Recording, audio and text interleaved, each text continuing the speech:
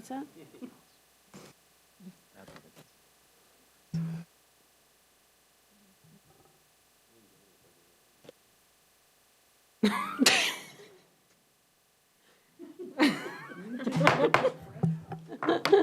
I'd like to call to order the City Council meeting of April 21, 2026. Before asking the clerk to call the roll for tonight's meeting, I'd like to note that Councilmember Pascal is absent from our study session and will be joining our regular meeting. Is there a motion to excuse Councilmember Pascal? So moved. Second. Been moved by Deputy Mayor Black, second by Councilmember Arnold, to excuse Councilmember Pascal from tonight's study session. All those in favor, please say aye. Aye. Any opposed? Motion carries 6-0. City Clerk, will you please call the roll? Councilmember Tim Chizen. Here. Councilmember Arnold. Here. Councilmember Prem. Here. Councilmember Falcone. Here. Deputy Mayor Black. Here. Mayor Curtis. Here. And Councilmember Pascal has been excused. Thank you. Our study session tonight is on 2 items. First, we'll hear an overview of prosecution services in Kirkland. Second, we will discuss a potential property acquisition. We expect to reconvene our meeting at 7:30. Hello, Judge Olson. Nice to see you. City Manager. All right, thank you, Madam Mayor, Deputy Mayor, members of council. So you just did what I was going to say, acknowledgement of our special guest, our Kirkland Municipal Court Judge John Olson is here watching as well. But we have our Kirkland prosecutors here today to give you an overview. They work with our city attorney, so I'm going to turn over first to Darcy Eilers to say a few words, and then she's going to turn it over to our panel. But welcome, everybody. Good evening, Mayor, Deputy Mayor, Council. I am going to do just a quick intro slide to explain how the relationship between the city and Moberly and Roberts, our prosecutors. And rather than duplicate introductions, I'm going to let Lynn introduce her team in just a minute.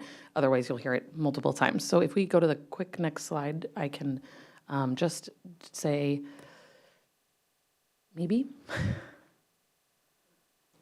Oh, we went a little far. Well, I can just jump in on it and say the city of Kirkland contracts for prosecution services, and so we have contracted with Moberly and Roberts since 2006. Pursuant to our procurement process and code, we go out for a request for proposals every few years. And then we build into those contracts extensions, one-year extensions. So right now, the contract with Moberly and Roberts goes until end of September 2026, with one more opportunity for extension, and then we'll have to do a new request for proposals. But as I indicated, we've contracted with Moberly and Roberts since they've been the winning request for proposal since 2006. I think that I had the wrong year in the packet. So that's the 2006, February 2006 is the correct time. So I will turn it over to Lynn Moberly, who's going to go over their sort of model and talk more about prosecution services. But the prosecutors do, Moberly and Roberts reports with the city attorney, works with the city attorney's office, and then a lot with, mostly day-to-day with KPD. So they'll talk a lot about that. Thank you all for being here.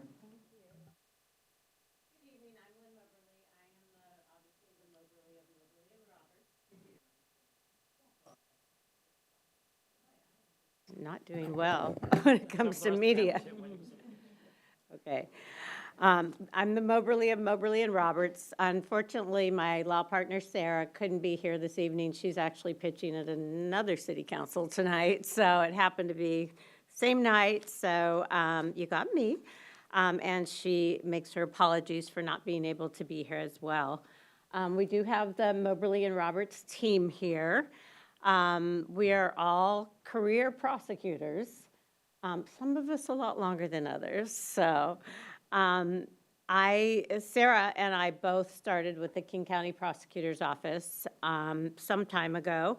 We started under the wonderful Norm Mailing, and both of us started right out of law school. In fact, did internships the summer before we graduated. We both ended up doing everything in the prosecutor's office that you could do, but we both ended up specializing in felony domestic violence and also mainstream violent crimes, where we did several murder trials and those kinds of things. I left after 13 years from King County to open my own law firm to become a municipal prosecutor, because by the time I was up in management, I was in an office, not trying cases, and quite frankly, I wanted to get back in the courtroom, and rather than move around in the prosecutor's office from the managing attorney at the RJC, I decided to get into municipal prosecution on the east side. So I have an office that does east side cities. Sarah and I stayed in touch. We were good friends, and she did so 2 or 3 years later. She decided to leave King County to do municipal prosecution solely for cities that are in the northwest of King County, Bothell, Shoreline, Kenmore, those cities up there. There became a contract open that we both thought we might bid for. And being friends, it was going to be a little awkward. So we decided to join forces. In fact, both our fathers told us we should do that. And we did. And we created Moberly and Roberts. Our office is here in Kirkland. Through this office, we prosecute all of the misdemeanor cases that do not go to King County for filing. Those would be all the felonies for the cities of Kirkland, Mercer Island, Woodinville, Hunts Point, Medina, Yarrow Point, and Clyde Hill. Obviously, Kirkland has the majority of the cases and the majority of the calendars, but we do those other cities as well. All of those cities are out of the Kirkland court, except for Mercer Island, which is held now in Newcastle because the Mercer Island building was shut down and is no longer to be. So Blakely handles that primarily, and it is currently held in the council chambers in the city of Newcastle.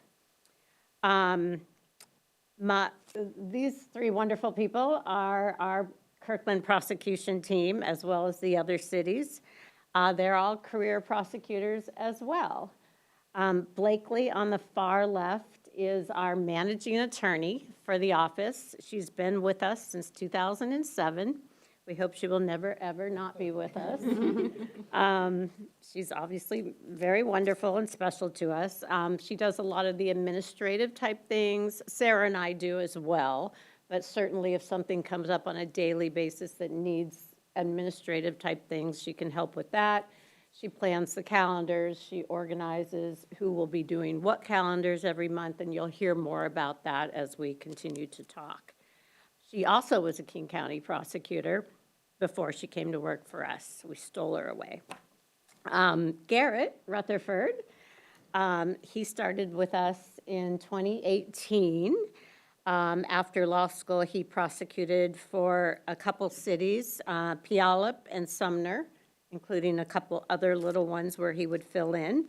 And he's been with us with 2018. He takes the lead on community court, which he's absolutely wonderful in handling community court. He also takes the lead on infractions, which is lovely because none of us want to do them. They can be difficult. So it's wonderful to have Garrett working with us. Anjali Tipernini, thank you. She started with us right out of law school. We interviewed her, and she shone like a bright star, and we said we have to have her. So we scooped her up. She moved here from Arizona, and she has been with us since January of 2024. She already has tried multiple jury trial cases and handled some very complex motions, so she's just dove right in and thrown into court, and she is doing a wonderful job, and just fits in with our firm wonderfully. We made a great hire on that. So with that, I am going to let each one of them address you. Blakely will go first. Anjali? Oh, you're going to go first, then Blakely. I'm so sorry. We're going to talk about, and then Garrett. We're going to talk about the flow of the calendars, what we do on a daily basis. And then we thought we might conclude, I will conclude with a little bit of the trends and changes that we're seeing in the last couple of years, and certainly open it up for any questions and answers that you might have. Sounds good. All righty, thank you. Thank you for having us. Okay. I'm going to start off with just talking about the timeline for cases. So the first step in any case is filing a charge by our office. So there's 3 different ways that a case would come to us. The first way is that somebody is arrested and booked for a crime. Officers have discretion over who they arrest generally, but then there are some instances where there are automatic booking requirements, and that's something like a domestic violence charge or a DUI charge where they have priors or things of that nature. So when someone is booked on the crime, we will see them the following day on our jail calendar. Monday through Thursday, our jail calendar is at 1 p.m., and on Friday, we have a jail calendar at 10:30 a.m. So we will review that case essentially the day after they're booked for charging, and then arraign them on that jail calendar that day. When we're reviewing the case for charging, we will also come up with what we call our proposed conditions of release that we'll bring to the court. That'll include things like bail, if that's what we're planning to ask for, and other conditions. In domestic violence cases, a lot of the times we'll ask for formal no-contact orders. There will also be other conditions like general no-contact conditions. So, for example, in a theft case, we'll ask for no contact where that theft occurred at, or trespass, no contact where that trespass occurred at, things of that nature. We have other conditions that we'll ask for depending on the facts of the case or the person's history. So sometimes things of that nature will be like prohibition of firearms, an abstinence condition if there were drugs or alcohol involved, anything that we think is appropriate given what we have in front of us at that point. So that'll all happen within essentially 24 hours of them being booked, and then we'll see them on the jail calendar. The second way that we file cases is through direct files. So officers, when they don't arrest somebody, they can file the case directly with the court, and then we will get that report from them. They give the person a citation, and then the person will get a court date in the mail. We will then review that citation and file a complaint, and then we will arraign them out of custody, essentially. Usually this only happens for more minor driving offenses, like driving with license suspended or things of that nature. So that is the second way that we file cases. The third way, and that's how most of our cases get filed, is through investigations. So officers will conduct an investigation, prepare a full report, and send it to our office, and then we will go through, review the report, and decide whether we think there's enough evidence to charge it. There's definitely times where we have to follow up with the officers or follow up with other witnesses or clarify things before we move forward with charging, but that's how most of our cases will get filed, and then they get a court date in the mail and then appear out of custody for an arraignment as well. So once the case is filed, there's different stages that it goes through, and the first one is arraignment, which I've kind of already talked about. But that's the first appearance of the defendant in our court. At the arraignment, the defendant will enter a plea. 90% of the time, it's a not guilty plea, and then the case will proceed from there. There are times where people will plead guilty at arraignment. There are times that we'll make offers to resolve cases at arraignment. A really big example is when somebody is charged with driving with license suspended in the 3rd degree. If they come to court for an arraignment and they're already relicensed or eligible to be relicensed, we will offer them an amendment to a traffic infraction. It's a no valid operator's license infraction. So we will discuss that with any unrepresented defendant that comes to the court on arraignments and is already relicensed. So we resolve a lot of driving with license suspended thirds cases on that first day at arraignments. And then that case is just done and we move on. Also at arraignments, the judge will determine if there's probable cause based on the affidavit that the officer submitted. And if the judge finds probable cause, then we proceed with asking for our proposed conditions of release, just like we would do on a jail calendar. So again, we could ask for bail even if they appear out of custody, or we will ask for the other conditions that we think are appropriate at that time, given all the information that we have. So the out of custody arraignments will take place on Tuesday mornings. We usually have an 8:45 and a 9:45 calendar. The other time we arraign people is obviously during a jail calendar, but most of the time we do it on a Tuesday morning. So those are like the direct file cases or the cases that come through our investigations that we ultimately charge. The next stage of a case would be a pretrial hearing. So we would schedule a pretrial hearing when they appear for arraignments. We have our pretrial hearings Monday, Wednesday, and Thursday mornings. So at a pretrial hearing, we will track the open cases that we have scheduled on that calendar. We'll make offers to defense counsel, we'll engage in plea negotiations. So when we engage in plea negotiations, there are a couple factors that we'll consider to make an offer. Some of those factors are criminal history of the defendant, the facts of the case, the nature of the charge, and any mitigating factors we might have, usually provided by the defense counsel. So then we will use all of those factors to form an offer and give it to counsel on the first pretrial. Some of the offers would potentially include jail time or sometimes community service, just depending on the history or the facts and what we think is appropriate. A lot of the offers will include some affirmative conditions that we think would be beneficial for the defendant to complete. So things like mental health treatment, substance use disorder treatment, anger management treatment, domestic violence treatment, driving courses, things like that, that we think would be a benefit to the defendant. So we'll make that offer at pretrial and then go from there. A lot of the cases at pretrial end up being continued to further negotiate with counsel.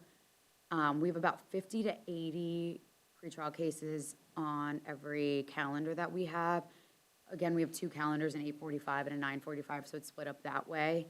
So the main role of the prosecutor during the pretrial calendars is essentially to manage all of the cases and be ready to coordinate calling them all on the record.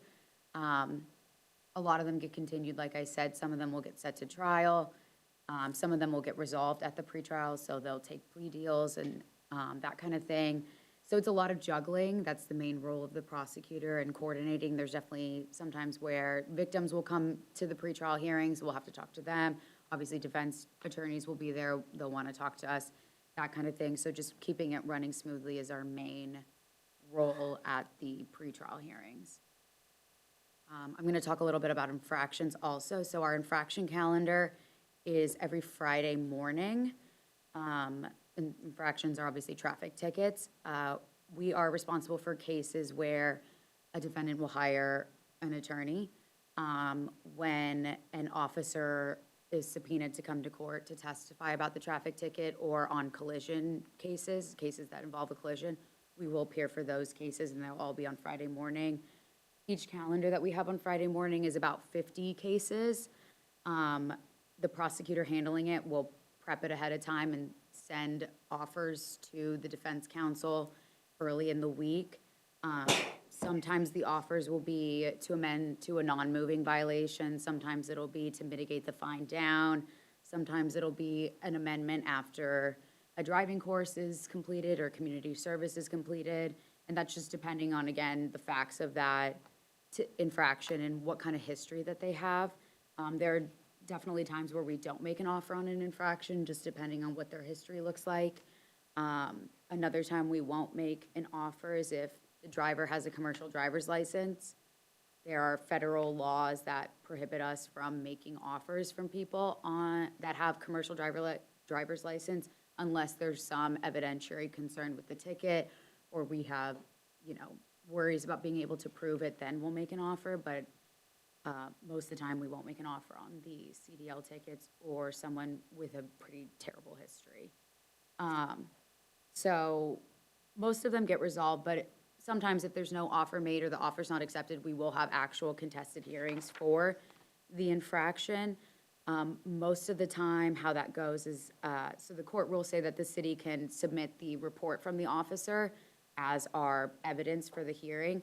So the judge will review the report and then determine if the infraction is committed, and that's just by a preponderance of the evidence. There are times that an officer is subpoenaed. Witnesses are subpoenaed for a collision case, so then we'll have an actual testimonial hearing. Each witness will give testimony, and then each counsel will make arguments, and then the judge will find it committed or not committed. So that's kind of how that goes. And then I will turn it over to Blakely. So Anjali kind of spoke about the beginning stages of the case in the pretrial and negotiations. Oh, sure. Yeah. Before we start, do you guys have questions? Thank on- you. You yeah. caught, Deputy Mayor does have a question. I missed it. Go ahead. Only, thank you. Only if it's in order. I can also wait till the end. Well, now we've stopped, so go ahead. Yeah. Okay. Well, I did have a question about charging decisions. I know from conversations with King County Prosecution, the PAO, and on felony cases, their goal is to make charging decisions within 30 days, and they've been doing that apparently successfully, despite many other jurisdictions not doing that. What's your goal as far as the time to make charging decisions after referral? I would say we have a turnaround we try to do it within 30 days. On domestic violence cases and DUI cases, kind of pull those out of the stack because those are the more serious charges and try to turn those around as quickly as we can. I think our backlog right now is quite low. We're almost completely caught up. So right now, the holidays come, sometimes it gets a little crazy around there and we back up a little bit, more crime. And, but right now, we're definitely turning them around in about 30 days. I know King County's really changed their Yeah. policies and that's great. Yeah, thank you for that. I mean, it's obviously, right, it's justice, what is it? Justice delayed is justice not served or whatever, the opposite of that. And for survivors and victims, knowing that these decisions are made quickly, at least knowing what the future holds. So I appreciate that. Thank you. Anyone else? Okay, Blakely, go ahead. Thanks. And kind of to go with the charging aspect of it too, all three of us do review cases for charging. So we don't have necessarily one person that's assigned to just review the cases for those charging decisions. The jail calendars, whoever is handling the jail calendar that day will make those decisions. But then we kind of divvy all of the cases up between all three of us to make those charging decisions and review the cases. So with that, Anjali kind of talked about the beginning of the process. At pretrials with negotiations, if we've kind of come to a standstill with negotiations, a defense attorney and their client decide not to take our offer, then typically the case will get set to motions and/or what we refer to as readiness. Readiness is also, can be called our jury call calendar. That's the calendar where we determine what cases will then get set for jury trial. Some of those cases, when we're setting them to motions and trial, there's a lot of cases that don't actually get set on a motion calendar, but there are some cases where a defense attorney will note a motion, and so it will get set to a different hearing. We have those hearings on Tuesday afternoons, and it can be a wide variety of motions. In our memo, we kind of laid out the options. It's what we refer to as a 3-5 hearing. It's the CR-RLJ's 3.5, and that revolves around the admissibility of statements made by the defendant. It's the city's responsibility to ensure that any statement made by the defendant is admissible. So that's essentially a city motion to bring. There are times where defense counsel will stipulate to statements, so we don't actually have to have a hearing.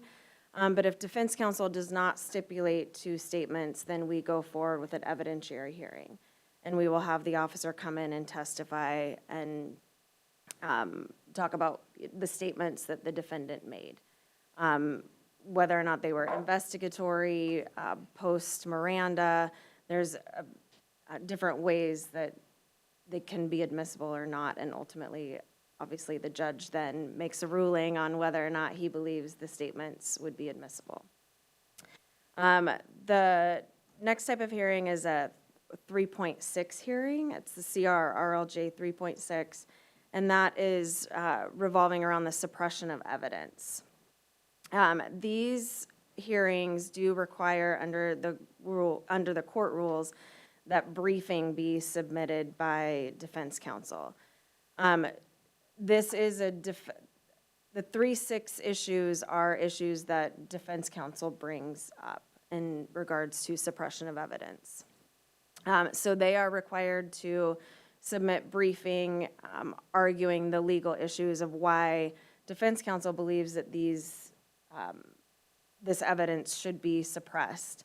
And then the city is then required to respond to that briefing. There is a briefing schedule typically laid out in our, we call a pretrial order.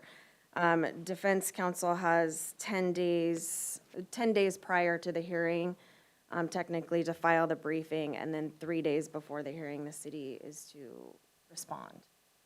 So that the judge can review all the documents and the briefing before we have the hearing as well. The 3.6 issues are typically probable cause, the officer having probable cause to stop the defendant in a driving situation or contact them in or other types of crimes, to stop and arrest. With DUI cases, there are times where we have a lot of argument surrounding the breath test and or refusal to take the breath test or refusal of the field sobriety test. Those are all issues that are brought up in a 3.6 hearing.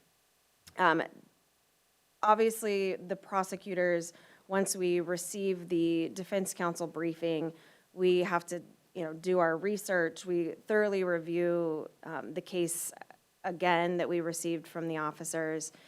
We do our legal research, and then we respond in writing to that brief.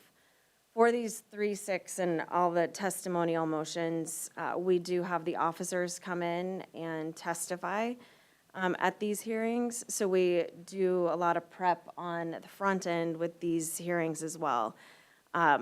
We don't like to have a situation where we don't at least touch base with the officer before we put them on the stand to testify. In Kirkland, there are quite a few newer officers that have not had the opportunity to testify. So we do take the time to reach out to the officers in advance and just talk to them, ask them any questions that we have based on the research that we've done as well, and helping us kind of fill in the gaps before we put them on the stand. And, help them with the expectations of what types of questions that we are going to be asking, what types of questions defense counsel may ask, just so that they're thoroughly prepared as well. Some of the hearings, we do have civilian witnesses that may need to testify for these evidentiary hearings, but more often than not, it's just the officers that will testify. The other motion that we deal with a lot is what is referred to as a Napstead motion. It's a motion to dismiss under CRRLJ 8.3. This is a defense motion to dismiss due to insufficient evidence, establishing a prima facie case of the crime charged. With a Napstead motion, the defense counsel is essentially saying there are no disputed material facts. And even with all of these facts as they are laid out in the police report, the city would not be able to prove a prima facie case beyond a reasonable doubt. If there are any facts that are disputed, no matter how slight, then the Napstead motion would then fail, and the case would not be dismissed, because ultimately it's the trier of fact, it's the jury who would then make that decision. So when cases are set for motions, it is a lot of work for the prosecutor's office in preparing and writing briefs and preparing our officers. One of the other types of cases that we have on our Tuesday afternoon motion calendars are impound hearings. These are not criminal, they're civil, but the prosecutor is present for these as well, primarily because officers are there to testify as to the validity of the impound. When someone's vehicle is towed, they do have the opportunity to challenge the validity of the tow and then the cost of the tow as well. So we handle those. We also handle animal control cases when an animal is designated as potentially dangerous or dangerous. If the owner of that animal wants to appeal that designation, then that goes to the Kirkland Municipal Court, and we address that as well. There was a point where we were having quite a few of those hearings, but we haven't recently, so that's a good thing. Yeah. So after a case is handled at motion, then we have our readiness hearing to determine whether or not a case is going to get confirmed for trial. These calendars are typically the second Wednesday of the month. In April, it was April 8th, which is the Wednesday before our jury week. We just have, and I know that you've heard from the court presentations as well, but in Kirkland, we do just have 1 week a month that we have jury trials. So on the readiness calendar is when we, the three of us are really coordinating what cases that we can go forward on.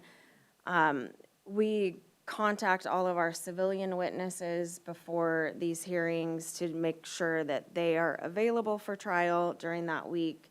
We also have more extensive conversations with them about what their testimony is going to be, what they remember. Sometimes, at this point, we realize that our witnesses may not remember as much as they did in the beginning, so then we have issues, potentially proof issues with proving our cases beyond a reasonable doubt. So we do a lot more deeper, I guess, determination of, are we going to be able to prove this case beyond a reasonable doubt, or should we negotiate a little bit more in order to get a resolution? At readiness, we do, so essentially cases can resolve. Again, if they haven't resolved at pretrial, we can still resolve them at the readiness case, or they get confirmed for trial, or they get continued again. One of the primary reasons a case gets continued at readiness is due to our witness availability. We obviously have to prove our case beyond a reasonable doubt, and so we want to make sure that we have all of our witnesses available to come in and testify so that we can prove our cases.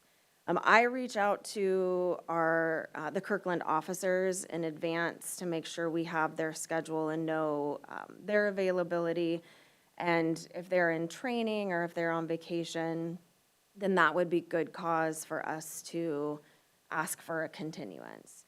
So that's how we, when we kind of gauge what cases we're able to go forward on, which ones we're able to confirm or which we need to ask for a continuance of. Defense counsel also a lot of time will ask for a continuance. They have witness issues, or they want to provide us some additional information to continue to negotiate to resolve the cases. For jury week, we have 2 or 3 trial spots that are available, and we split the calendar up between the 3 of us. For May, we have approximately 30 cases that are set to possibly go to trial. I think now maybe 33. So we divide those between the 3 of us, and so that we are preparing. So we each have 10 to really prepare. We call our witnesses and do all of that.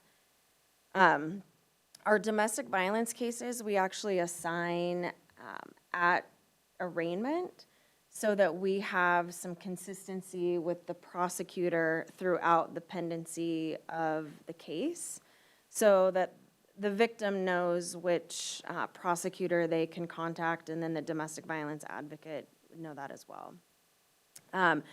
With the domestic violence cases, we work very closely with Ms. Dawson, the DV advocate, to really get a lot of information. We use her as a great resource to communicate with the victims, get all the information that we need. She talks to them about, what they're looking for in a resolution. So we work with her very closely on these cases. We have a monthly meeting with her prior to our readiness hearing to make sure we know what cases we're able to go forward on. Unfortunately, our domestic violence cases are the most difficult cases to take from arraignment through resolution because we have a lot of victims who realize that who don't necessarily any longer want to participate in prosecution. That maybe when they called the police, they didn't realize that their partner was going to be arrested and that going through the court process. And so we lose contact with them and lose their willingness to participate. So unfortunately, a lot of times, because of that, we have to dismiss our domestic violence cases at readiness, because with the nature of domestic violence, there's usually not another witness to the incident. So we would need that victim to come and testify to be able to prove our case beyond a reasonable doubt. So without that victim, we're not able to go forward.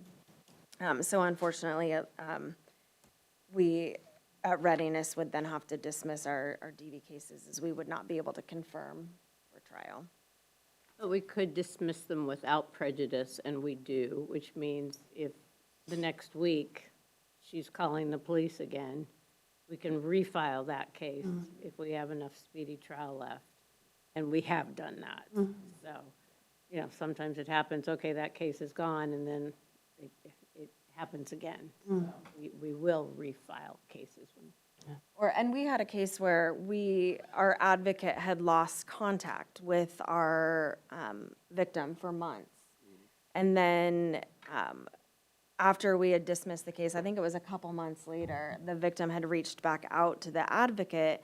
She had not been, she had not been receiving the phone calls. I think her phone number had changed. She wasn't receiving the mail.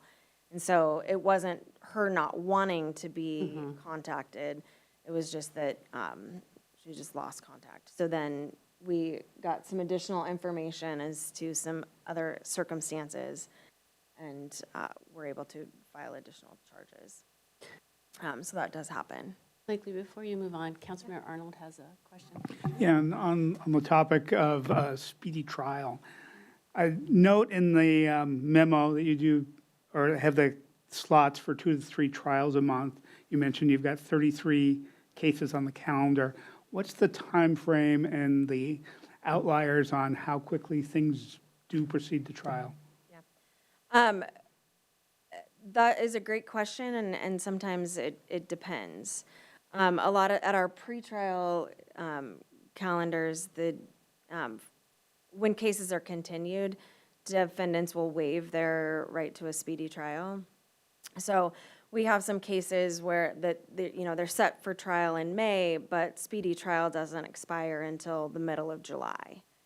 And so if it's not able to be confirmed for trial in May, then it will get set over for that. And is there a standard that's for speedy, when you say speedy trials, is there a standard that says? It's in the court rules. I don't remember the exact number, it might be 3.3. It's 90 days if you're out of custody. It's 90 days from commencement dates. Commencement usually starts at arraignment, and then, like Blakely was talking about, waiver, if there's a motion to continue, we'll ask them to waive speedy to recommence at the next court date. So it'd be 90 days from that next court date. So a speedy trial by the court rule is 90 days from commencement date, whenever that commencement date is. Okay. What's the outlier of the longest wait between arraignment and when you've gone to trial? That depends, because a lot of times there's a lot of negotiations, and a lot of times defense counsel will continue a case at pretrial to negotiate. So are you talking about from the date of violation to, like, when the arrest occurs or when the incident occurs to when it's taken to trial? That would typically depend on how negotiations are going, if defense counsel asks for continuance and waives speedy trial. So we have some that are a year or more from data violation to trial, but we also have some that are 2 or 3 months. So it really just depends on the defendant and how quickly they want to move through the process. We also have cases that, it's called FTA, failure to appear status. So a defendant will FTA a hearing, a warrant might be issued, and then the case is just there until the defendant comes back to the jurisdiction of the court, whether it's by serving the warrant and they get the warrant quashed or they pay the bail. So sometimes cases sit for quite some time because the defendant's just out of the jurisdiction of the court and we can't do anything. So, And if they are in jail, that speedy trial is 60 days as opposed to 90. So those cases take priority. If a trial, we've only got the 1 week a month. So if there's somebody in jail, their speedy trial is going to be honored first. And the court, if there's not enough trial dates, is going to have to find good cause to put the out of custodies over till the next month. Okay, back to you. Oh, Deputy Mayor? Thank you. I think this is the appropriate time to ask this question because we were talking a moment ago about our Kirkland officers as witnesses, and we do have Chief St. Jean here. It might be a question for him, and it might be a question shared by some of our members of our public. When it comes to, we have a certain number of officers on duty during any, what's the word I'm looking for? Shift, thank you. During any shift. If an officer on shift is scheduled to give testimony, how is that managed? I assume you're going to confirm that we're always fully staffed for each shift on the beats. If you Yeah, thank you for that question, Deputy Mayor. So we know when our officers are going to testify well in advance, so we're able to move other personnel around to make sure we have appropriate coverage on the street at all times. Thank you. Anyone else? City Manager, I want to do a time check. How much time do we need for the second half? We'll probably need about a little bit more than a half an hour, so Okay. probably about 10 minutes. 10 more minutes. Okay. Thank you. Yeah, Once we look. about community. yeah, okay. So I wanted to make sure we have a chance to talk about community court as well. I was going to briefly just touch upon SOCs in general, because that's our vehicle for community court. So SOCs stand for Stipulated Order of Continuance. And basically what it is, and how I always explain it to people I'm talking to, is that it's a contract between the city and the defendant, where from the defendant's perspective, they're asked to do certain things, and if they do those certain things, they get the benefit of the bargain at the end of the SOC. So that's almost always a dismissal. Sometimes there's, at the end of an SOC, we might amend the charge to something else, but usually it's a dismissal. And in return, the benefit for the city is that they're waiving their right to a jury trial, waiving their right to hear and confront witnesses. They're stipulating to the admissibility of the police report, and then the police report is all the judge would review if the SOC is revoked. And then the judge determines guilt based on that. So that's why it's kind of a contract. They're usually, the stipulated order of continuance. Why we say continuance is because we continue the case out. Usually I would say the low end of an SOC is 3 months. The higher end is 24 months, so 2 years. But there's a little bit of variable. But those are the normal ranges. And so they're waiving that speedy trial as well, and it'll commence at the end of the SOC. Just like in plea deal, there will be conditions we might ask them to do based on the facts of the case, based on their history. So it might be, getting treatment for SUD or mental health, SUD, substance use disorder, mental health, potentially DV treatment, things like that. So that's what an SOC is in general. And then for community court, that's our vehicle for doing community court. So the SOCs in community court look a little different. But they're still the same concept of, you're continuing the case out. Our SOCs in community court are only about 16 weeks. Community court's a much shorter program, and they come in every week. I guess going back to the beginning, community court started in March of 2021. We launched it then. We in preparing, launching for community court, we had a lot of discussions about what type of cases are eligible for community court. We have a list, and I'm sorry, we didn't get in the slide, I should have, but we have a list of potential eligible crimes and absolutely not eligible crimes. So those types of crimes are any of the driving crimes. We're not going to have DUIs or DLS3s in community court. DV cases that are intimate partner. So in the statutes, DV relationships are defined as either intimate partner, which is a romantic relationship, or family or household member. So that could be siblings, roommates even, things of that nature. So we might consider family or household DV cases for community court, but that's on a case-by-case basis. But intimate partner, never.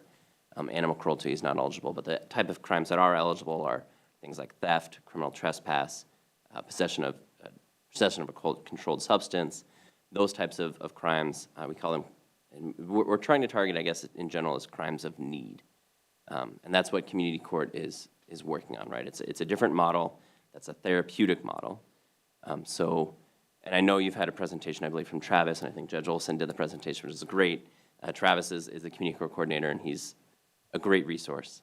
And I'm sure he's walked you through the process, but I'll walk you through it from the prosecutor's perspective. You know, we are looking at cases for how to resolve them, right? Whether it's a plea offer or an SOC or community court. So we're looking for cases where they might have those needs, right? We might have someone with no history, but they also don't need any resources. They're not going to be a good community court case because they don't need anything that's there. But when we identify potential cases, we'll refer them, and we'll talk to the defender, the public defender, because it's almost always a public defender case, but we'll talk to the defense attorney, tell them, hey, let's refer them to community court. We'll set them to, they're always Wednesdays at 1:30. We'll set them to community court to observe. They come to observe in person.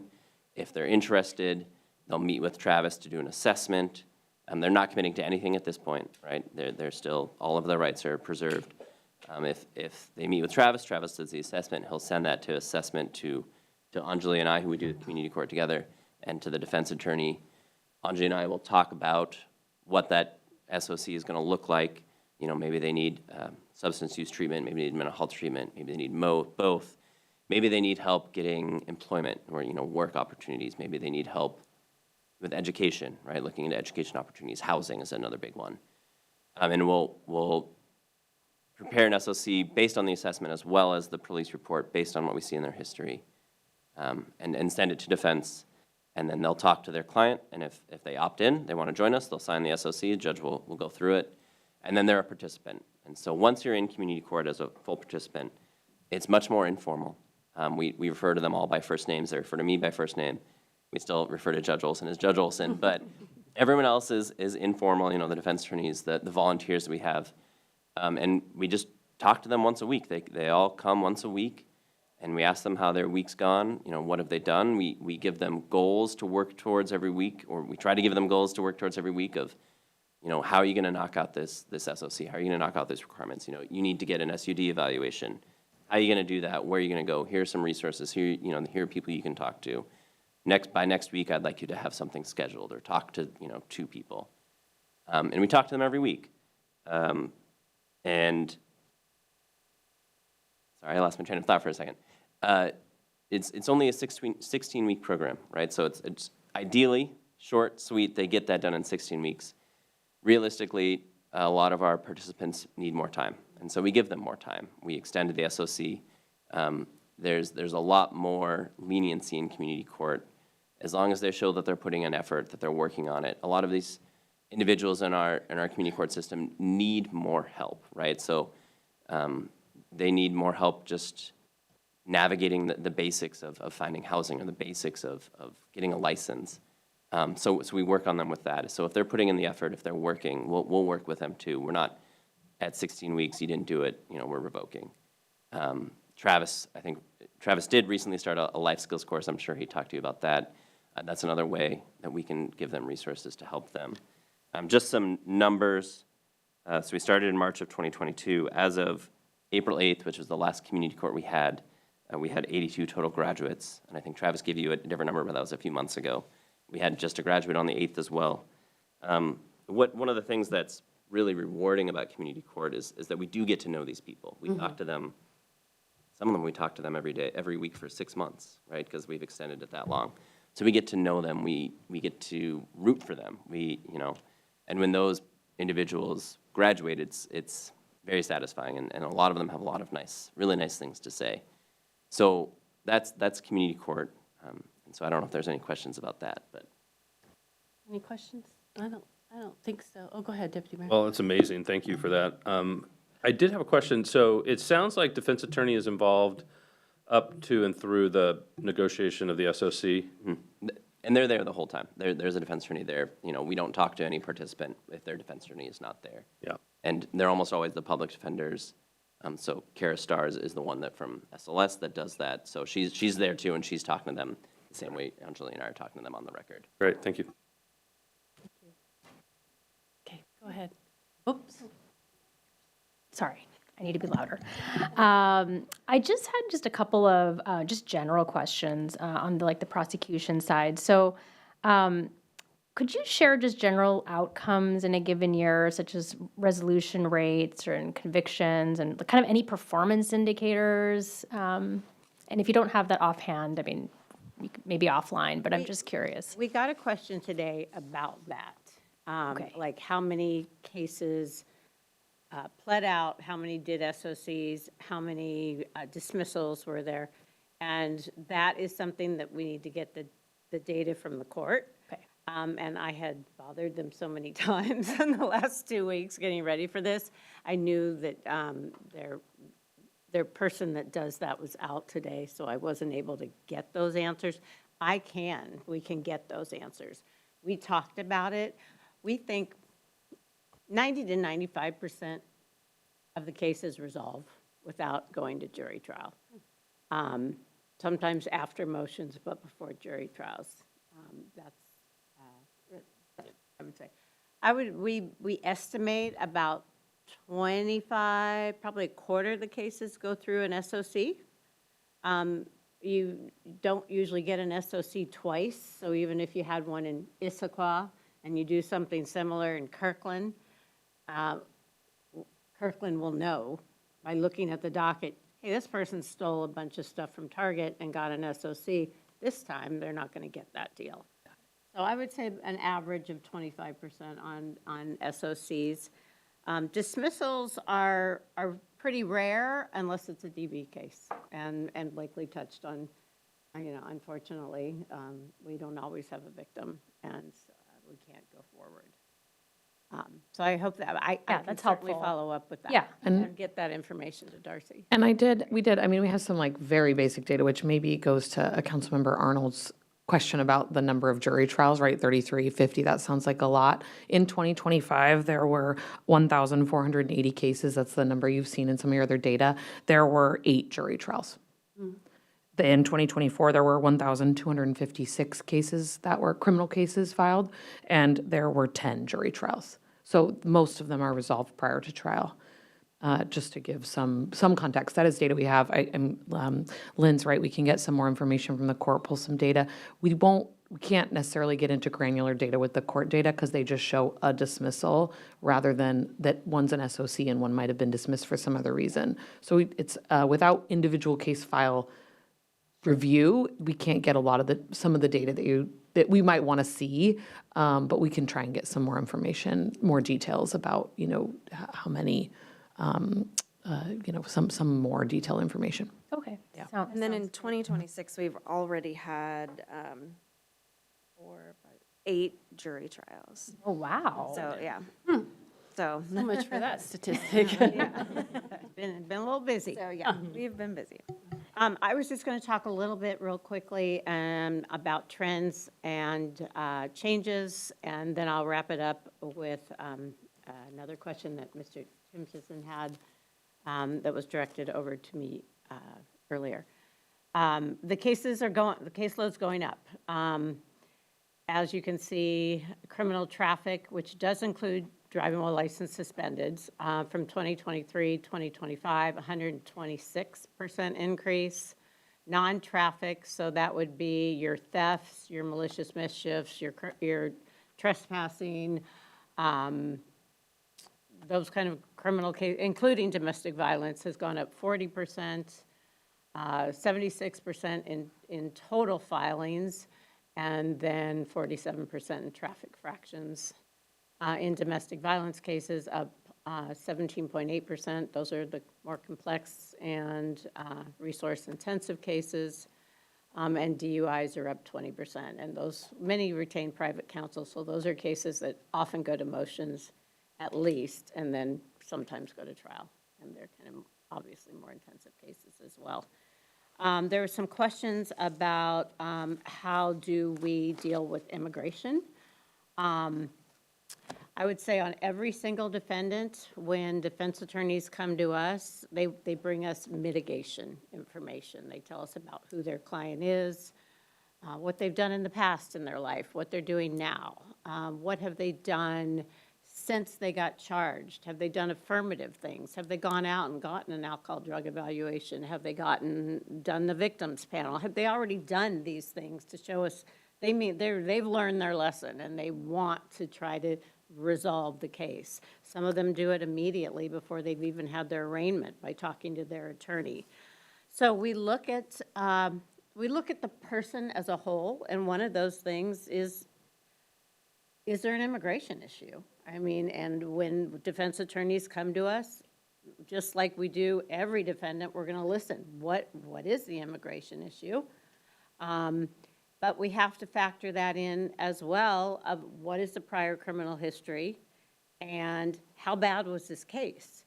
So if they have an extensive criminal history and the facts in this case are bad, we can't treat them completely different than we would treat anybody else, but it's a factor that we are always going to keep in mind just like all those other factors. So definitely immigration issues are a factor that we listen, we talk about. Many defense attorneys go out and hire immigration counsel to determine, is this person going to get, taken out of the country? Are they going to get deported? Are they not going to be able to go to Canada? That's, if they have a DUI, they might not be able to go to Canada. That could be true with lots of individuals. So it depends on, it's something we always will listen to and consider, but it's not the one factor we're going to make, well, if there's an immigration issue, we're going to dismiss your case. We just can't do that.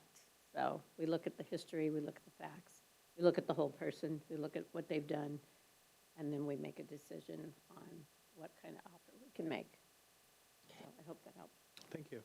Councilmember Prim has one more Just question. one more logistical question. I was just curious, the services contracted, do we usually get, is it based on billable hours? Like, how does that work? That's a good question. It's a flat fee. Okay, got it. If there are extra hearings that happen, such as code enforcement or tow hearings or those animal cases, Yeah. They're an hourly rate, which is significantly lower than if you went out and Got it. hired a private attorney.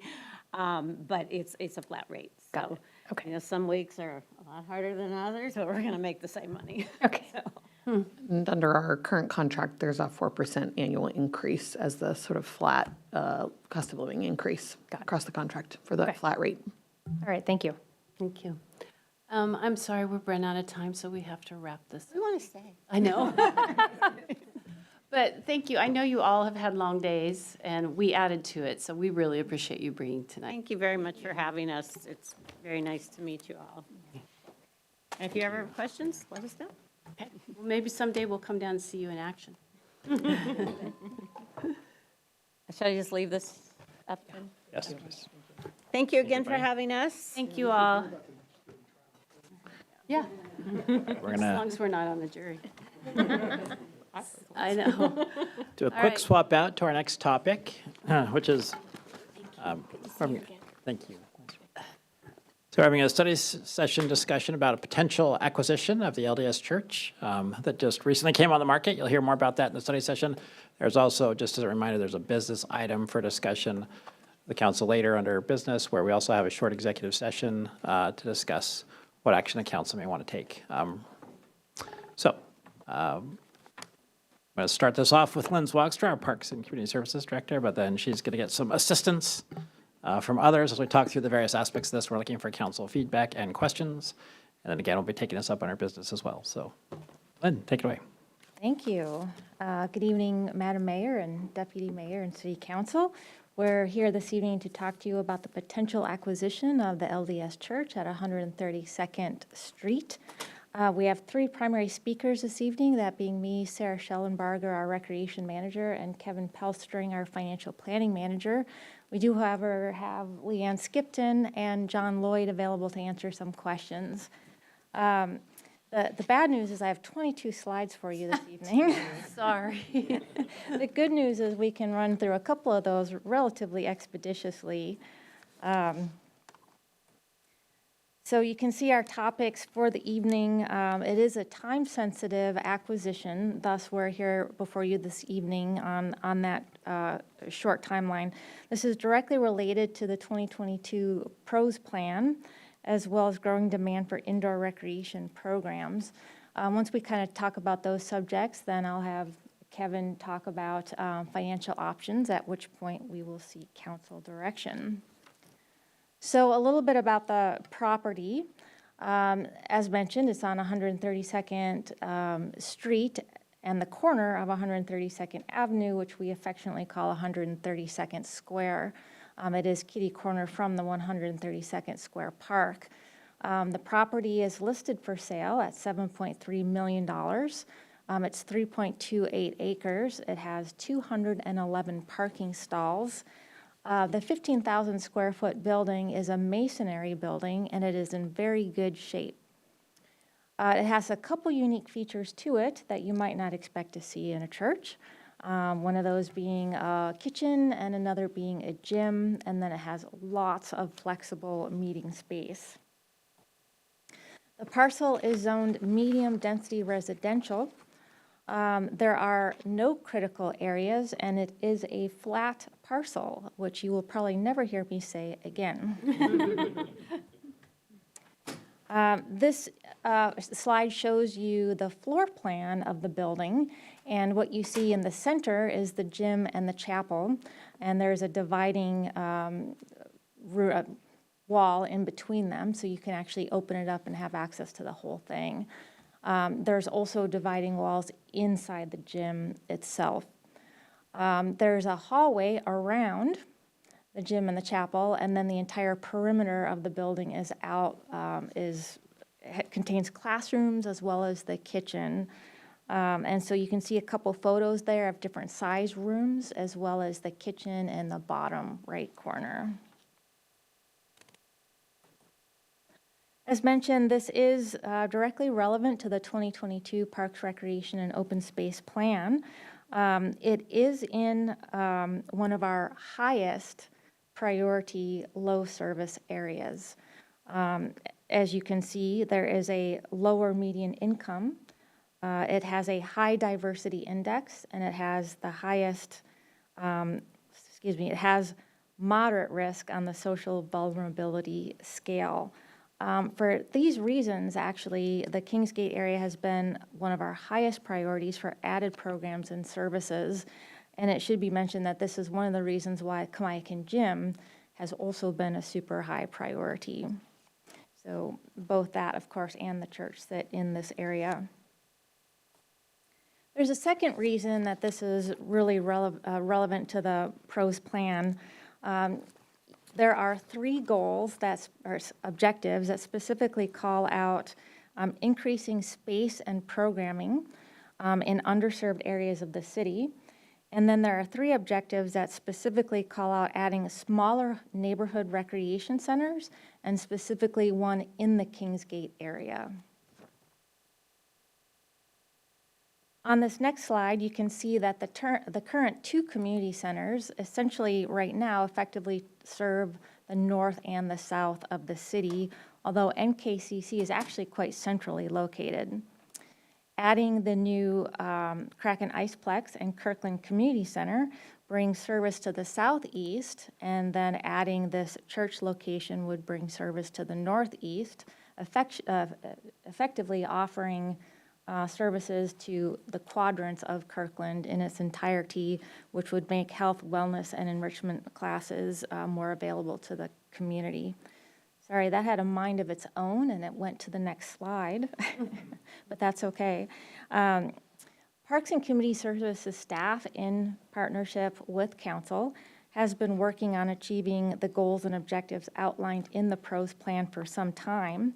There are several projects currently in motion that are working on these high priorities. One of them is the Peter Kirk pool repairs and upgrades, along with the extended season of programming, would actually go a long way towards reducing the wait lists and making swim lessons more available to the community. Obviously, the Kraken Iceplex and Kirkland Community Center, it will offer a 12,000 square foot community center that will have a cardio and weight room, a fitness room, a dividable multi-purpose room with a corresponding service kitchen, and a youth activity room. We'll actually talk a little bit more about that shortly. And then NKCC repairs and improvements that were identified in the facilities assessment are scheduled to be essentially addressed in the facility sinking fund over the next 6 years. And then, of course, property acquisitions that help offer park space for the Kirkland community.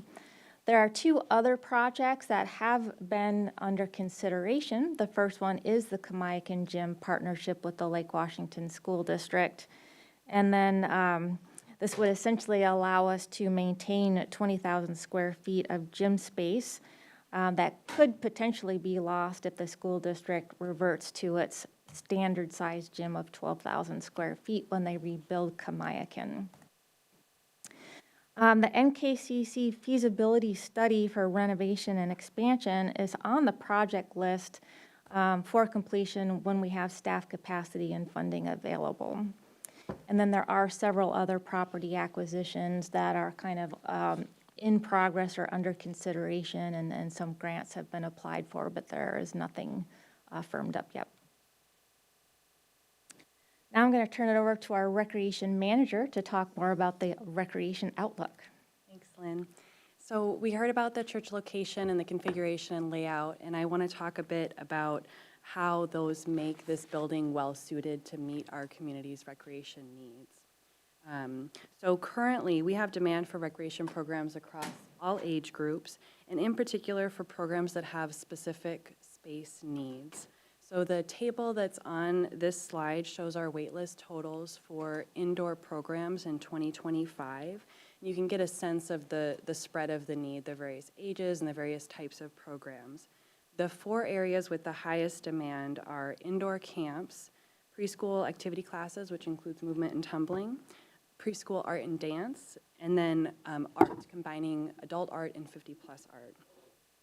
So as an example of a specific space need, preschool tumbling is one that really needs a dedicated room for all of the equipment that comes with that. The tumbling mats, all of the accessories colorful accessories that you can see in that photo, balance beams, that kind of thing.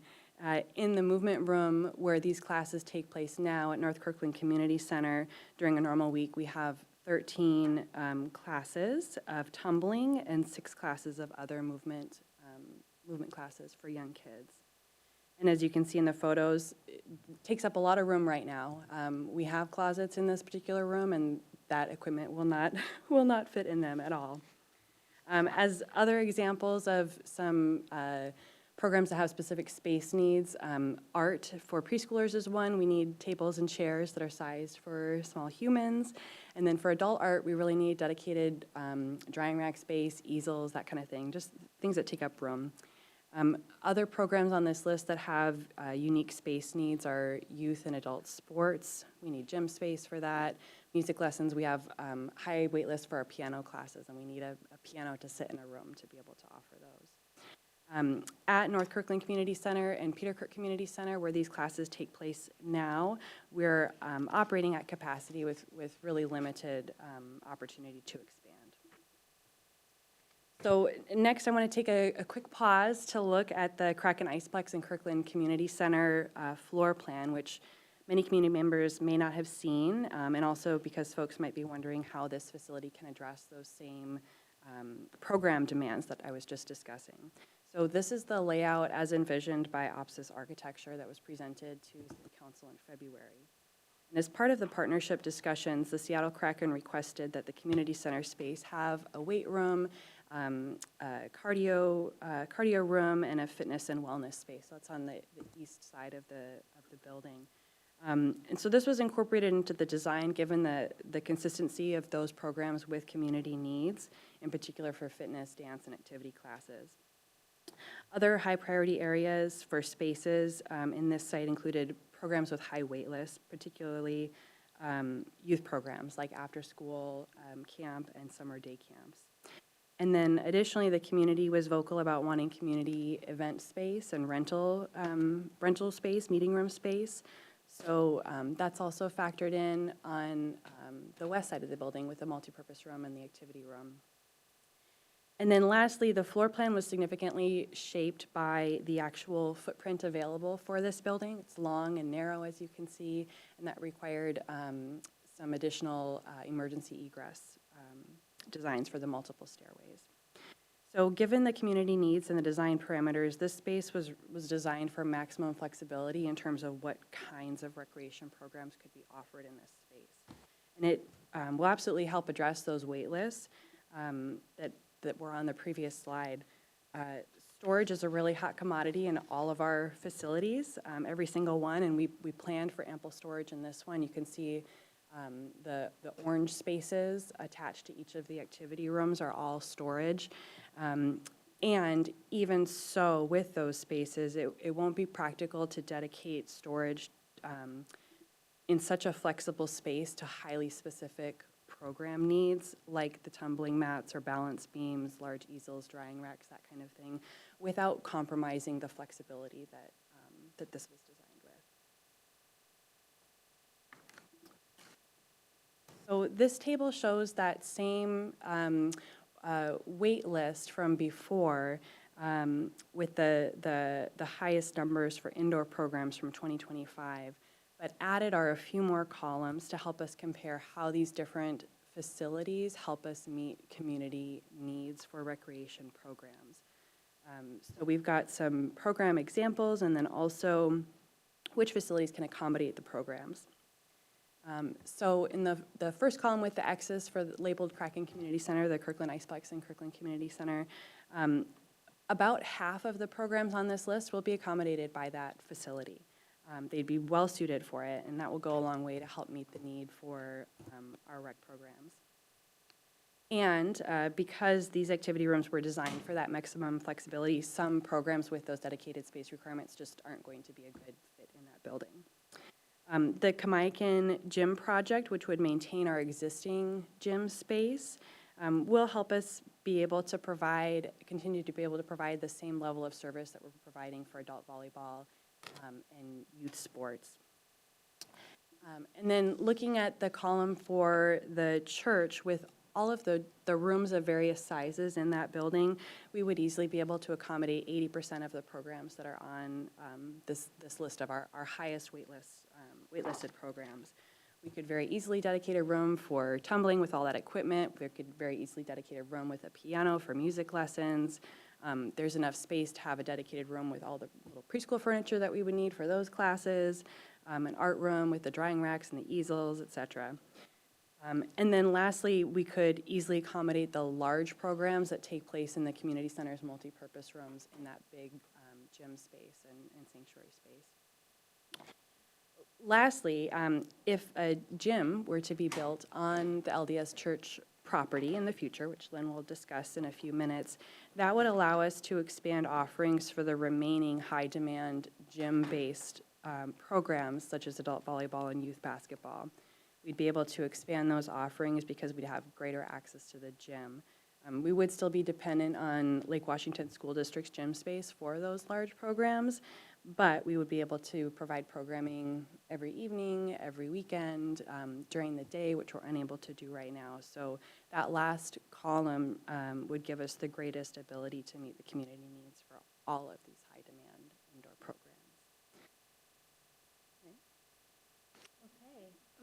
Lynn, before Councilmember Prim has a question. Thank you so much for this presentation. One question I had about this chart. So the wait list total, are these courses that are being provided at the existing community centers that we have? Correct, they are, yes. And then, and are we like using these rooms all day long, or how, like, is it full capacity all day, or is it usually these courses are offered in the evenings? So as an example, the tumbling classes that I mentioned, there's 13 classes during the week that are tumbling focused and 6 that are general movement. And those take place 5 days a week. I think it's every day except Thursday and Sunday in that particular room. So the spaces are pretty full, and they're also geared towards that demographic. So again, preschool tumbling, for example, a lot of our classes are in the morning or afternoon, and then there's some after-school kind of time frame and Saturday mornings. We don't have any in the evening because that won't work, and we found a lot of folks aren't interested in coming out on Sundays, for example, for some of these classes. So we've maximized the times that are the highest demand by community members. Okay, all right, thank you. Okay, well, having heard an overview of community needs and how the various spaces under consideration could meet those needs, I want to talk a little bit about the Kamiakin Gym as it pertains to the LDS Church acquisition. As you heard, both of these locations are in our most underserved area of the city, but it is unlikely that the city has the resources to proceed with both. So therefore, we want to compare those just a little bit. As noted, the church contains a small gym. While it is not regulation size, it would work well for preschool sports, youth practice space, and adult fitness classes. The church contains roughly 22 classrooms of various sizes. This would allow some rooms to serve programs with custom needs, as you heard. The Kamiakin Gym is instrumental in helping us bring sports to both the youth and adults of the Kirkland community. The rough draft agreement that we have with the Lake Washington School District requests extra space in the gym with this partnership that would allow a slight expansion of our programs. Without partnership, it's likely that the school district would revert to its standard size gym of 12,000 square feet, which is a 40% reduction. Having said that, we could partially mitigate that. So Kamiakin has been a high priority because of the potential loss of space, also its location. However, with the church, we could move preschool sports to the gym, which would relieve a little bit of pressure on the school gyms. The space would then be shuffled amongst the gyms that we have access to with the school district. And we would kind of strive to put the sports that have more of a regulation court requirement in the schools, whereas we could put the preschool sports in this gym. By moving preschool sports and practices to the church, we could partially mitigate the theoretical loss of the Kamiakin Gym space. Now, that's just the extra 8,000 square feet. Conceivably, the city would still have access to 12,000 if that is what the school district built. Most importantly, though, I want to note that one factor here is opportunity for expansion. That's not to say that the city would do that immediately, but one thing the city is buying is opportunity. That's opportunity for a standalone gym or even an aquatics center on site. And this slide shows you a 35,000 square foot aquatic center or an 8,000 square foot gym sited at the church space. And you can see that both of those actually fit with no problem. Hold on, Lynn. Councilmember Timchison had a question. Sorry to interrupt. Did you want to wait till the end? No, go ahead, Now that I've interrupted. since I stopped her. Couple questions. I wanted to confirm that a pool can be sited without destruction of the building. That looks possible. Yes. And second, the City of Kirkland Youth Basketball League currently uses the Kamiakin Gym. My kids do. So I guess my question is, if the Kamiakin Gym is reduced in size from its current size of 20,000 feet to, I think they can play 2 basketball games there now. Is there other resources in the nearby vicinity where the Kirkland youth basketball league can move to? We need to work with the school district to see what gyms are available without competing with other user groups and other reservations that the district has. Okay. Well, that would be, if this is, it's not a critical question as to whether or not to move forward, but that would be one of my questions is if we can maintain that basketball league. The basketball league originally, I believe, was run by the Boys and Girls Club, and then the city took it over, and then, so. Yeah, we do have hundreds of kids in that basketball league. It is very popular, and that would continue to be a high priority. If there were programs that needed to get canceled, if we have a loss of space, it's likely to be adult sports. Good, that's fine, I don't care about Yeah. Okay, thank you. Deputy Mayor? Really quick, just to follow up on that, though, Lynn, theoretically, I think what you're saying, though, is you might be able to free up some bandwidth in the school available gyms by moving youth, some of the youngest programs to this gymnasium. Correct. So there is a possibility theoretically, not just of addressing the youth basketball league, but even the backlog of, say, adult volleyball. There's a chance we could actually see some more availability in school gyms because, is that true? Because we've moved young people to this gym, or is? I doubt we'd have the opportunity to expand the adult leagues. Okay. Really what we're looking at is mitigating the loss by moving some of the preschool sports over there. Okay, all right, thank you. Yeah. So, well, I've thrown a lot of information at you. I'm going to throw a little bit more at you. Some folks might think it's a great idea for us to pursue all of these acquisitions that the city is considering, but we all know that resources are very limited. A point worth making is that the city will incur a substantial expense in 2027 to open the Kraken Iceplex and Kirkland Community Center, not for construction because the Seattle Kraken are building the facility, but to outfit the facility, so the FF&E, which is all one-time expenses, and then also the startup operations. There will be minimal revenue in 2027 because we would only be operating the facility for maybe a quarter of the year. So 2027 is looking to be a little bit of an expensive year. Opening a second community center at the same time would be extremely financially challenging. But there are several ways that the city could mitigate that potential challenge, and there's a couple listed here. When the city is ready to open the church site, we could close NKCC and move its operations to the church. An analysis shows that all of NKCC programs could fit in the church site. NKCC could be renovated and then reopened in 1 or 2 years, therefore offsetting the cost of opening another facility at the same time. A couple other options we thought about would be limited opening of the site. For example, select registered programs only or rentals only. Just think about the school district as a model that I'm referring to. So we use the gyms at night. We send a recreation lead over there to open the gym and supervise the programs. So in other words, it wouldn't be operating for 5 to 7 days a week of service. It would be limited services. Another option is to lease the facility for a couple years, potentially use it as lay-down space, temporary offices. There's a whole variety of other considerations. Leasing probably wouldn't be our first recommendation because, as you know, that comes with a lot of other challenges, including displacing someone at the end of the lease. So now that I've discussed all the challenges, I want to mention one more thing before I turn it over to Kevin to talk about financial considerations. Legacies take time and money and sacrifice.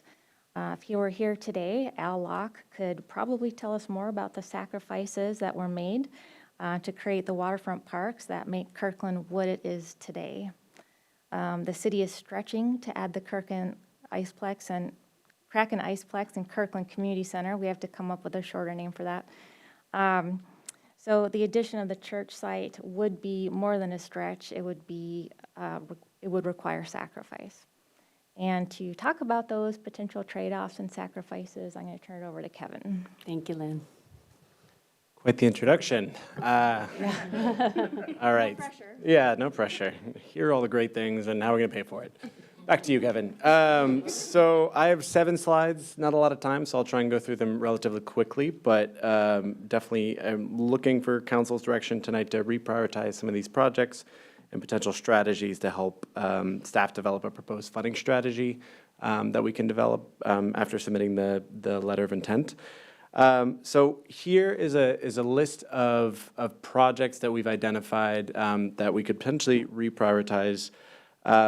The short of it is that we do believe that we could afford this, but it requires kind of some hard choices. So that's what we're trying to highlight tonight. So on this list, I'll go through pretty quickly, but in the middle column there is the estimated transferable local funding through 26. So basically, what funding do we have this year that we can move to the church property acquisition? So first is the Rose Hill property acquisition for $2.6 million. Council in February authorized the purchase of that. Staff technically believes we could revoke that agreement, though the recommendation is not to move away from that, but that is an option and would free up about $2.6 million for this. Next is the neighborhood land acquisition project. So that's basically the balance of impact fees at the end of this year, park impact fees. So we believe that we'll end the year about 1.8 million to maybe 2.5 million, depending on impact fee revenue this year. And that could be all utilized for this, though we do have some pending CFT grants that we would need matching funding for. So that's another consideration. Basically, using this balance does hamstring our ability to make other acquisitions over the next few years. And then there are 3 options here for the Peter Kirk pool, separated out a little bit differently than we did in the memo, but trying to make it clear that there are 3 distinct options here. So the first is the pool repairs, upgrades, ADA enhancements, what we're calling the baseline investments, and the bathhouse expansion. So the approximate total cost, and I've added 10% contingency on each of those because each of the Peter Kirk pool numbers, because these are a year-old estimates and only 30% design, so there's a lot of uncertainty there. But currently we have about $3.67 million of local funding that we could move around from that project. And the cost is $7.8 million. On the next slide, I'll go through what makes up the rest, but spoiler, it's some grants. And then the second piece is the wading pool replacement, which would cost about $3.4 million, and then the main pool enclosure, which would be another $13.2 million on top of that. So those are all additive. The Kamaikan gym would cost $5 million. We do have about $515,000 grant for that, but couldn't transfer that to this project. And then there are 3 transportation projects, which I can go into in the next couple of slides. So just a refresher on what makes up the rest of that, Peter Kirk pool funding. So we have $3 million in impact fees, $500,000 in REIT 1, $120 of Kirkland Parks levy.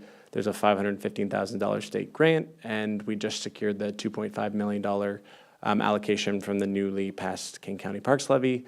And then in December, city manager did discuss reallocating the bond issuance that was intended to repay the Houghton Village interfund loan, and I think we had kind of tentatively tagged about $5 million for this project.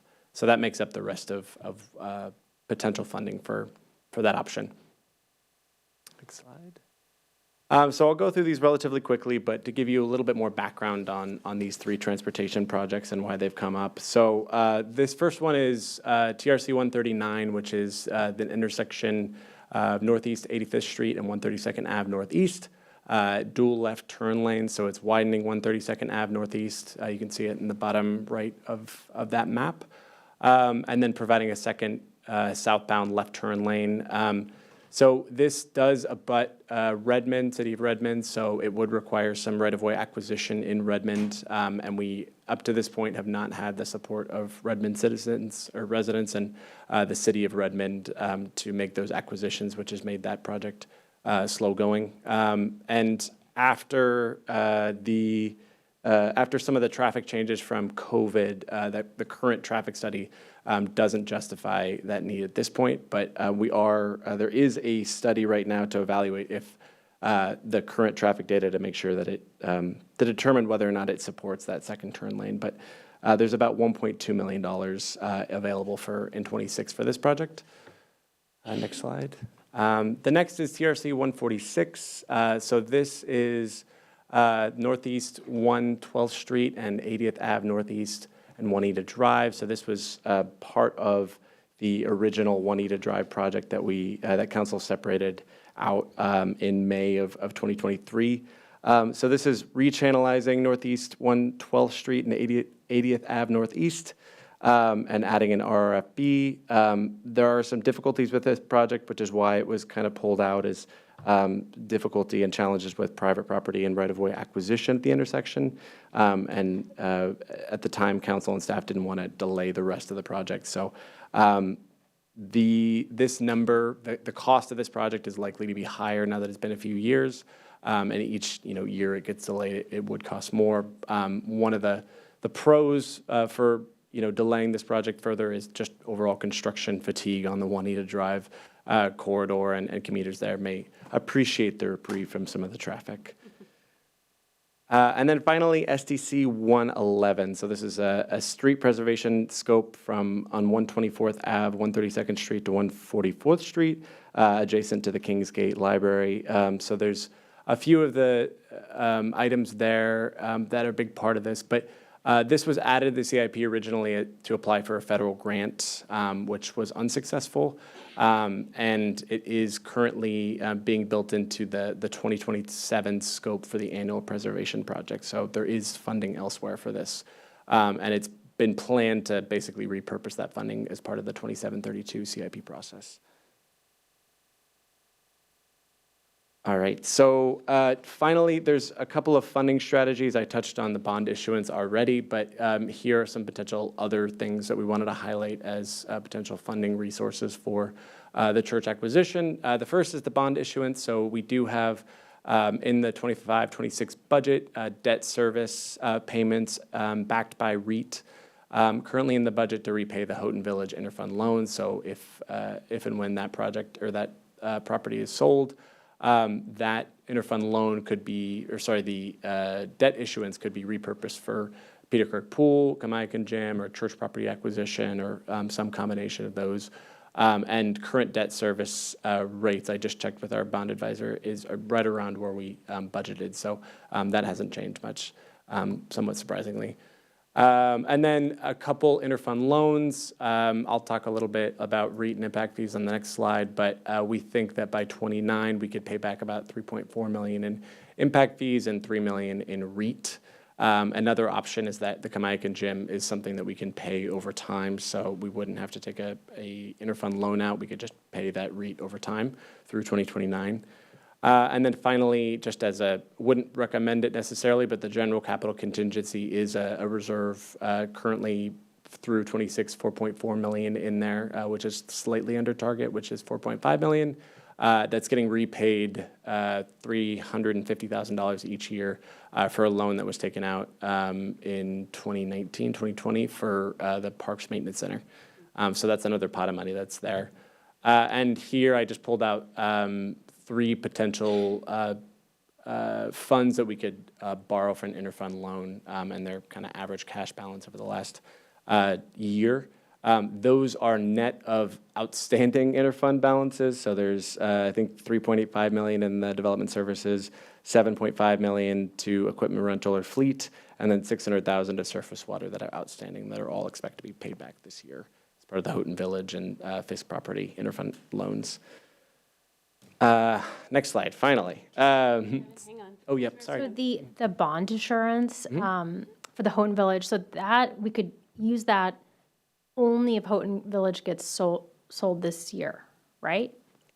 Right. So we have to pay back, city manager can take this, but we do need to pay back the interfund loan this year. Yeah. and establish a way to do that. So if we are able to repay the whole $15 million, then we can do that.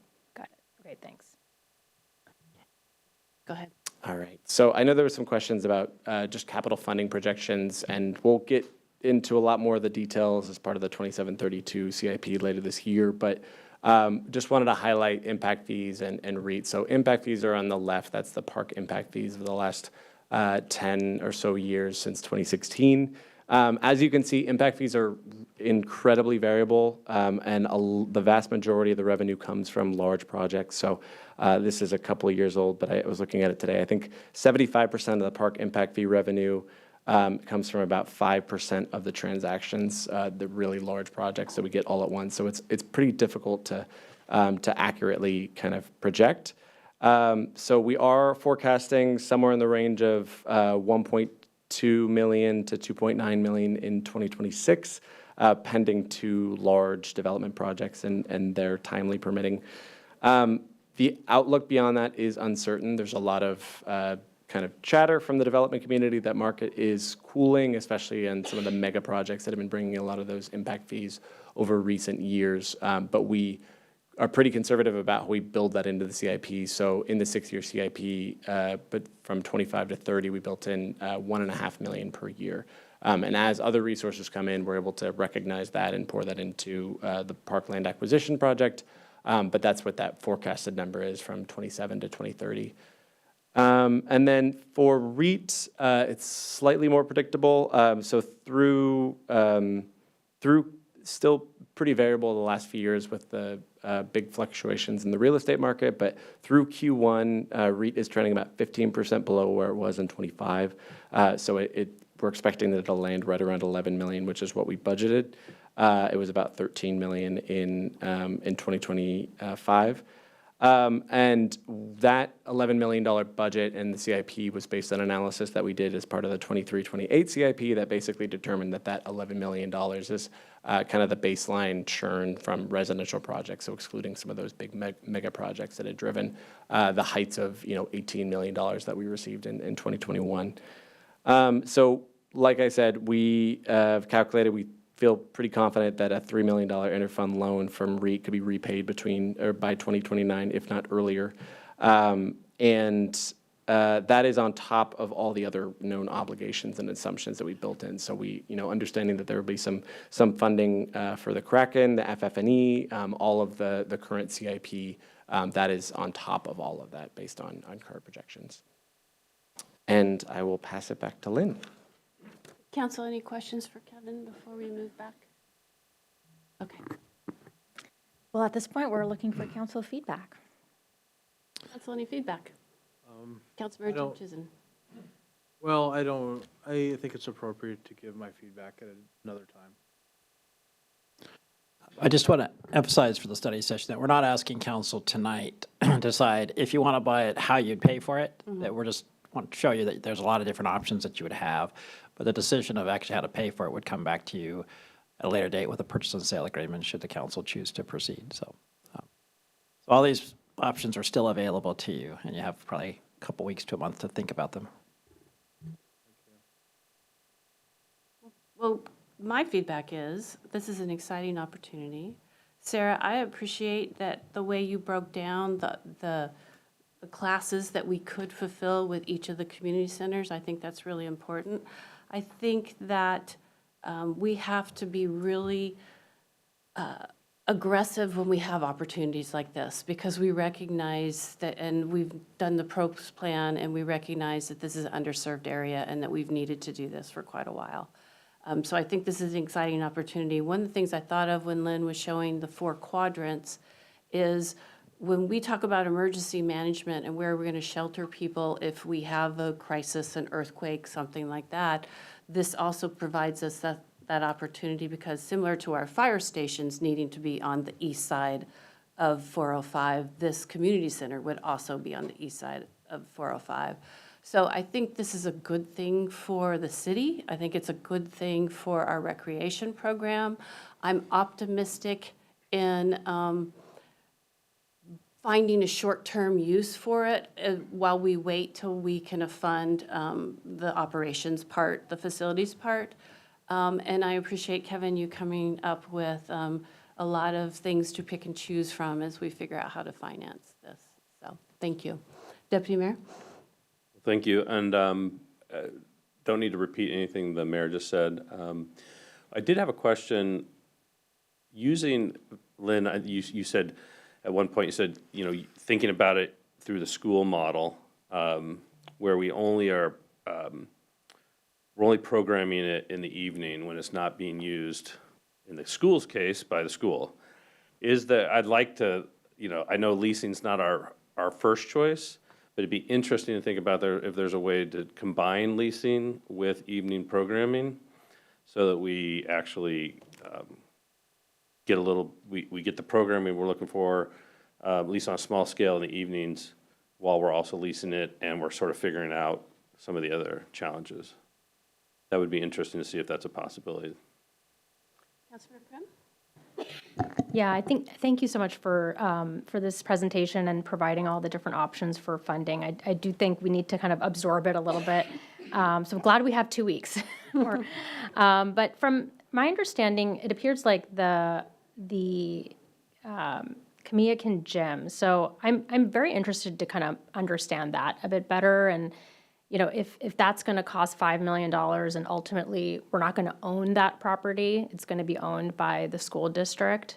That's an interesting factor to consider. And if there's a way to move those funds over to this property that we would actually ultimately own and have control over programming, and I do think that that's a big benefit. And if it's going to serve the similar area as the Kamiakin gym, that's kind of a win-win. So I am very interested to learn more about just how that funding mechanism would work. All right, I'm going to go ahead and wrap us up so we can break down this room, but thank you all. That will conclude our study session. We'll be back at 7:30 for our regular meeting.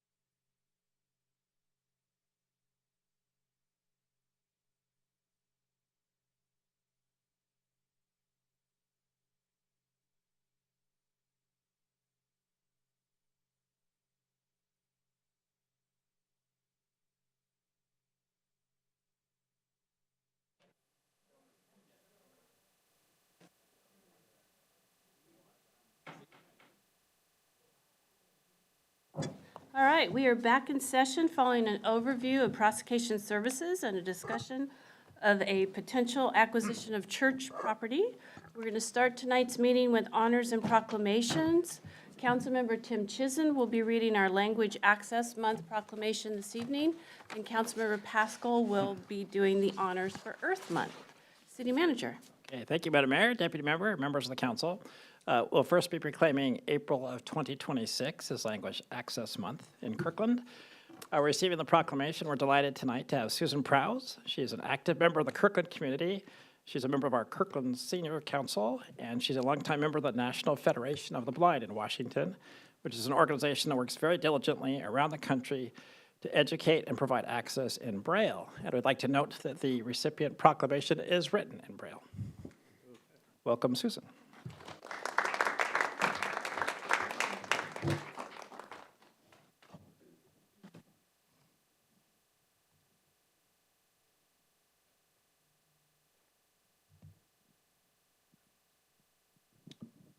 Hi, Susan. Hi. Hi, Susan. Hi. Hi. I'm going to read this version, and then would you like me to?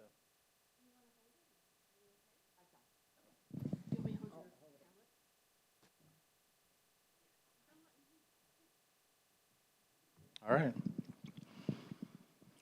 Language Access Month, April 2026. Whereas language is a bridge to opportunity, civic participation, and equitable access to essential services for all residents. And whereas the Civil Rights Act of 1964 protects limited English proficiency Americans, and longstanding federal guidance has helped to ensure equitable access to government services and federally funded programs for all Americans, including LEP persons. And whereas Kirkland is home to a diverse population with speakers of many languages, and over 13,000 people in Kirkland speak languages other than English, including Spanish, Brazilian, Portuguese, Chinese, Mandarin and Cantonese, Korean, Vietnamese, Russian, Ukrainian, Arabic, and Farsi, reflecting the rich cultural heritage that strengthens our community. And whereas, as part of the DIEB 5-year roadmap, the City of Kirkland has increased citywide language access and interpretation resources through standardized process and the creation of a city language access plan, including training to all departments on the use. And whereas individuals with limited English proficiency face barriers to access vital information services and opportunities, but equitable language access promotes dignity, safety, inclusion, and belonging by ensuring that individuals have the opportunity to engage fully in civic life and access critical services such as healthcare, emergency response, education, and public safety. And whereas Language Access Month is an opportunity to raise awareness of language equity, to celebrate the work of interpreters, translators, and advocates, and to reaffirm our city's commitment to linguistic inclusivity and equity for all. Now, therefore, Mayor Kelly Curtis, on behalf of the City Council, proclaims April 2026 as Language Access Month in Kirkland and encourages our community to celebrate the importance of language access, support efforts to enhance multilingual communication, and work towards a more inclusive, equitable future for everyone.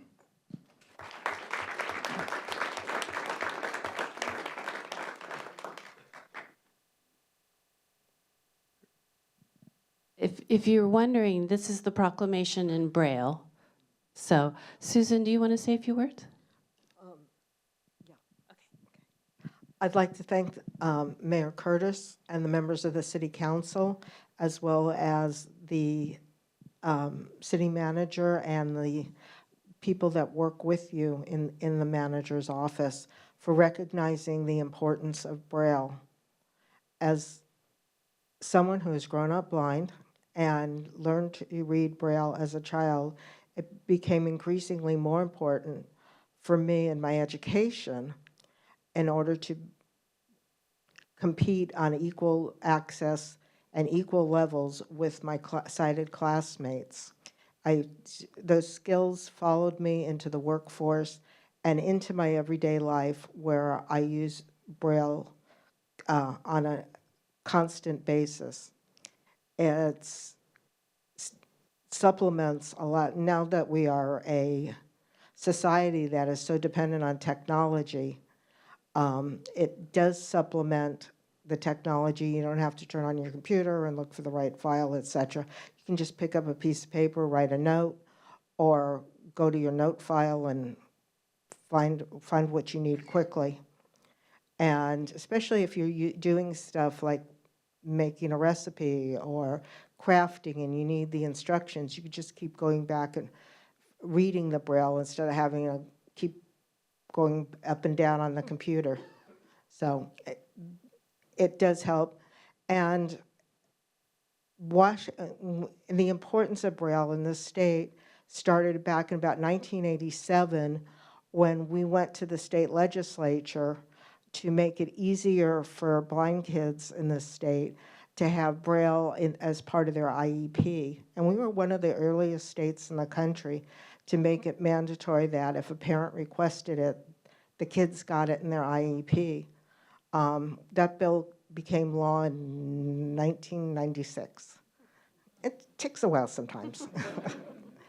And it's really helped a lot of kids around the state be better educated and prepared for their future, hopefully to go out and get jobs and contribute to the state in many facets, including the state economy. So, thank you.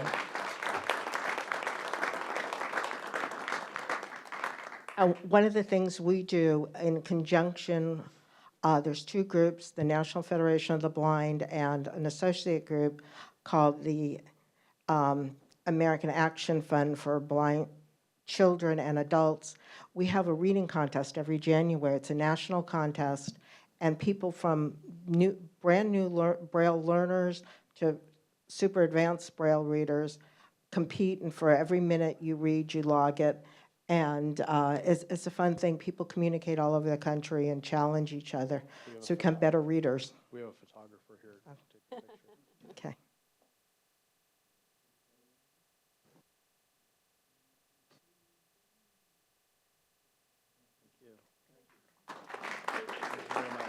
Thank you.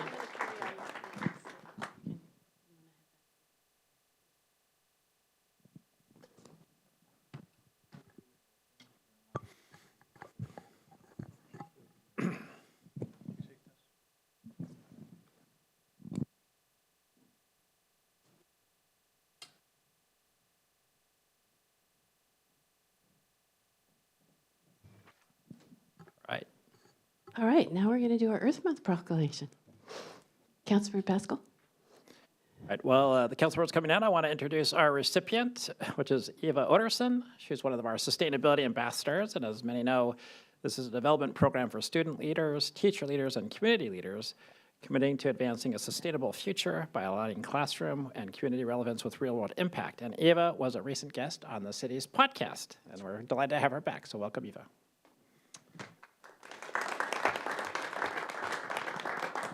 All right, celebrating Earth Month, April 2026. Whereas the Kirkland City Council has set a goal to protect our natural environment through sustainable goals and practices, reducing carbon emissions, and equitably meeting the needs of all community members for a healthy environment and easy access to clean energy and clean water without compromising the needs of future generations. And whereas Earth Month is a reminder that individuals and communities can make a difference by reducing energy use, electrifying homes and businesses, producing renewable solar energy, and reducing consumption and waste to help mitigate the impacts of climate change and support a resilient environment for people, plants, and animals. And whereas environmental sustainability is also an equity issue, as Washington Environmental Health Disparities Map indicators show that fossil fuel pollution and other toxic exposures impact vulnerable and socioeconomically challenged populations by increasing health risk factors. And whereas the Kirkland City Council has committed by prioritizing funding for the Sustainable Strategic Plan actions that advance equity, energy efficiency, public health, and a clean energy economy that supports a sustainable and resilient future. And whereas the city adopted development regulations that align with Washington state priorities and encourage a diversity of housing through well-connected infill development, advancing a land use pattern that accommodates growth while promoting an equitable, welcoming, connected, and sustainable community. And whereas numerous city programs across departments work to protect the environment, including water supply, wastewater and stormwater systems, development services, the Urban Forest Strategic Management Plan, special recycling events and waste reduction efforts, protection of streams, wetlands, and lakes, and the Green Kirkland Partnerships, natural parkland restoration efforts that support healthy ecosystems and biodiversity, and more. And whereas the City of Kirkland participates in regional environmental efforts such as the Lake Washington Cedar Sammamish Watershed Salmon Recovery Council, the Eastside Climate Partnership, and the King County Cities. There are so many big words here. It is crazy. Oh my God. It's like a mouthful. King County Cities Climate Collaborative to reduce carbon emissions and footprints, diminish environmental impacts, and promote sustainable practices. Now, therefore, Mayor Kelly Curtis, on behalf of the City Council, proclaims April 2026 as Earth Month in Kirkland, Washington, and calls upon all community members to take action to reduce their impact on the environment to achieve an equitable, sustainable, and resilient community. Take a breath, okay? Yes. Do you want to say a few words? Sure, I'll keep it brief because we have a long meeting, I'm sure. But I'd just like to, I'm so grateful to live in such a great city that has always prioritized sustainability and continues to do so. This is the second time that this has happened, which is always an honor. So I'm so thankful, and the sustainability ambassadors will continue to support your sustainability strategic plan and active transportation plan as much as we possibly can. So thank you. Thank you. Yes.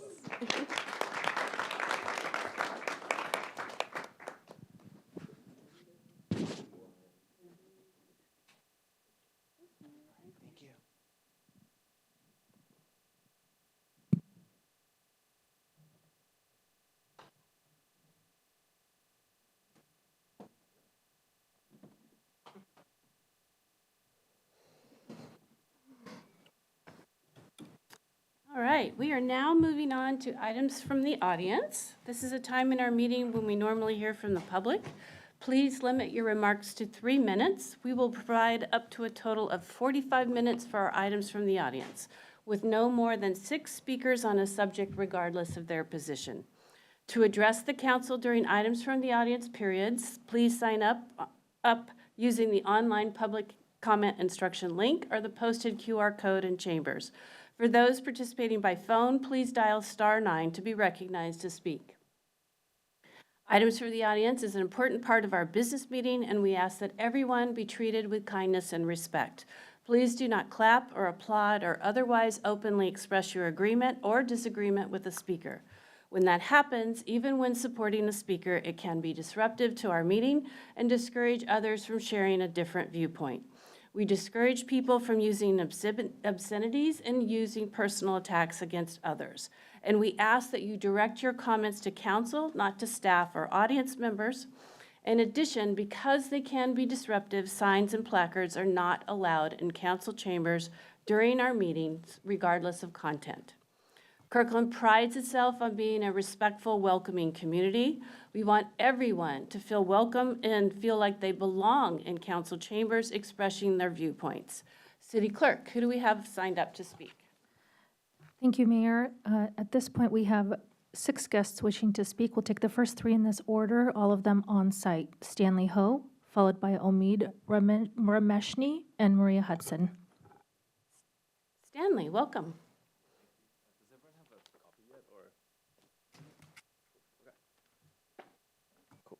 Is it cool if I leave it here? Yes. All right, thank you. Mayor, council members, thank you for having me here today. My name is Stanley Ho, and I'm a Kirkland resident.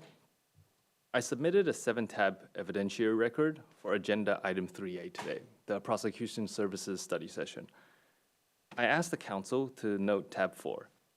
In tab 4, the city's contracted prosecution service declined to file a motion for order to show cause. The stated basis was that they could not prove beyond a reasonable doubt that the defendant had any criminal intent. Beyond a reasonable doubt is the standard for a criminal conviction. The standard for a motion for order to show cause is preponderance of the evidence. And the no contact order at issue is a knowing violation instrument in which specific criminal intent is not an element. Tonight's staff memo for the prosecution services study session describes the standards applied at charging and at trial. The memo does not address the standard for filing a motion for order to show cause. I asked the council to direct the city attorney and the contracted prosecution service to each provide separate written responses on the record prior to the next regular council meeting on May 5th. I am requesting explicit, unqualified, and direct responses to the following 3 questions. First, under Washington law, what is the standard of proof for filing a motion for order to show cause? A, preponderance of the evidence, or B, beyond a reasonable doubt? Second question, what standard did tab 4 state was applied? A, preponderance of the evidence, or B, beyond a reasonable doubt? Question 3, last but not least, does the standard applied in tab 4 conform to Washington law? Yes or no? Thank you. Thank you. Next, we have Amid. Did I pronounce it closely? Yeah, it's Omid. Omid. And it means hope, which is, lovely. I just wanted to say I'm a Kirkland resident. I just became a citizen a while back, and I'm really excited because one of the things about being a citizen is, the civic involvement and engagement. So it's my first council meeting. I didn't really come with anything in mind, and I was just really glad to see the level of conversation. I wanted to just say how impressed I was in the council in the prosecutional session, because the council did 2 things that I really appreciated. The first thing was that they were pushing for really clear timelines for the action, and I thought that was great. And I also thought it was great that they were really pushing for great procedure, and I really respected that. I wanted to just participate, and so when I was hearing the responses, and I realized I'm addressing this as a council, and I'm new to this, but perhaps this is a question that I'm actually asking the council to pass on to the prosecution.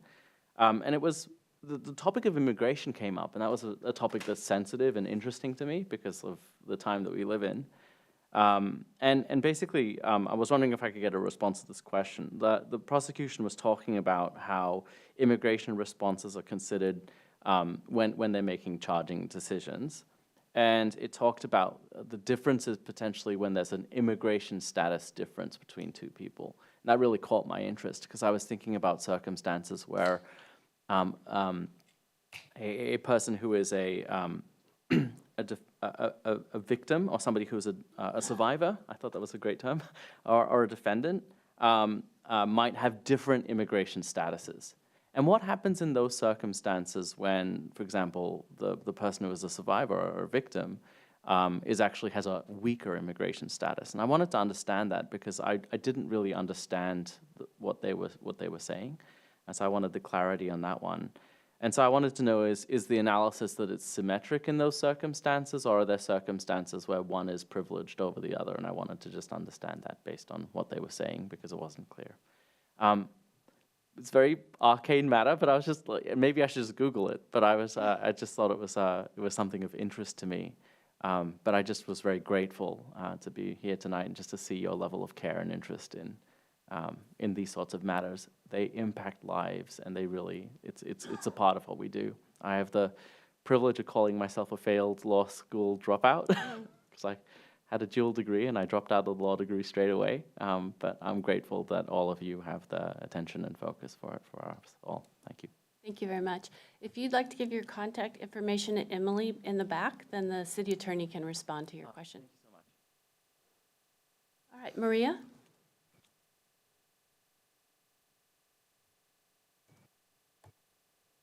Welcome. Hi. I would like to turn this body's attention to the Bellevue Police Department exemption log for case 23-64175. There is one dated 12/12/23. It has my name on it because I was there. And then there is one dated 4/30/24. So I'm glad that your city attorney is able to answer people, because these same perpetrators attached to this case number were here at Juanita Beach. Your officers failed to investigate, and when they showed up, they practiced institutional DARVO. They denied it was happening. They accused me of abusing my daughter, and they reversed the victim offender role for an African-American family with a disabled child with the sex offenders. And that is very disturbing, because Aaron's Law cites my daughter's demographics as the #1 human trafficked child in King County. You guys are cited as other police departments for King County Special Assault Unit. To this day, your police department has refused to properly investigate the child sex trafficking crimes in its jurisdiction. And additionally, pertaining to a Baymont perpetrator, I have not heard anything about that case being sent to the prosecutor's office as well. What is very disturbing is that your officers have shown up and implied that my daughter is consenting to child sex trafficking and vulnerable adult sex trafficking. They have showed up and they have blamed me as pathologically black. They have literally falsely accused me of abusing my daughter to conceal third-party perpetrators. I want everyone to read Aaron's Law curriculum.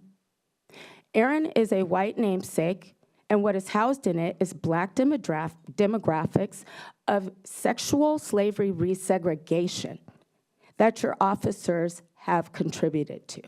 Bellevue Police Department is investigating its officers presently for covering up child sex trafficking, for concealing, literally racketeering evidence by not collecting it.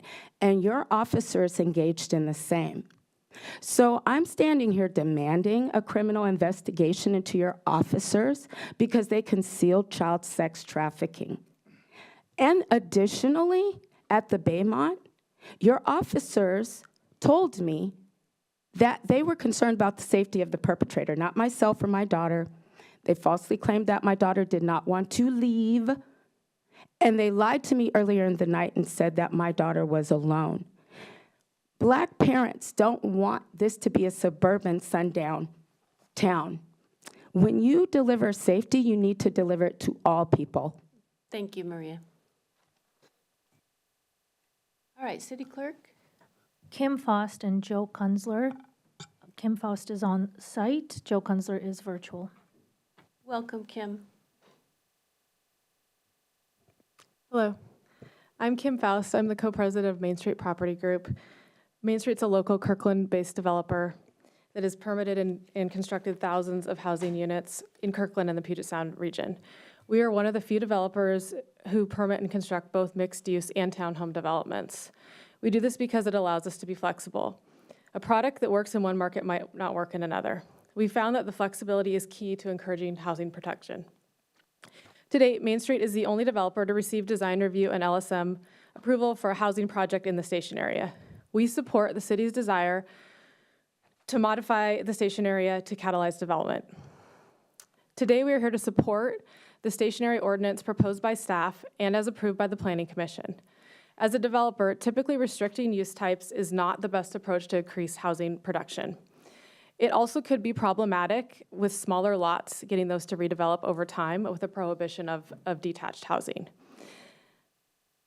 Ultimately, though, given the rest of the components in the ordinance, we urge you to support it.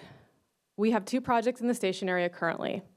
One, Slate Peak, which is a less than 4-acre site in Norkirk that we will need a development agreement to assist with both height and use modifications. This will produce approximately 170 multifamily units within the station area in the near term. And then secondly, as I think most of you are aware, our Rose Hill Townhome project, the 89-unit project that has all entitlements except building permits, which actually we have now submitted. We're just waiting for the city to deem them complete. We support the extension of the approved projects for 9 months, though we should not need that full amount of time to allow the vesting. Thank you for your consideration, and we urge you to support the ordinance. Thanks. Thank you, Kim. Next, we have Joe Kunzler, and he's virtual, correct? Hi. Go ahead. Joe Kunzler, thank you, Madam Mayor. This is Joe Kunzler here. This is about your new Kirkland City Council procedures, as you may have heard through my emails and read it. I've read them. I think they don't exactly hit the mark, in my opinion, but they come close. Thank you for zooming in on the clock, much appreciated. I have on Reddit, what was sadly omitted by staff, which is as per Bellevue Resolution 1054, that's 10544, under C, Rules of Public Participation, Item 4, public comment shall be limited to matters relating to City of Bellevue government. Public comment may not be used for the purpose of assisting a campaign for election of any office to any office, any person to any office, or the promotion of opposition to any ballot proposition, except when the council establishes a comment period. I want to be clear in case the person on Reddit who asked didn't get my response to his or her their thoughtful questions. That ballot proposition is only when the matter is actually on the ballot. Afterward, you can comment all you want, but we really don't want, as somebody who's filed arguably the highest number of complaints to the PDC about campaigning using public comment, we don't want public comment to become another tool in the endless escalating fighting over political speech. I mean, who the heck wants to come to a public comment period and listen to someone gush about your next state representative because she's a great moral leader? With a minute 22 left, I do want to stress as well that stopping the hate of one regular commenter requires a guideline like this. This is a guideline that also is in Redmond and a lot of other places like Sound Transit. And this has been tested in the King County courts, and the King County judges have found that this guideline is reasonable. I think at a bare minimum, you have a responsibility as you ask for regional funds, state funds, and federal funds to protect the region from attacks. But that is my opinion. I certainly, if I was up on those dice bravely, would not like it at all if someone had a concern about Kirkland but decided to take it to Bellevue. And I think it's safe to say, I don't want to speak for anybody, but Bellevue, I'm sure, doesn't like the fact this regular commenter uses your podium to attack them. And I think having that public comment shall be limited to items related to City of Kirkland government is a fair and reasonable guideline, and I ask that you please add that. And I want to thank you all for your public service. I know you normally don't get a thank you, but I think you deserve it. It's hard being up there, being the object of public attention. And with that, thank you, and God bless America. Thank you, Joe. And next we have... Our final guest is David Haynes, virtually. David, go ahead. Hi, thank you, David Haynes. I just want to thank the mayor and the Parks and Rec employees and the director for addressing that unsafe path near the baseball field in Juanita. And now I'd like to request that you do another great thing and filter out the debris in the volleyball court sand and maybe rinse some of it and put some of it back where it's been pushed out from the actual boundary. But it's still inside the perimeter, because about a week and a half ago, some young lady had stepped on some nasty debris, pierced in the bottom of her foot. And I think it originated from some guy coming in there and rototilling some of the sand. And I think he went too deep and scraped some, I don't know if it's creosote, wood or what, but there needs to be and there's some plastic bottles and stuff, but during the April 11th cleanup, there's not enough addressing that sand pit. And that's one of the best assets. So hopefully we can get that addressed soon. Thank you very much. Thank you, David. City Clerk, anyone else? No. All right, that concludes our items from the audience. We are now going to move on to consent calendar. Before we have a motion, I'd like to ask Deputy Mayor Black to present the audit of accounts. Thank you, Madam Mayor. We had payroll in the amount of $7,826,386.13 and bills in the amount of $4,597,134.28. Thank you, Deputy Mayor. Is there a motion to approve the consent calendar? So moved. Second. It's been moved by Deputy Mayor Black, second by Councilmember Arnold. Is there any questions, comments, or corrections to the calendar? The questions on the motion to approve the consent calendar, all those in favor, please say aye. Aye. Any opposed? Calendar is approved 7-0.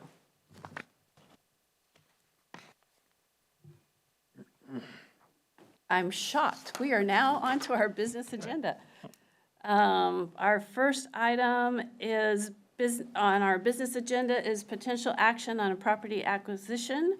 Before we discuss this item further, we are going to go into executive session to discuss the potential acquisition of real property as authorized by RCW 4230-110-1B. We expect to reconvene our regular meeting at approximately, I would say, 8:30. I was gonna say 20 minutes, I think 8:21. I always think you're optimistic, but we'll split the difference. No, 8:20. We'll be back at 8:20. Thank you.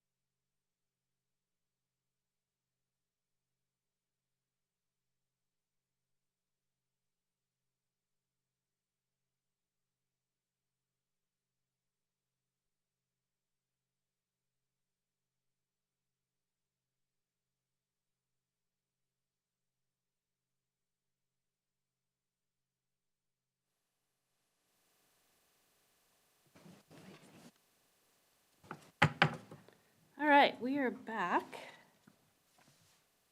from an executive session to discuss the potential acquisition of real property. We will now discuss potential action on property acquisition. City Manager.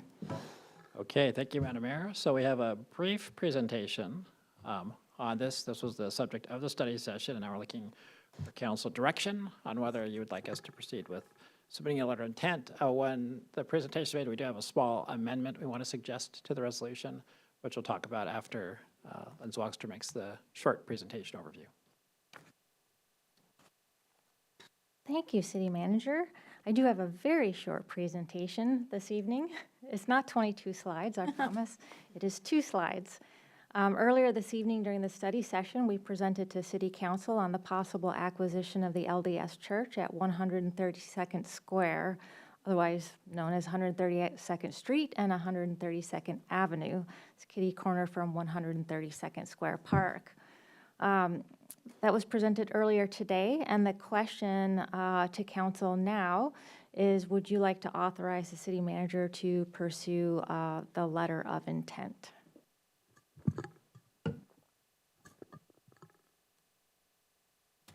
First, I want to see if we have any questions, and then if someone makes the motion, we can discuss the potential Thank you.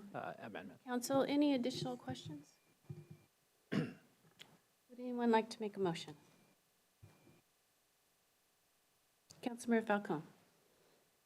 Thank you, Madam Mayor. I just want to make sure I had the right resolution in front of me. I move that we adopt Resolution R 5731, authorizing the city manager to submit a letter of intent to purchase the real property located at 13220 Northeast 132nd Street. Thank you. Second. Moved by Councilmember Falcone, second by Councilmember Prim to move forward Resolution 5731.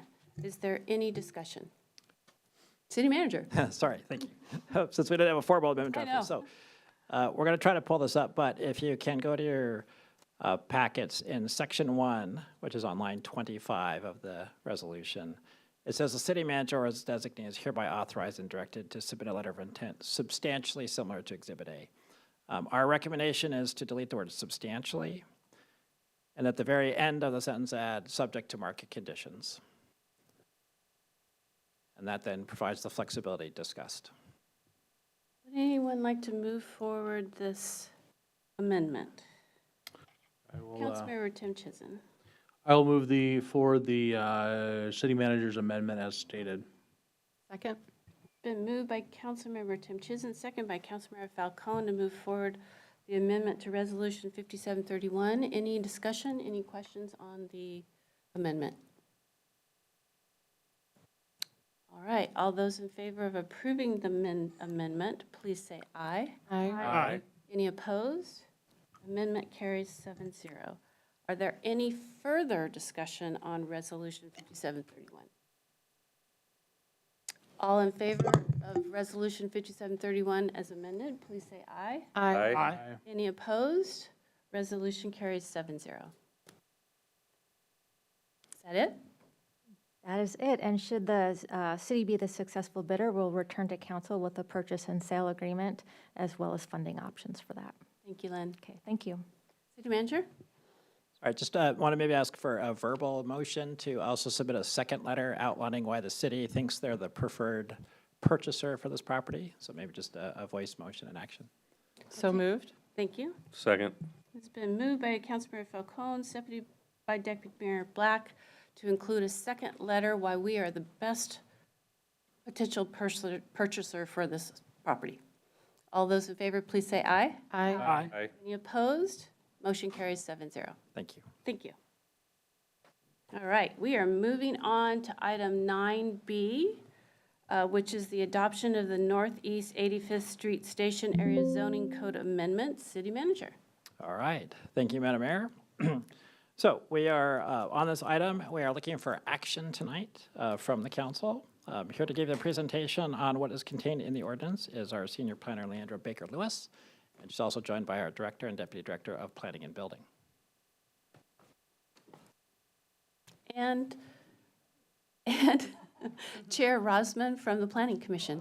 She's So just one, okay, I apologize. Welcome, Chair Osmond, for the Planning Commission. My apologies. All right, thank you. Good evening, Mayor, Deputy Mayor, and esteemed council. My name is Leandra, and I'll be presenting tonight on the Planning Commission recommendations for the Northeast 85th Street Station Area activation zoning code changes, including Ordinance 4936, which you may consider for adoption. I have 10 slides for you tonight. The presentation has a straightforward agenda tonight. It includes a quick walkthrough of the project scope, including why and how it was developed. We're going to go over what insights were gathered from the community and from the Planning Commission through the public hearing process. I'll provide an overview of the ordinance, including what changes are being recommended by Planning Commission, as well as some information on what implications those changes might have for existing properties. We'll review some comments received from the community since the hearing, and I'll allow time for questions from the council before discussion and ordinance consideration. So over the next decades, Kirkland will grow. We know this. Through many discussions and decisions, we've designated the Northeast 85th Street Station Area as a primary location suitable for additional housing and employment growth. And over recent years, we've worked hard to codify zoning regulations for development that not only support impending regional transit investments, but also help achieve the station area plan's goals of sustainability, equity, and economic vitality.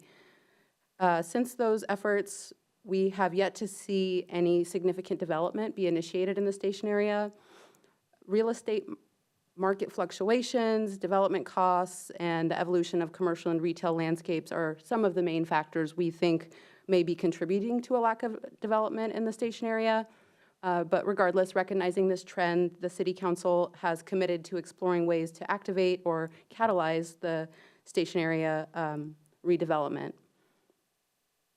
And on the city work program, it is kind of outlined in a multi-pronged approach where work being carried out by our economic development staff will couple work being done by planning and building staff, which we're here tonight to discuss, and that is the identification and adjustments of regulatory barriers that might exist for the zones.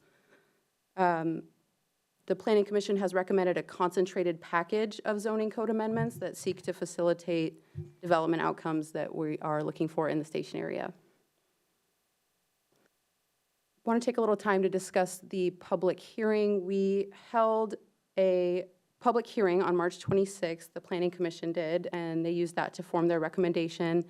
Leading up to the public hearing and at the public hearing, the Planning Commission considered public testimony from multiple people, including a representative that is actively working in the station area, Main Street Property Group. You heard from their representative, Kim, this evening. And similar to what you heard from her, Main Street had two requests at the public hearing. One was to allow the Rose Hill Townhome project at the corner of Northeast 85th Street and 128th Avenue to continue as planned, exempting it from the proposed townhome ban, and also to amend the language surrounding development agreements in the station area code, just to make it clear which properties are allowed to pursue development agreements. Details of that request can be found in your packet on page E235, and I will elaborate on those specific requests in the next slide. We were also fortunate to hear from some community members in support of townhome development in the station area, in support of Main Street's requested edits, and in support of further incentivizing development in the station area. The Planning Commission considered these points and deliberated before forming their recommendation, and really some key themes coming out of that conversation were an agreement that it is really important to maintain our transparent and predictable reputation through the entire land use approval and development process, and remain good partners with the developers who choose to build in Kirkland. The Planning Commission also expressed a strong interest in focusing on incentives for development rather than added restrictions, just to make it easier to build the housing we know we need. Which brings us to the ordinance in question, Ordinance 4936. So as your packet describes, there are three areas of the zoning ordinance that we're seeking to amend.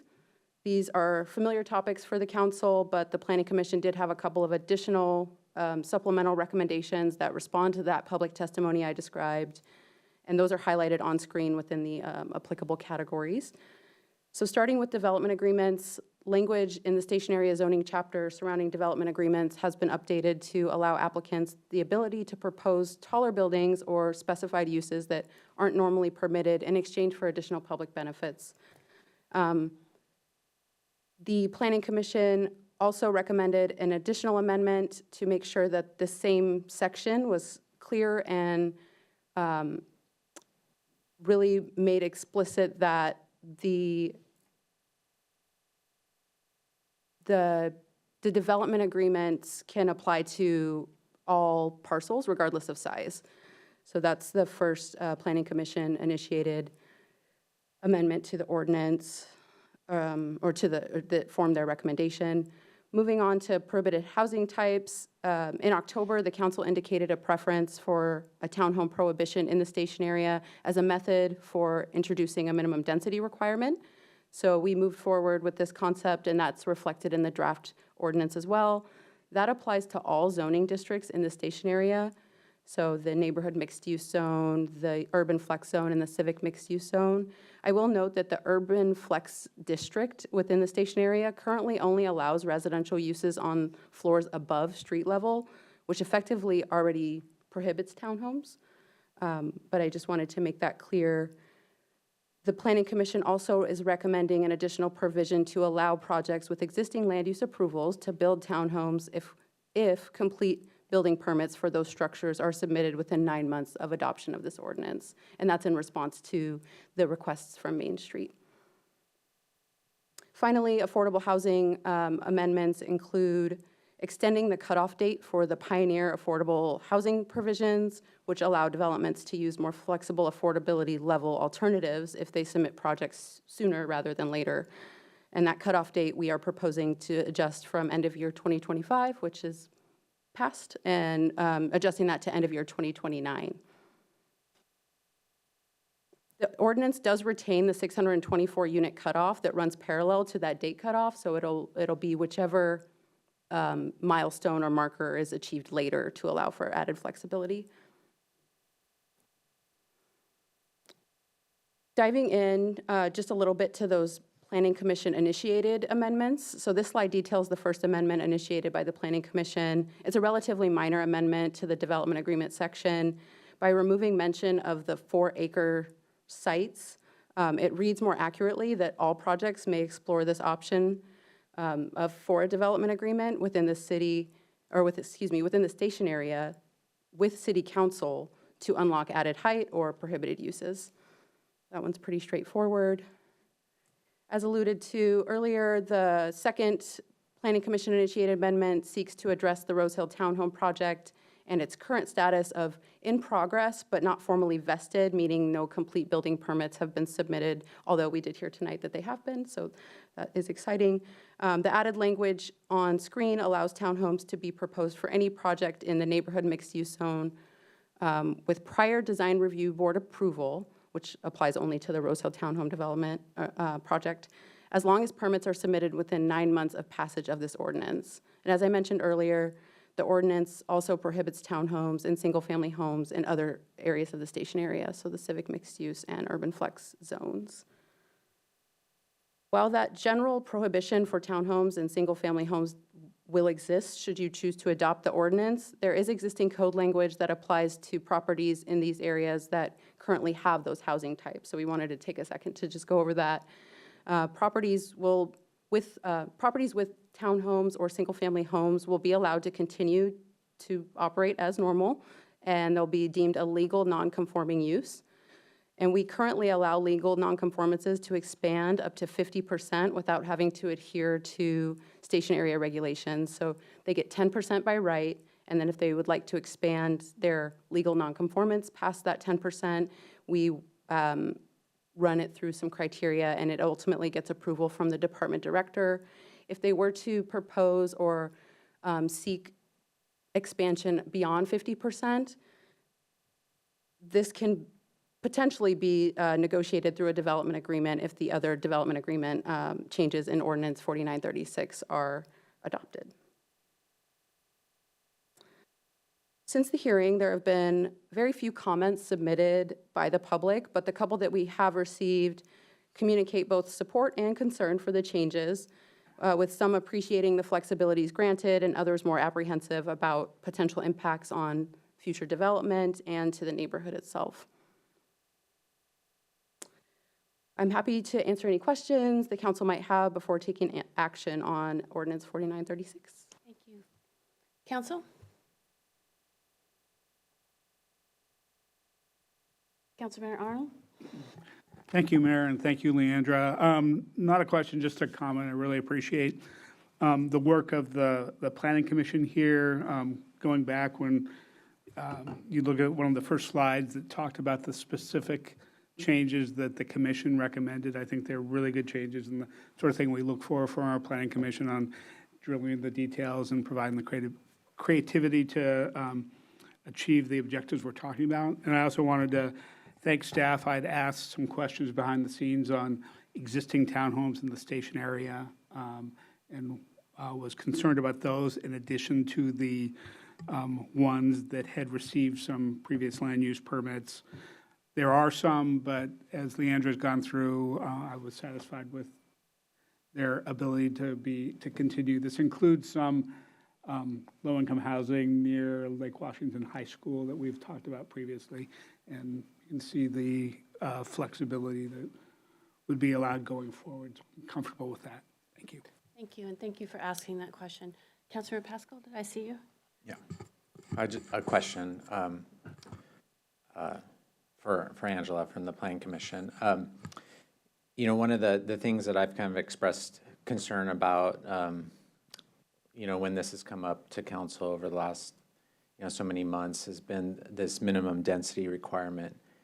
I was wondering what the discussions were at the Planning Commission level around that. What were your feelings about that? Because while, you know, we want to encourage higher density development, it's kind of a mixed message between, you know, a requirement or a barrier and then incentivizing the land use that we want to see. Yeah, I'd just be interested in the context. Yeah, so we actually talked about that quite a bit, and the general consensus from the Planning Commission was that we didn't really like prohibition, that we would much rather focus on incentives, but we had gotten pretty clear direction that it sounded like the interest was in prohibition, and so that was kind of where we shaped our discussion, but we talked quite a bit about how we would be very happy to talk more about incentives and less about outright not allowing townhomes.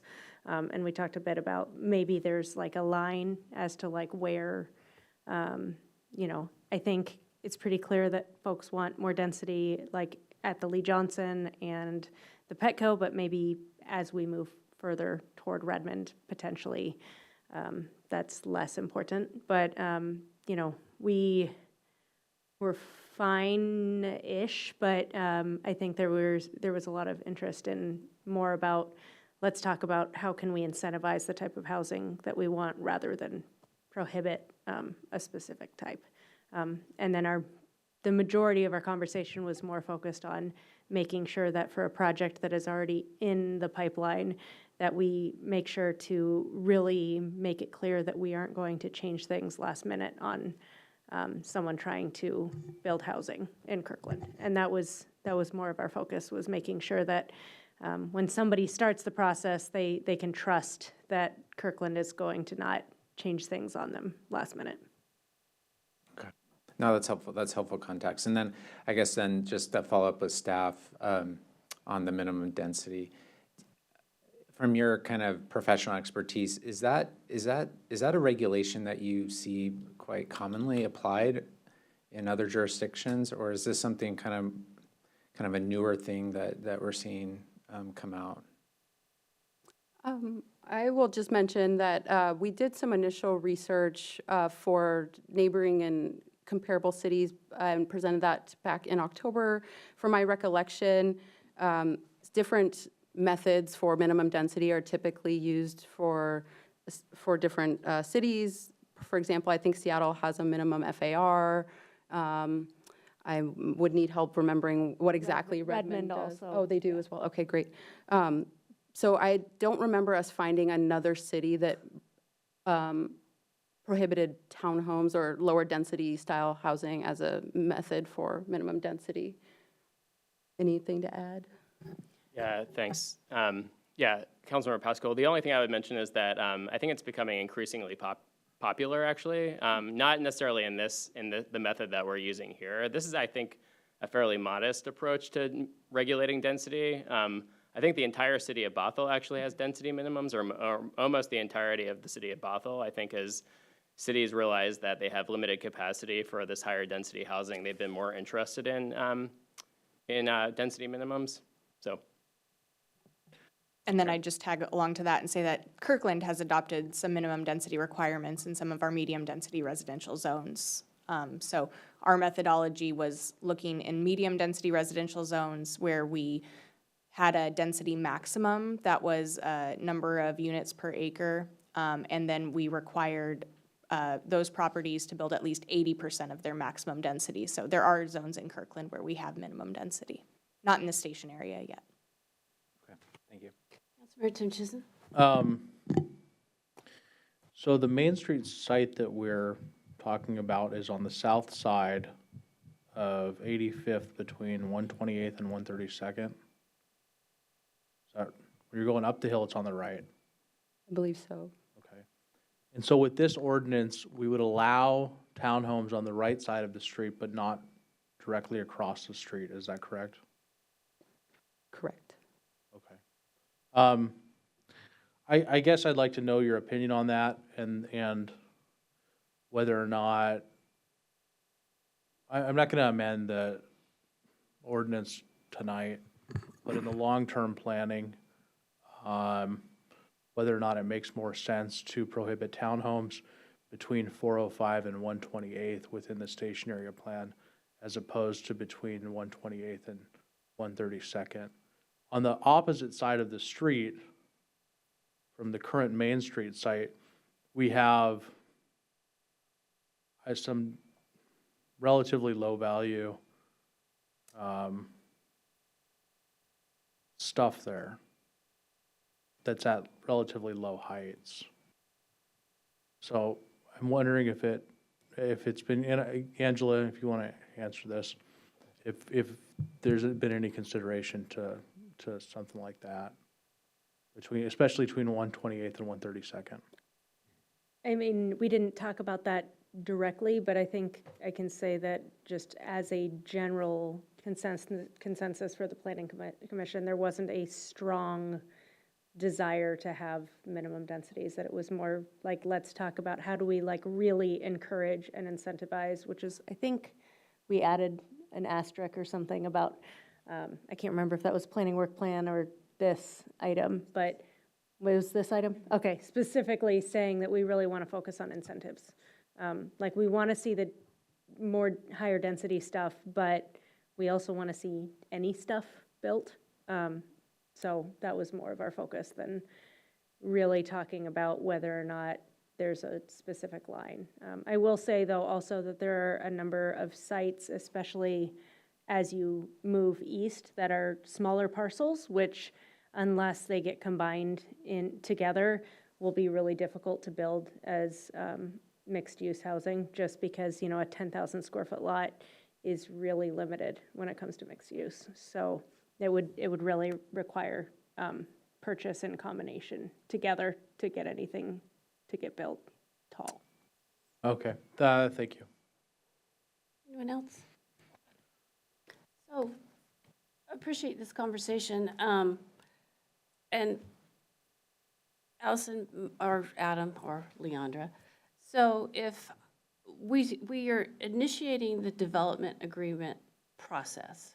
So if I have a parcel, I can do a development agreement and ask to do townhomes that are exclusive of what we're passing today. So the door is still open at some point if I'm willing to go through the development agreement process, correct? Correct. Yes. So this doesn't close the door on minimum density forever. There's still opportunity. And I do hear your Chair Rosman on the complication with small parcel sizes, which we recognize that we've got a lot of property owners up there. And I also hear the desire for incentives, and I agree.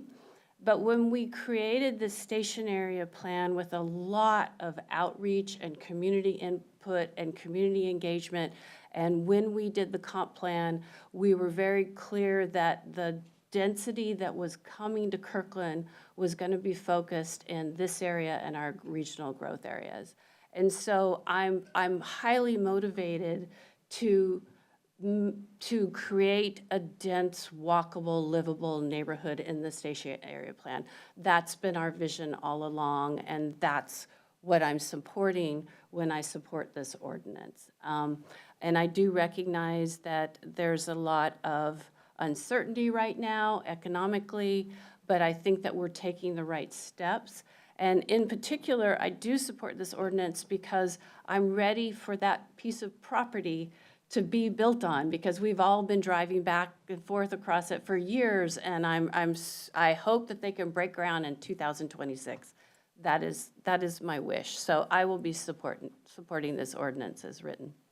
So I would love, if that's no further discussion, I'd love to have a motion.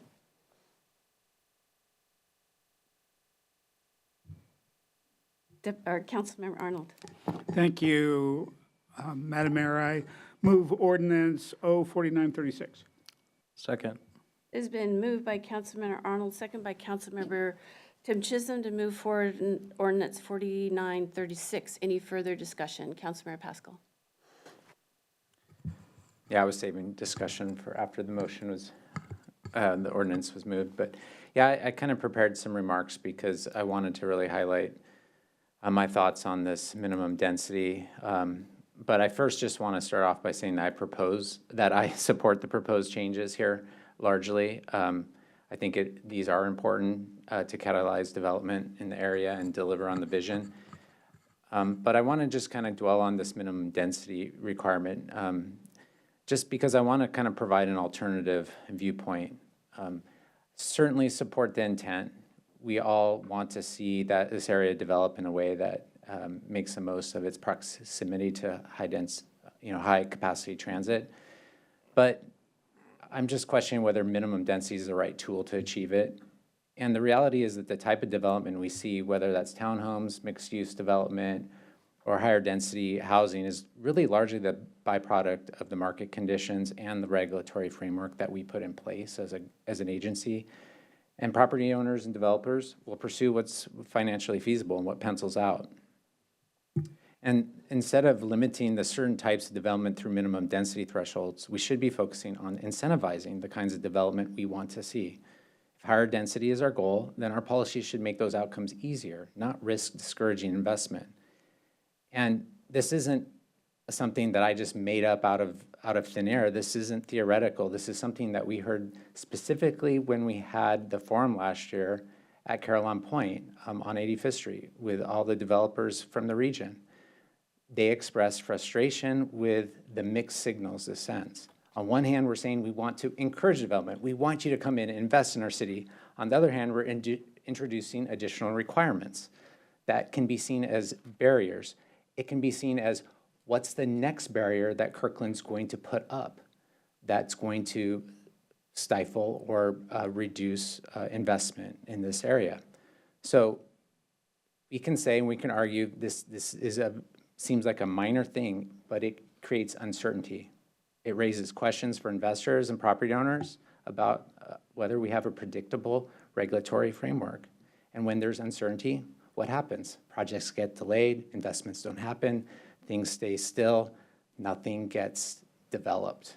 So that's the risk that I am most concerned about, because if our goal is to catalyze redevelopment, that's incentivized, that's reduce barriers, that's make the regulatory framework more predictable. It's a well-intentioned idea, but it causes increased friction.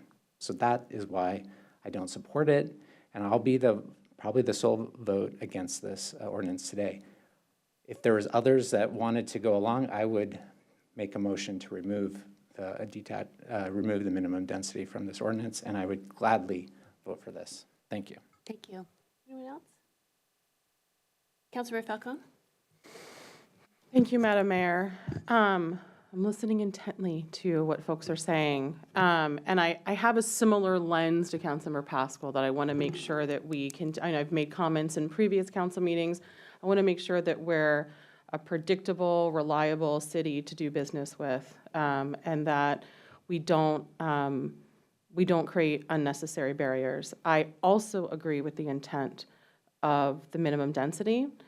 And I'm not opposed to conversations about minimum density, but hearing the Planning Commission Chair's recap of the Planning Commission discussion on this and listening also to some of my colleagues, I would support potentially an amendment to strike this section of the ordinance.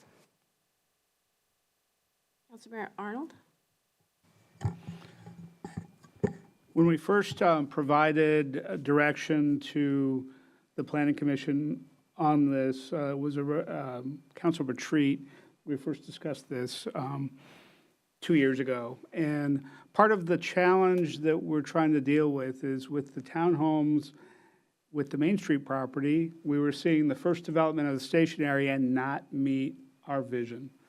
And so what we said during that retreat, and what we were trying to do with this ordinance is saying, what changes do we need to both remove barriers and meet our vision? We want to do both because we don't want to remove barriers for development that doesn't meet our vision. So what we have before us today is those requirements that say, yes, we want this vibrant, dense developments with more multifamily near high-capacity transit.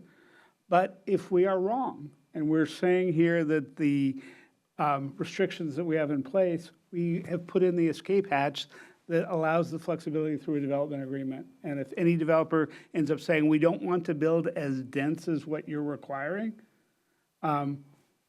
ideally, I think we want that density, and hopefully the market will support it.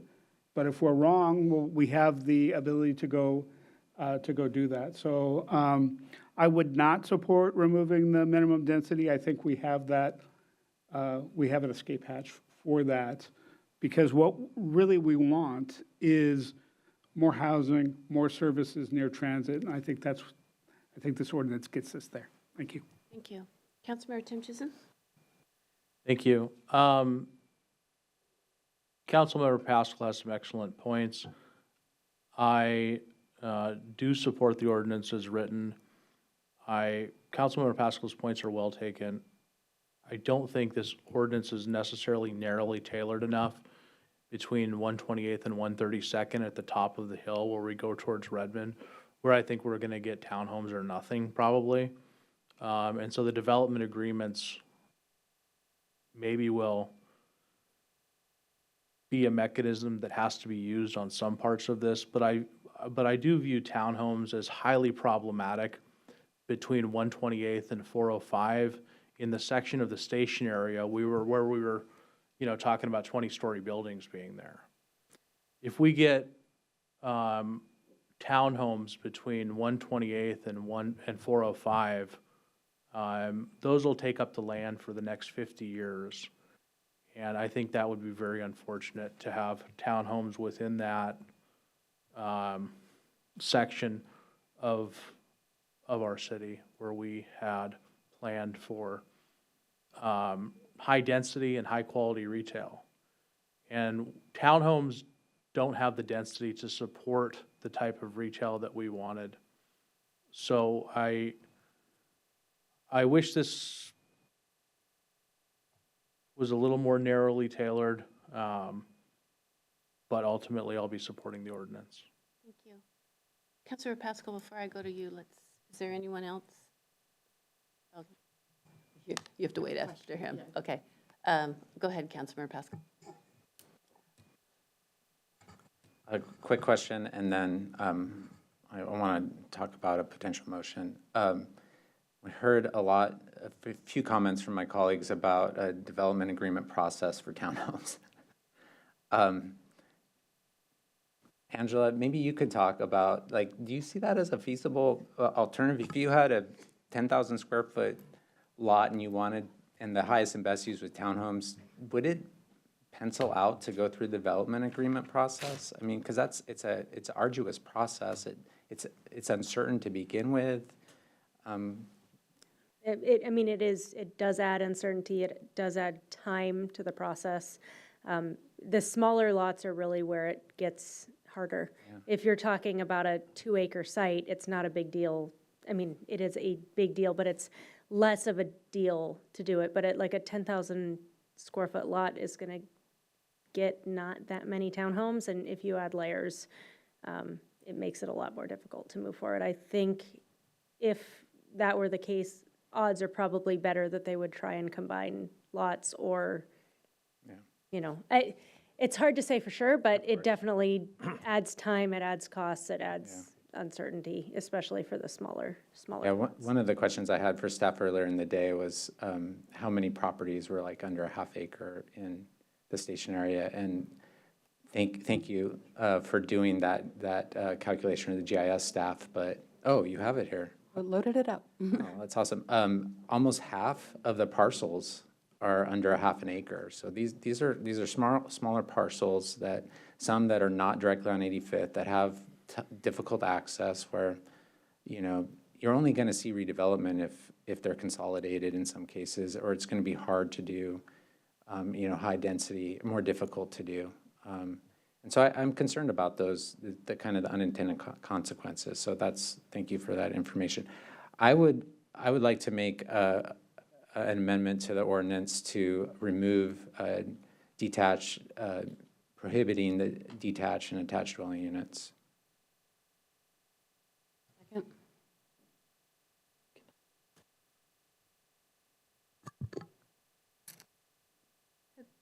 Hang on. Was there a second?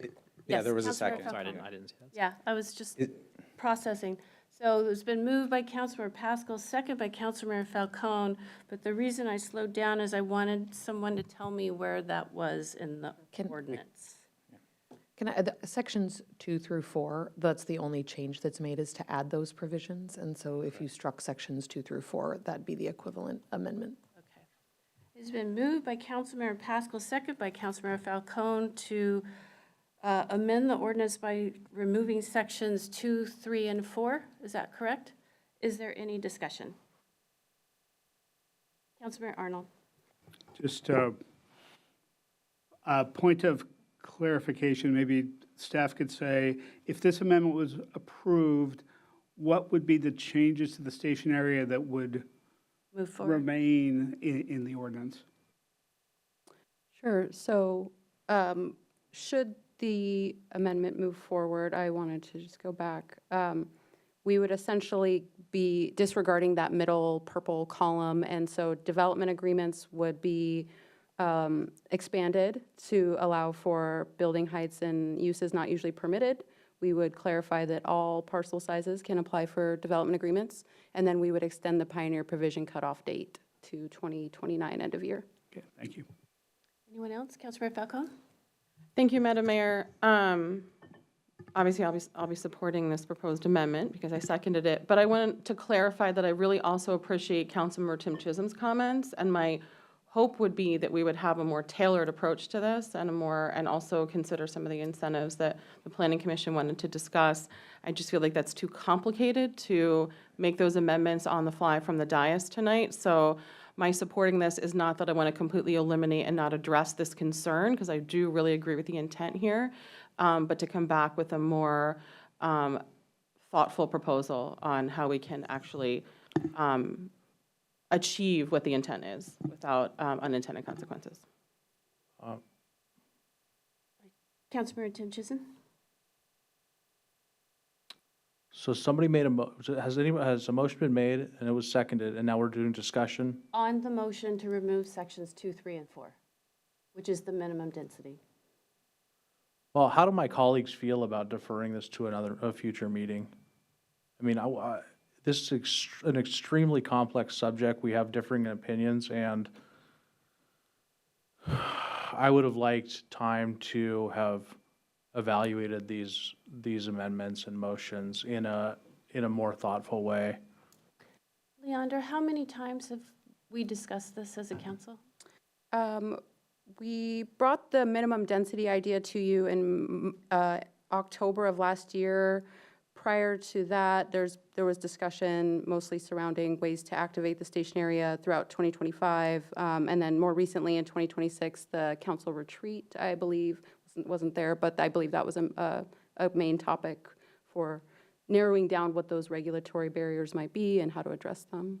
Okay, so we've been talking about this for a while.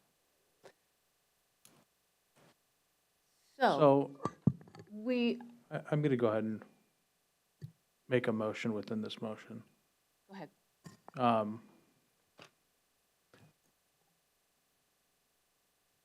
going to make a motion that these amendments be in writing, submitted by the next meeting, and that we evaluate the motions at the next meeting. Sorry, you have a motion on the table already for your amendment that needs to be resolved before you have further. Well, I think he wants to make a motion to table this. And is he allowed to do that before we vote on the motion to strike?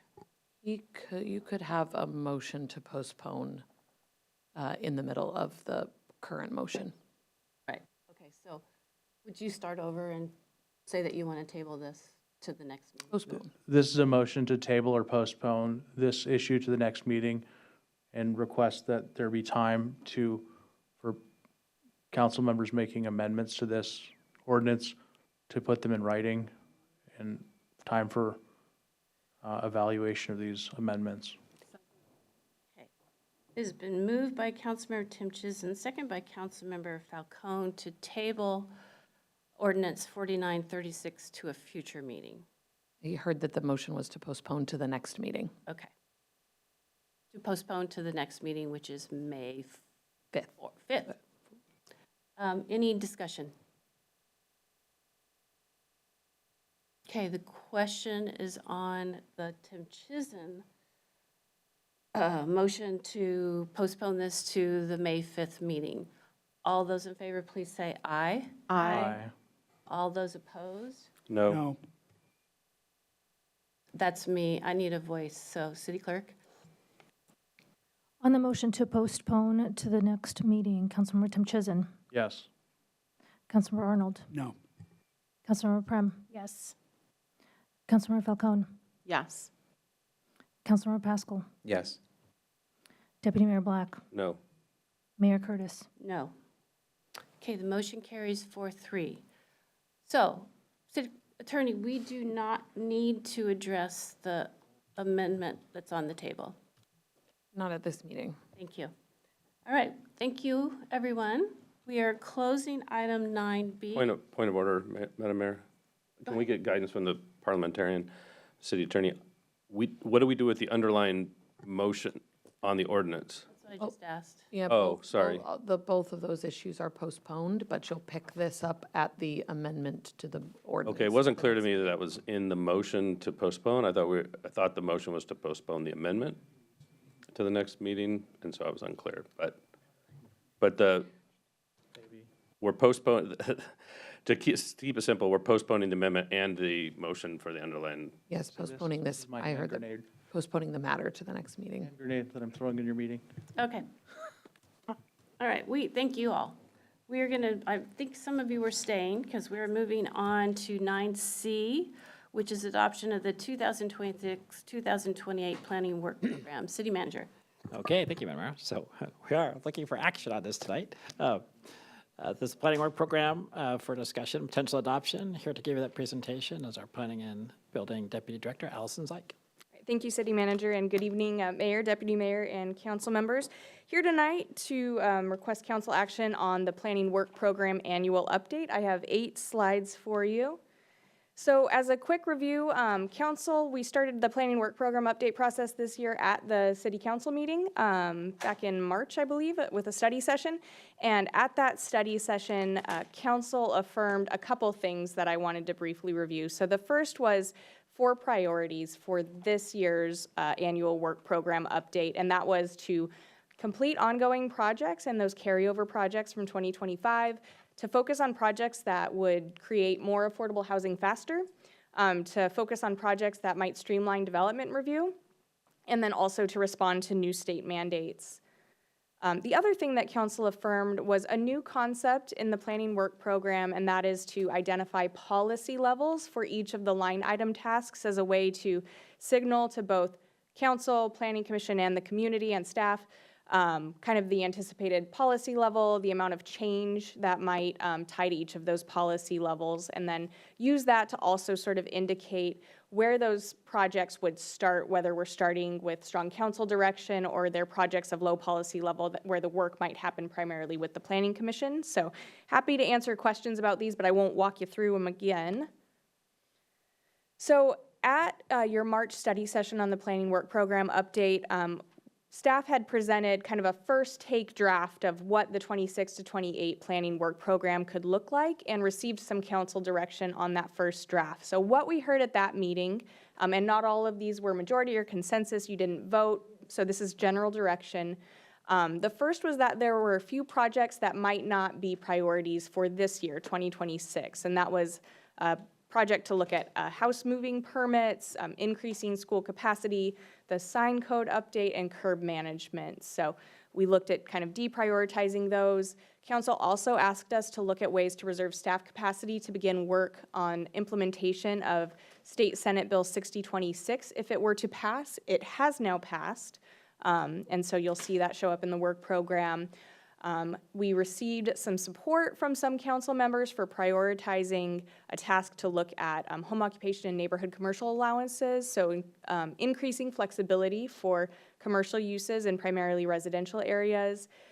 We received a range of feedback from council on the priority level for a new task that would look at consolidating and streamlining low-density residential zones. And then also got a couple suggestions from council that perhaps an update of the sustainability strategic plan and the housing strategy plan could be deprioritized on the work program. So staff took that council direction, made some edits to the initial staff proposed work program, and then took it to Planning Commission to get their feedback and direction. And so Planning Commission then made a few adjustments, that resulted in their recommendation to you tonight, and that's included in your packet. And I'll go over those briefly. So there were a couple projects for which Planning Commission just wanted us to make sure we had a feasible timeline projected in the work program, and one of those was for the ongoing task that we're already working on, looking at expanding housing opportunities on faith-based properties. Planning Commission also suggested shortening the timeline for the short-term rental policy task and sort of tightening the scope of that as well, so really limiting it to what our business licensing division needs to help with some monitoring and tracking of short-term rentals, but not including kind of broader policy discussions on that. Planning Commission talked about, or did add a task to look at middle housing, kind of an incremental middle housing optimization that I'm going to talk about a little bit more on the next slide. They took council's direction to really focus state legislative implementation this year on Senate Bill 6026, and after seeing what did pass and was approved by the governor coming out of this year's legislative session, staff agrees that 6026 is really what we need to focus on. I think a lot of the other projects we have more time, or they're not going to take as much staff work, so could be rolled into more of a miscellaneous code amendment. So we agree with that one, and you'll see that in the draft work program. Planning Commission, again, it was suggested by some council members and got some interest from some planning commissioners to add a task to potentially evaluate affordable housing requirements on a citywide basis rather than sort of project by project or zone by zone. And so you'll see that drafted into your work program. Planning Commission deprioritized or pushed out that project to look at consolidation of low-density residential zones a little bit. So that's drafted as a 2027 start on the work program. Another just kind of reality check from Planning Commission that staff appreciates is how long is it going to take us to look at the implementation of the TOD bill? So we did end up building in a little more time, so a 1-year duration for staff and Planning Commission and Council's work on that implementation project, which would start in late 2027. And then kind of partnered with Planning Commission's recommendation for a near-term incremental look at optimizing middle housing. They adjusted the timing of a broader middle housing optimization task and pushed that out to 2028, thinking that there could be an incremental step in 2026, and then more middle housing optimization work would build on near-term work starting in 2028. I want to take a moment to talk a little bit more in detail about task number 15 in the draft work program, which is that near-term kind of incremental look at middle housing optimization. And so we talked about that a bit with council. As I mentioned, I think staff's understanding was that there was sort of a range of thought from the council initially on when the right time was for that and what that project might include or not include.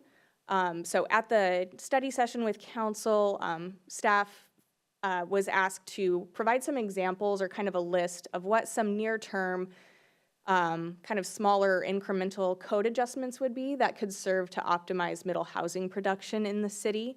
So staff went back to our desks, created an example or a list of potential code adjustments that we think could streamline some of our middle housing production based on a lot of feedback that we've heard from the development community, also based on what we've witnessed and observed in our permit review. And so we took that to Planning Commission, and they made some, they kind of iterated on that, resulting in this pretty detailed task description. I believe Chair Rosman is here to elaborate if council wishes, but what Planning Commission sought to do was really provide some clarity about would be looked at in this task or could be looked at in this task, and what would not be looked at with this sort of near-term middle housing optimization task, resulting in the description you see, and this is also included in your packet. Happy to answer questions about that if council has any. Just wanted to note, staff has seen one public comment come in since the public hearing on the planning work program.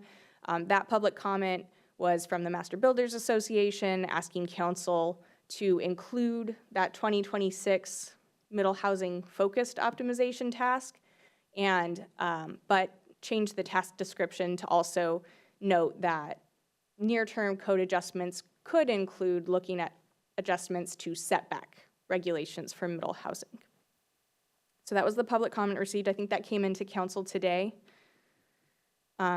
With that, I'll note that I do have a potential council member amendment queued up if or when that council member decides to propose it. I have that on a following screen, but right now I'll hand it back to the mayor for any questions or discussion. Thank you. Council, questions and discussion on the planning work program?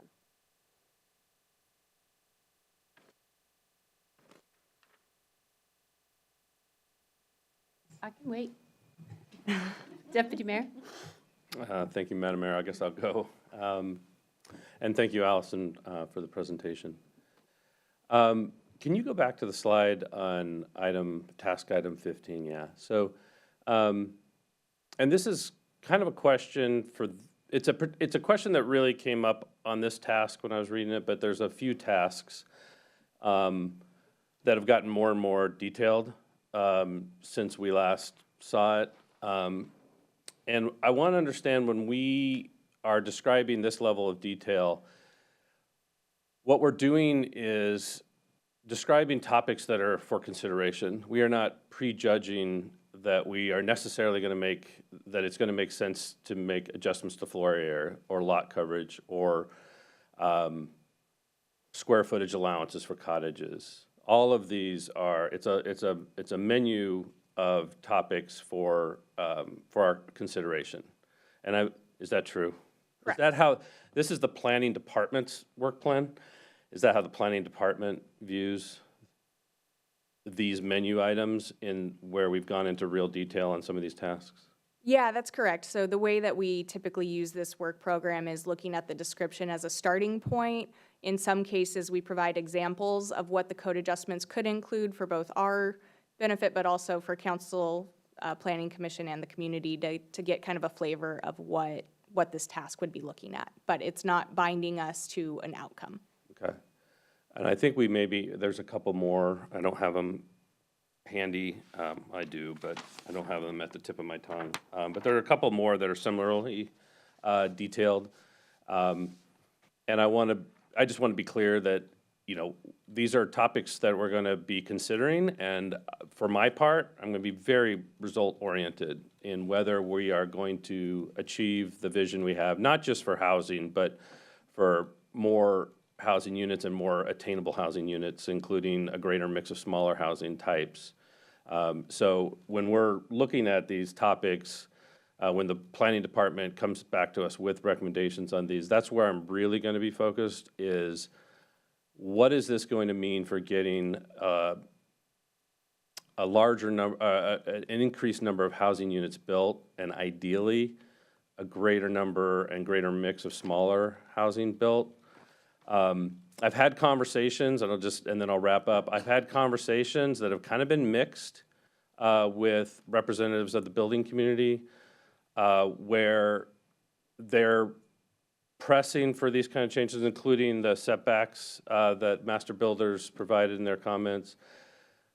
But it's a little bit of a mixed message as to whether it's about getting more units built or larger product built. And so I want to be very focused on how we're going to get more units built and a greater mix of smaller homes, more attainable homes. I'm interested in housing at every price point, but it's very important to me that we're getting a greater mix of housing types. So it's important for me that we're very clear when we adopt this, that we're not prejudging any of these items. So, thank you.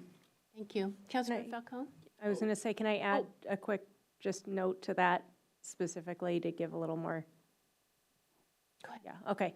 I would say specifically with this recommendation, the not is carrying the majority of this. Is we wanted to kind of give a framework of like what we wouldn't be talking about, and then the could include was a laundry list of, well, these are maybe topics we'll talk about. But it's more the not that was more of our discussion, was like, we're not going to focus on those things right now because we think those are bigger changes. And so the focus was more on what we weren't going to talk about than necessarily where we would. I appreciate that because it sets expectations for what is not going to be discussed. What's under the we will discuss could set expectations from some key stakeholders that those are going to be adjustments that are going to be made, and I don't think we can prejudge that. And I realized, Madam Mayor, I had a comment about one of the task items. This is so I can use my time on the floor. Item 21 was added.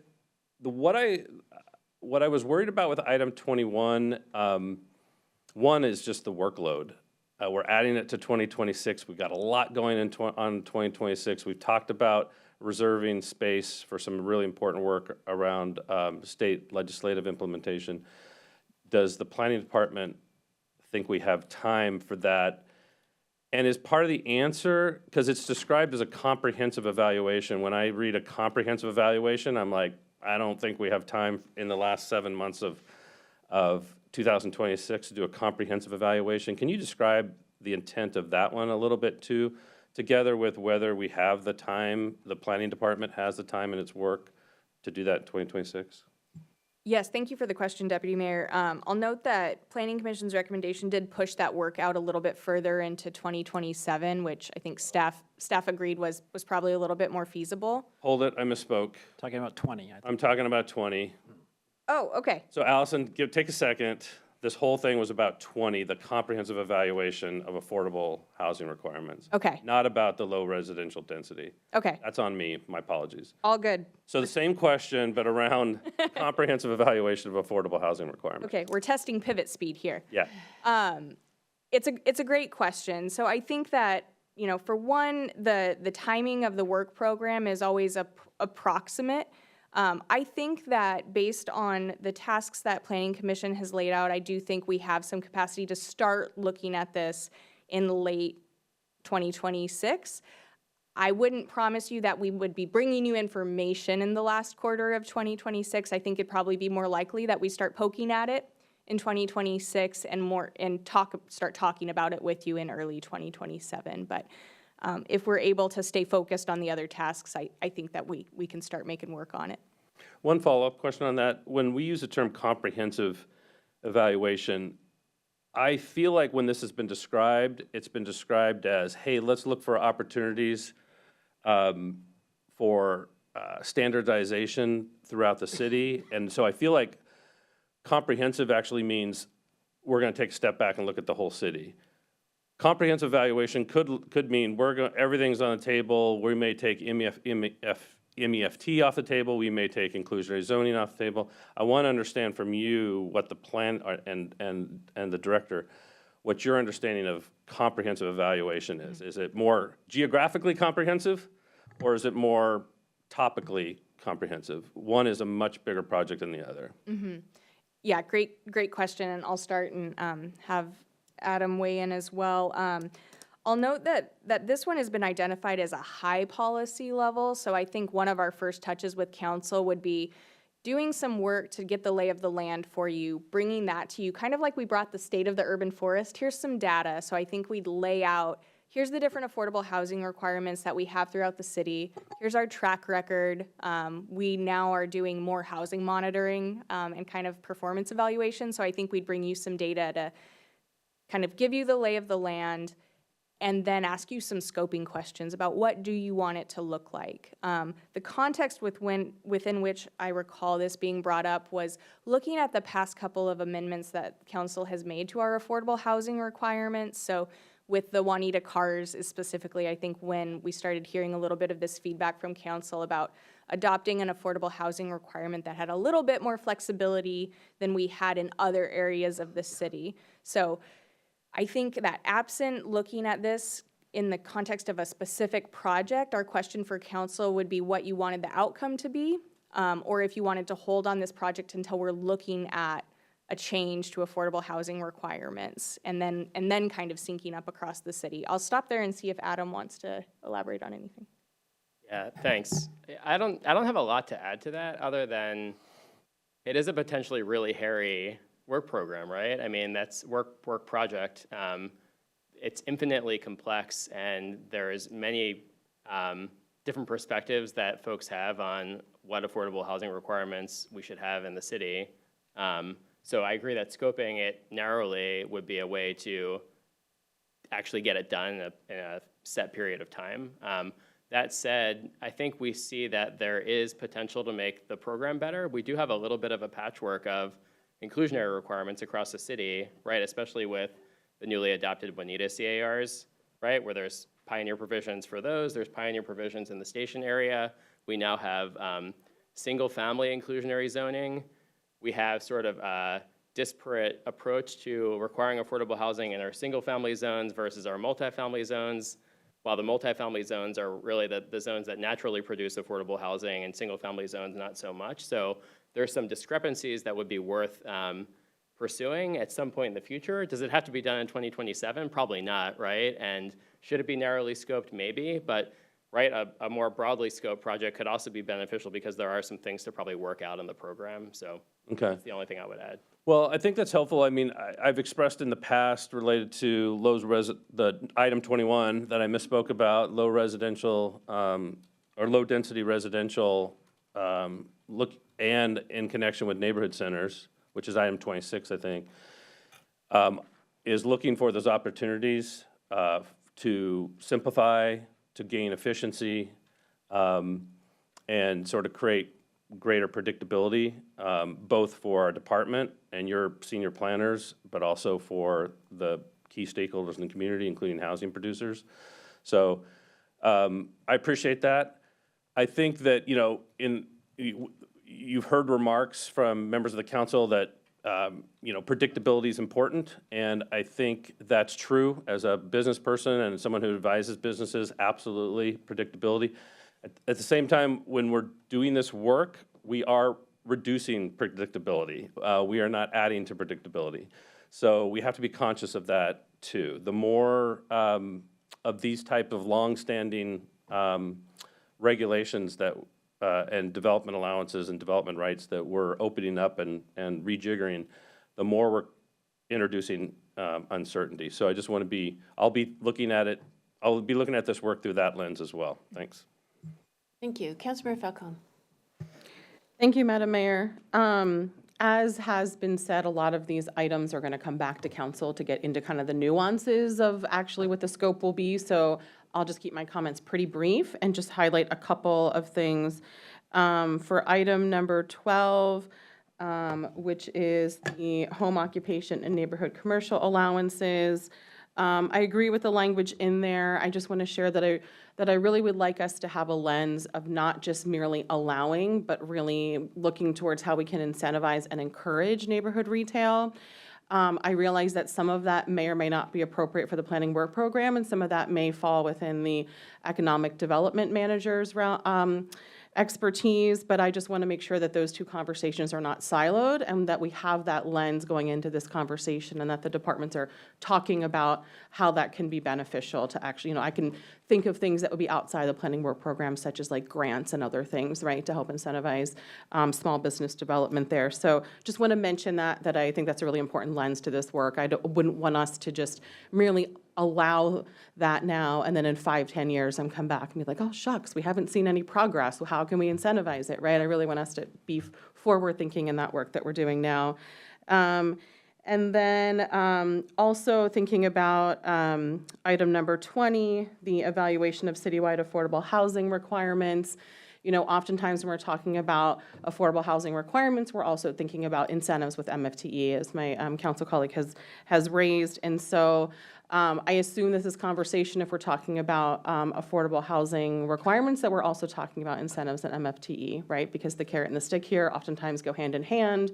And so any significant adjustments to one, I would assume we were thinking at in context of the other as well. I know I asked this of the city manager earlier, and his response was that it seemed like a logical aspect of this, even though it isn't clearly articulated in the description.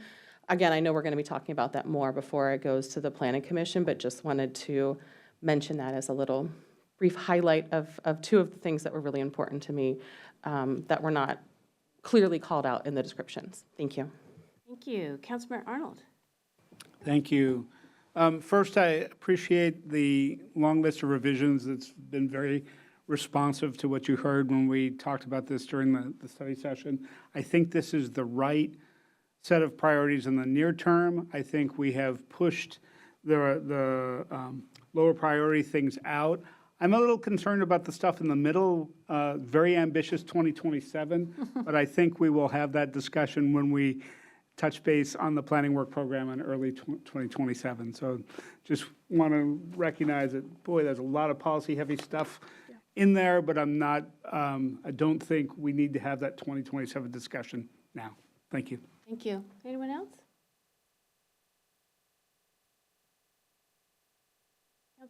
Nobody else? Okay. Councilmember Tim Chisholm? Yeah, would you turn your mic on? I have an amendment if this is the appropriate time. Go ahead. Okay. Oh, sorry, go ahead. Fair point. Do you have any comments on the work program? No, go ahead. Okay, anyone else? I just want to follow up on, thank you for the conversation about item 20. I do see in item 9, the last sentence says this task could be expanded to consider affordable housing requirements citywide, which is actually item 20. Can you just sort of walk me through that? Sure. I think that item 9 is the codified check-in that council added when we came and adopted affordable housing requirements in low-density zones. I think we, considering the context of that and not knowing if item 20, where that was going to land, wanted to signal in the task description in item 9 that it could be expanded. So just the scope. Yeah, can I add something really Yes, fast too, please. Mayor? I think also a piece of that is the fact that we're coming back to council, after council adopted those new inclusionary zoning requirements in lower density zones, and we're supposed to provide some options for amending those affordable housing requirements in terms of things like, should they apply to houses above 2,000 square feet or a different square footage? Should garages be exempt? Are there different approaches to implementing those affordable housing requirements. So that's another piece of that as well. That's a little more focused just on the lower density zones. Okay, okay. So really what we're saying is 9 is going to inform 20. Okay. Okay, because if it was expanding, there just wasn't enough room for it. Thank you. Councilmember, well, I will take a motion. Deputy Mayor? Thank you, Madam Mayor. I'll move for approval of Resolution 5732. Been moved by Deputy Mayor Black, second by Councilmember Falcone to move forward Resolution 5732. Is there any discussion? Councilmember Tim Chisholm. Yes.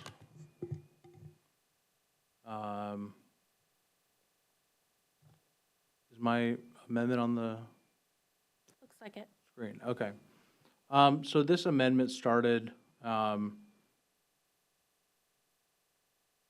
with an attempt to amend item number, I had concerns about item number 21 and 26 and the scope of work within item 21 and 26. There was a lot of material there, and item 26 talks about neighborhood centers in the topic, but then also talks about housing densities around neighborhood centers. And the scope of the description appeared to me to be larger than the topic. I talked with staff about possibly amending the description on item 21 and 26, but because it's a 2027 work program item and it's not urgent, we decided on this text, which simply reinforces the fact that at the beginning of these two topics and every topic, the council will talk about the scope of that project and that this language within the description is not necessarily binding. Thank you. If anybody has any questions on that, let me know. I didn't want this to be overly complicated, but amending the descriptions within the work program was probably overly complex and burdensome. Why don't you move forward this amendment? We'll look for a second, then I can open discussion. I will make an amendment to, make a motion to forward this amendment as written. Second. Thank you. It's been moved by Councilmember Tim Chisholm, a second by Deputy Mayor Black to move forward the Tim Chisholm amendment to describe what the description column stands for, which is a reflection of our earlier conversation. Any discussion? All right, all in favor of adding the Tim Chisholm amendment to the work program, please say aye. Aye. Aye. Any opposed? Motion carries 7-0. Thank you. The question is on the amended work program, moved by Deputy Mayor Black, second by Councilmember Falcone. Any further discussion on the work program? All those in favor, please say aye. Aye. Any opposed? Work program passes 57-26. Great job. Thank you, Chair Rosman, for Planning Commission's hard work. We look forward to seeing you at the next meeting in which we'll discuss the amendment, which has been deferred to the next meeting. All right, we are moving on, oh, I think I skipped ahead, to item 9, which is the 2026 updates to the council policies and procedures. City Manager. Okay, thank you, Mayor. I just want to see if, does anyone need a break? I was going to call a break at 10. Okay. All right, just wanted to do a little quick time check. All right. What's up? Because I didn't think this one would be long. It hopefully will not be. Okay, so we are looking for council discussion and action on updates to council policies and procedures. These were discussed at the council retreat, and per your direction, we're bringing them back to you for potential action. Here to walk you through it is our city attorney, Darcy Eilers, and our city clerk, Anastasia Warhol, to make the presentation. Dream team. Right? Good evening. We will jump right in. We're just going to give you a quick heads up about the actions that we're looking for tonight. And then we just have 2 slides, one for each of the sort of primary pieces we need feedback on. So first, we'd like you to select an option for selecting the ISC. Anastasia is going to go into more detail on that on our next slide. Whatever option you select, then we'll incorporate that into a proposed resolution to be presented at a May meeting. And then the last substantive slide will be about providing feedback, cat's out of the bag a little bit on this with our public comment about audience disruption. And that will be, I'll be presenting on that a little bit, just summarizing what's in there. Our slide deck does not go into sort of some of the more minor amendments that are included in the proposal that we presented to you. So if you have any questions or feedback on any of those, I've sort of listed them here, but that's our boards and commissions eligibility requirements about residency and training, the general recruitment process changes we needed to be able to incorporate some of the ISC changes, and then the dual service on salary commission under board and commission. So we don't have a specific slide that details those for you, but if you have feedback, we'd be happy to, of course, hear that and incorporate it for the next meeting. I'll jump in over and let Anastasia take over. Ooh, we were very fancy. Ooh, whoa, I almost missed it. I promised the team I would not make any quirky American idiom jokes today, so I had to do something. But I will make a benign reference to an American idiom and say this decision should be a piece of cake. Someone asked a few meetings ago whether or not they could have a side-by-side comparison of our two competitors of the ISC selection, rotation, a possible rotation. These are the three options we presented. One is status quo, keep things as is, and then two different variations of the Fano plane, rotation tied to position, not person. There's pros and cons to each of those, but I will defer to the governing body to make a decision on those options. Thank you. Would someone like to make a motion on our options? Councilmember Arnold. Thank you, Madam Mayor. I move that we adopt option 2. Second. Been moved by Councilmember Arnold, second by Deputy Mayor Black to move forward with option 2. Is there any discussion? Go ahead. Thank you. One of the reasons why I support option 2, in our packet, there's a grid that talks about the pros and cons of the different options. The things I like about this is that it has every position serving with every other position at some point during the rotation on a predictable schedule. Thank you. Deputy Mayor, did you have anything to add? I don't really have anything to add other than that was exactly the reason that I favored option 2. Thanks. It's been moved by Councilmember Arnold, second by Deputy Mayor Black to move forward with option 2. All those in favor, please vote. Councilmember Tim Chisholm. Are you proposing that these seat numbers, even if council members change, that these seat numbers stay consistent? Correct. Thank you. All those in favor, please say aye. Aye. Any opposed?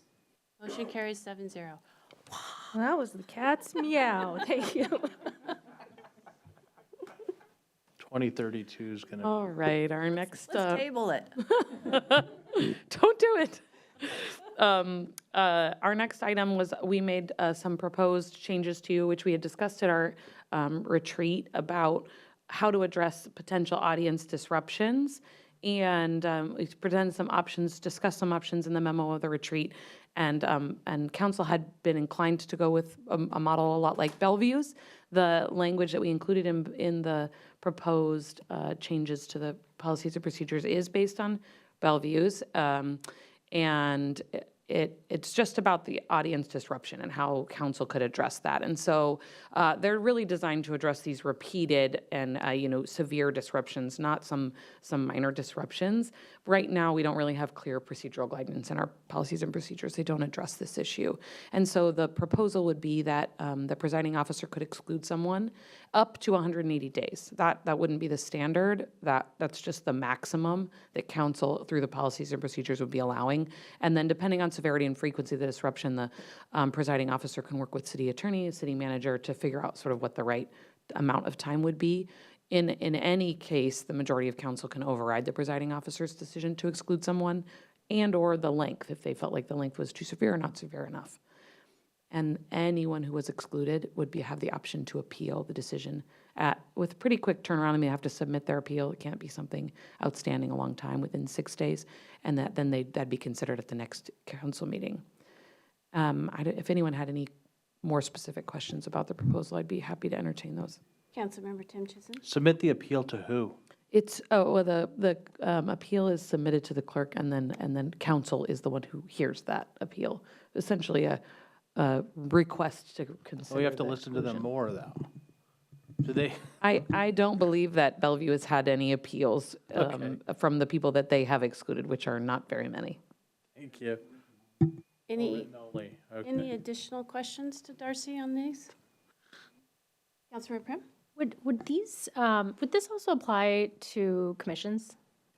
These rules are just about council policies and procedures, but commissions could incorporate similar requirements into their own policies and procedures, or when we have sort of our more full conversation about standardizing some of the boards and commissions processes, this is certainly something that we could incorporate into more standard boards and commission process. Okay, thanks. Councilmember Arnold? And to Councilmember Prim's point, one of the things where boards and commissions are different is that they're having public hearings on specific topics, whereas our meetings have an open comment period for items from the audience. So it already is in the ability of a presiding officer to say someone's making a public comment not pertinent to that board and commission's work. Certainly, and they have authority sort of generally to control the meeting to do that, just not as clear procedural guidance as is incorporated here. Yep, and we've received public comment today that the city council should adopt a similar rule that says public items from the audience is limited to city business. We've had some retreat discussion on that. I'm in favor of such a rule. The rest of the council at this point has not been, but I do think that this disruption language that is proposed is a good start for other violations, and we can continue this discussion. Thank you. Thank you. Anyone else? Deputy Mayor? Thank you, Madam Mayor. I was going to say the same thing that Councilmember Arnold said about boards and commissions. I was going to do Jeopardy, and I was going to phrase it in the form of a question, let the city attorney respond to it, but that's points well made, and that's what I was going to mention. I'll just say that, and a little bit in response to Councilmember Arnold's comments, I appreciate them. I think we're striking the right balance here between creating certainty, protecting First Amendment rights, and a third leg of this that doesn't get talked about is creating something that the presiding officer can administer under pressured circumstances. So I appreciate where we're landing on this, and I know we're not approving this tonight. We're giving you guidance that we're going to see in a resolution next meeting, but I like where we're headed, so thanks. Thank you. Anyone else? Okay. Thank you. That was it, unless anyone had feedback on the other. Councilmember Arnold had a additional. On additional feedback, one of the things that I have brought up previously that was not in the items for future consideration on page 258 that I would like to consider is section 3.02 that talks about submittal of council members for future agenda items. I'd like to look at that at some point in the future to make sure that reflects current practice. Thank you. Councilmember Pascal? Yeah, I had another topic I wanted to raise, related to kind of the earlier conversation about the interview process for boards and commissions. I know we talked about this briefly at our retreat a month ago, and several of us expressed an interest in spending more time with applicants in the interview, and I noticed that this resulted in a shift from conducting interviews in one evening and now spreading them across 2 evenings, so 5 hours each night, 10 hours total. And so that's raised some concerns. I didn't realize that we were kind of taking that step already. The first concern is really the time commitment from the council. 2 weeknights is a significant ask, and especially given all the other responsibilities we have. The second is the thing that I don't know that we fully thought through, but this requires staff to support us on 2 evenings, and that's a workload and resource implication. And then third, there's logistical considerations just with scheduling that with board chairs and applicants themselves who are also trying to balance needs with their families and jobs and so forth. So I really would like to see options on how we can streamline the interview process while still achieving the goal of, a really good, strong candidate interview evaluation. Perhaps there's ways to enhance the front end of the screening of the applicants. I know that some cities have staff screen and reduce the applicants down further. I don't know. I don't know what those options are, but I'm hoping that there's interest in trying to do this in one night of interviews rather than 2 nights. That's the issue. So that's where I'm at. I'd like to see some options, and I hope that there's support on bringing back options on how to do that. Councilmember Tim Chisholm? Would you like to make a motion, Councilman Pascal? I don't know, do I need a motion? Well, all right, to clarify, are you looking for a change before this round of interviews, or are you talking about for next? No, This round, yeah. I think it would probably be too late to try to do something different than the interviews this round, but, Really? you can all decide to have one night, but I think to Okay. have. Well, it like seemed like staff- we've always done it in one night, now we switched to 2 nights. So I just revert back to what we did for one night. Yeah, if you'll let me chime in, I think you hit the nail on the head when you said there's some competing needs. One is the council has determined that less than 10 minutes with an applicant is not adequate time to really vet the person for the position. And you're also contending with the fact that you have 13 vacancies, let's say 11 if you remove civil service, which follows a different protocol with the city manager. But right now, the policies and procedures state that the screening responsibility rests with the interview selection committee. That's their primary role. It does not give staff authority to do that. Staff at this point was just screening whether the candidates are eligible to progress in the process. And so to compound the fact that you have 11 vacancies, your policies and procedures also ask you to have preferably 3 people to interview per position. Now, I've added a provision here as part of the edits that give the ISC flexibility to take a lesser amount for interviews so that you have flexibility. And my proposal is to allow the ISC at their next convening to consider the proper time allocation for each board and commission and see how much flexibility they can build in. If there's a way to shave off an entire day of interview time, they may elect to do that and propose that to the full body of the council in the same memo where they're proposing who is to be interviewed. So considering the time constraints we have now, I recommend that we allow the ISC to consider your points, Councilmember Pascal, and consider the fact that there are, we might want to shave off some time if possible, but we do have 2 days set aside because we heard what you wanted to give yourself some margin as one of those standing messages from the retreat. Thank you. Go ahead, Councilmember Tim Chisholm. you shouldn't have listened to us. If that's what I said, I regret it. I would be willing to, I do think it's difficult for, this job has to, aside from what we said we wanted, this job does have to be accessible to people that work. We could get here at 4 p.m. maybe on one of the days and get a little early, or we can just assign this to the ISC and have the ISC bring something back to us. But I think Councilmember Pascal's comments are well taken, that maybe we just delegate this to the ISC rather than staff, and maybe the ISC could bring us back. And I don't even, who's on the ISC? I forgot. You are?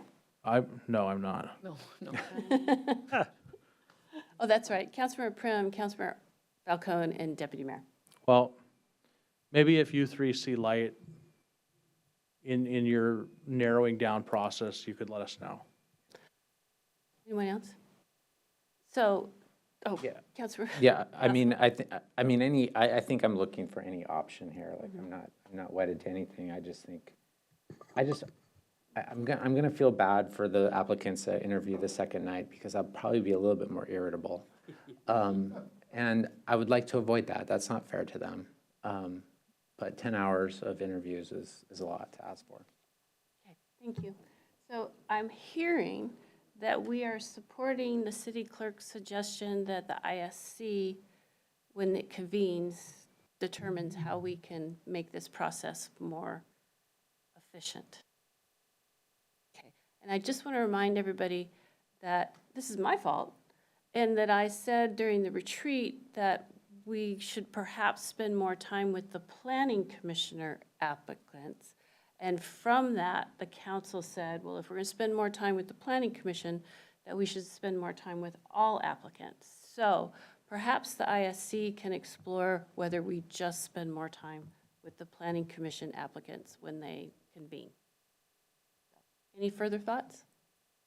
Okay, 10 o'clock. thank you. Thank you.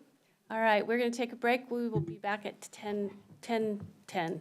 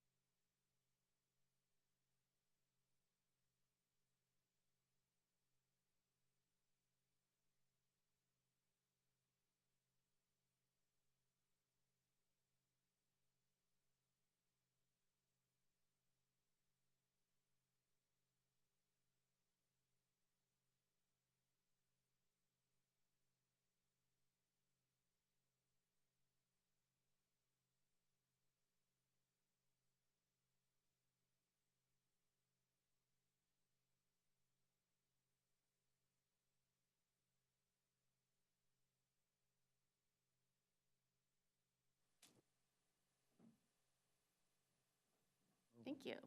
All right, we are now moving on to our last item of business, which is on preparing the city for safe and legal responses to federal civil immigration enforcement actions in the city. City Manager. Okay, thank you, Madam Mayor.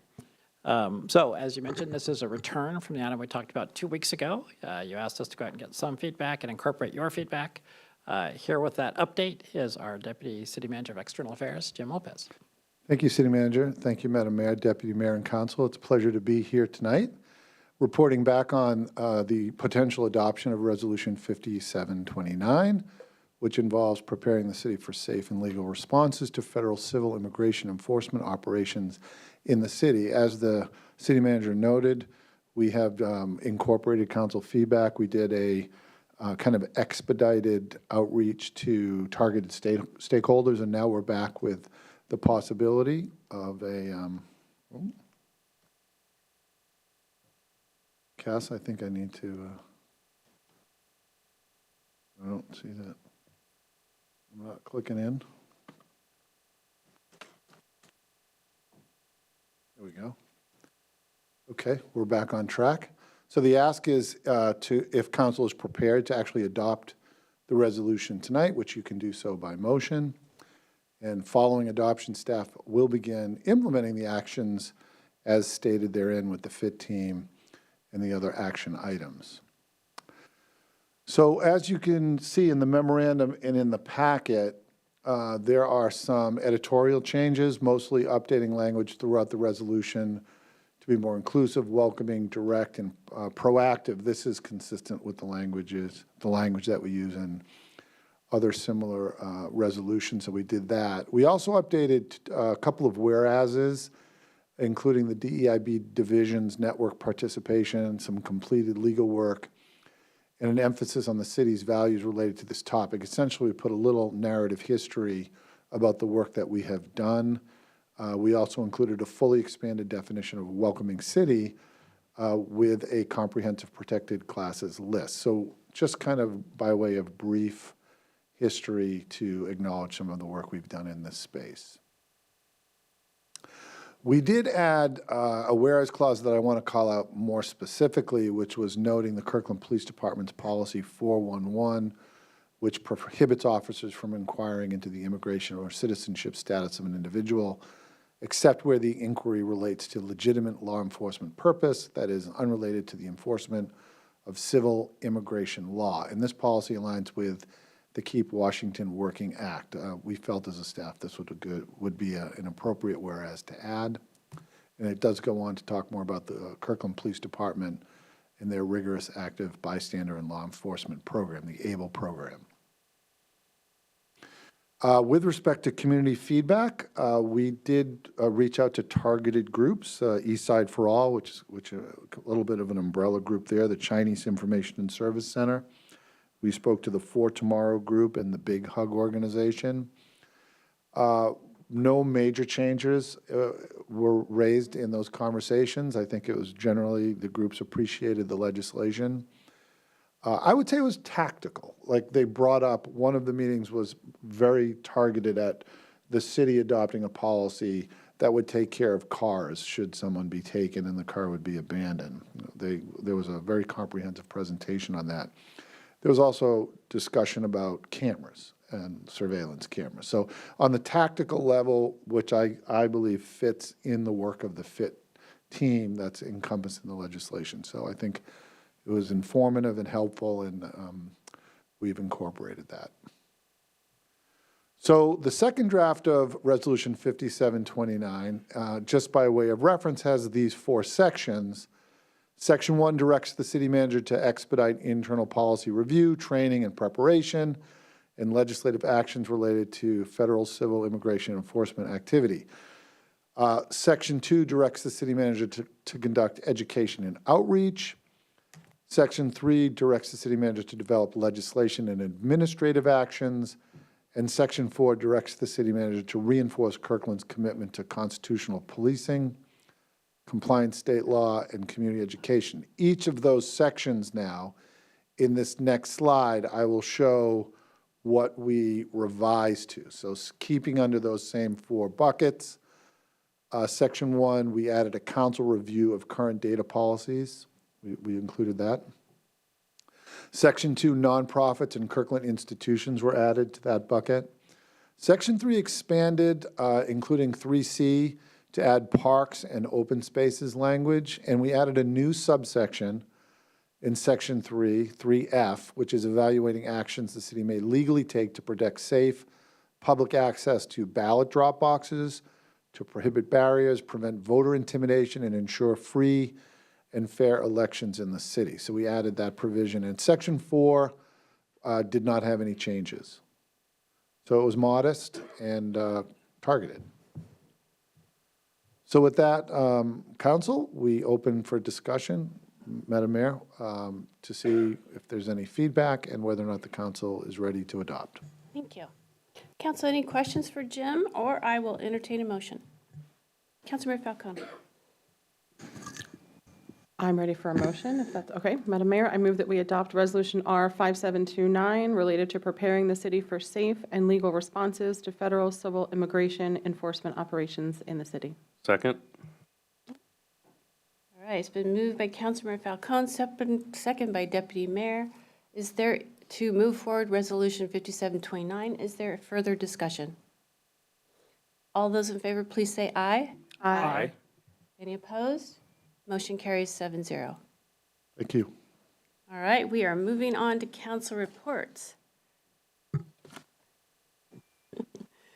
Deputy Mayor. Thank you, Madam Mayor. So just a couple things from community and regional committees.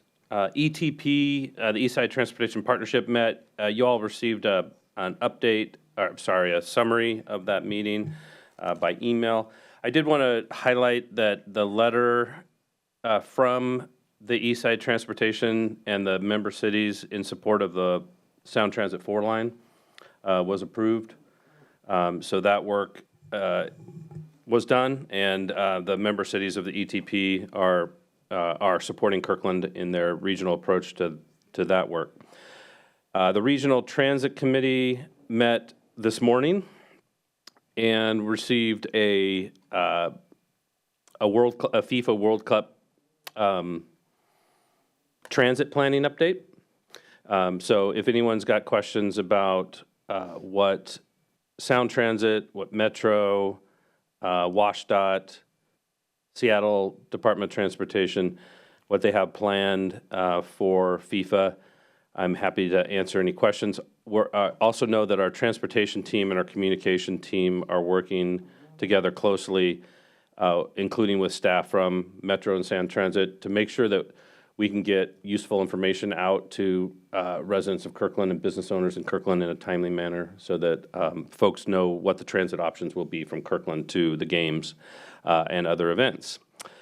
Regional Law, Safety, and Justice Committee meets this week, and once again, World Cup FIFA is on the agenda, and we're going to be hearing about the public safety planning update for FIFA. A lot of work going on in that area for members of our public who are listening. I wanted to, between now and our next meeting, I'm going to have my very first meeting of the Association of Washington Cities Legislative Priorities Committee. Just for my colleagues' recollection, I was appointed by the Association of Washington Cities to that Legislative Priorities Committee. We have our first full half day. Is full half day? It feels like a full day, but it's a half day. First meeting of that Priorities Committee. So just a reminder, you know, that appointment is it's in an odd posture. I'm there representing all Washington cities, but I'm also there to communicate things that are important to Kirkland and cities like Kirkland to other members of the Priorities Committee. And I'm also there to bring back the latest from the Association of Washington Cities and their thinking on legislative priorities. So I'll be committing myself to reporting back to you all, and then I hope that if you have things that you are on your mind, that you'll share those with me, so I can include those in my discussions with the other member cities of the Association of Washington City Legislative Priorities Committee. And then last thing, good news. It's on all of our calendars, but I wanted to make sure the public was aware of it, that this Thursday, 4/23, April 23rd at 3:30 PM, we're going to be opening the final segment of the Cross-Kirkland corridor. Yay. So at 3:30 PM, the public is welcome and encouraged at the final segment of the Cross-Kirkland corridor, Slater and 132nd. The city and its taxpayers have invested in a wonderful safe crossing for bikers. So public, come out 3:30 on Thursday and bring your bike, and you'll be one of the first people to be able to make that crossing. Is that correct? Yeah. So looking forward to that and encouraging folks to join us. That's it. Thank you. Thank you. Councilmember Pascal. No updates. Councilmember Falcone. Wow, that was quick. Just a few highlights in the interest of time. I just want to say last time I'd mentioned that myself and some others were going to be attending the chamber luncheon on the future of clean energy. I just want to say that our council colleague, Councilmember Jay Arnold, did a fantastic job moderating that panel, had very thoughtful questions and really interesting discussion. It was very well attended, so well done, Councilmember Arnold. Tomorrow morning, we have our next coordinating committee meeting with Lake Washington School District. Various items on our agenda, including the Seattle Kraken proposal update, school zone signage. We typically receive a construction update from the school district. We'll be talking about district field scheduling changes, among some other things, housing for school employees and/or on school property, things that are happening at the federal level that are impacting our combined work, as well as the 2026 legislative session recap. So lots of interesting things on our agenda for tomorrow.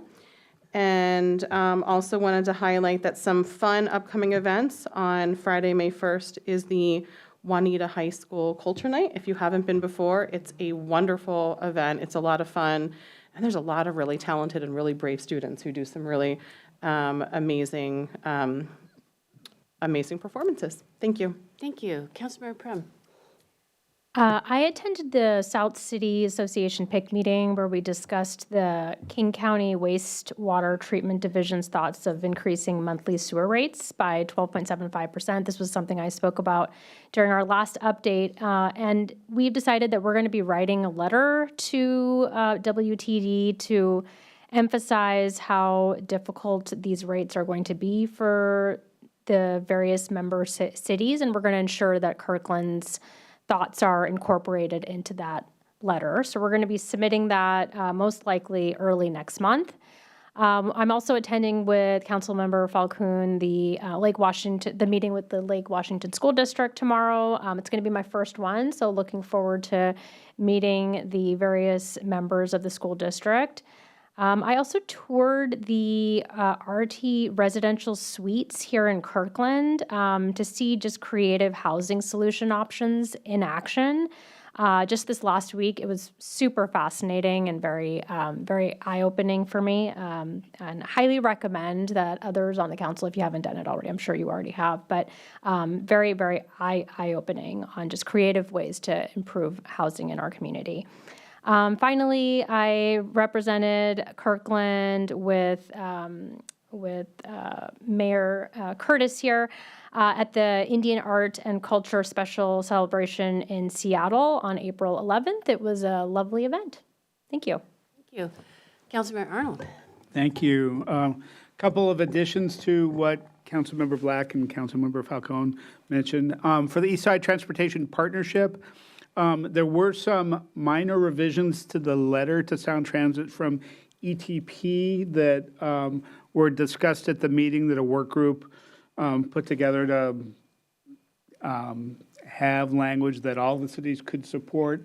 The revisions that were talked about were consistent with the letter that we approved as a council at our last meeting. Several cities had to go through their councils to approve, so the letter that Councilmember Black mentioned won't actually go out until the next ETP meeting on May 8th, where it gets finally approved. The chamber event on the future of energy was just fascinating opportunity to talk about how Puget Sound Energy was dealing with their current challenges and requirements to switch to renewable energy, and some very interesting developments with small modular reactors and fusion. Both the small modular reactors were with a local company, and fusion was with an Everett company called Helion. It sounds like science fiction, but it is things being developed today. It was fascinating to talk about. There was so much energy around that discussion. The chamber's already talking about what next year's energy discussion is going to be. So I was delighted to be able to be a part of that. I did have one thing to bring up for consideration for colleagues. You might have heard that State Representative Larry Springer is retiring, not running for re-election.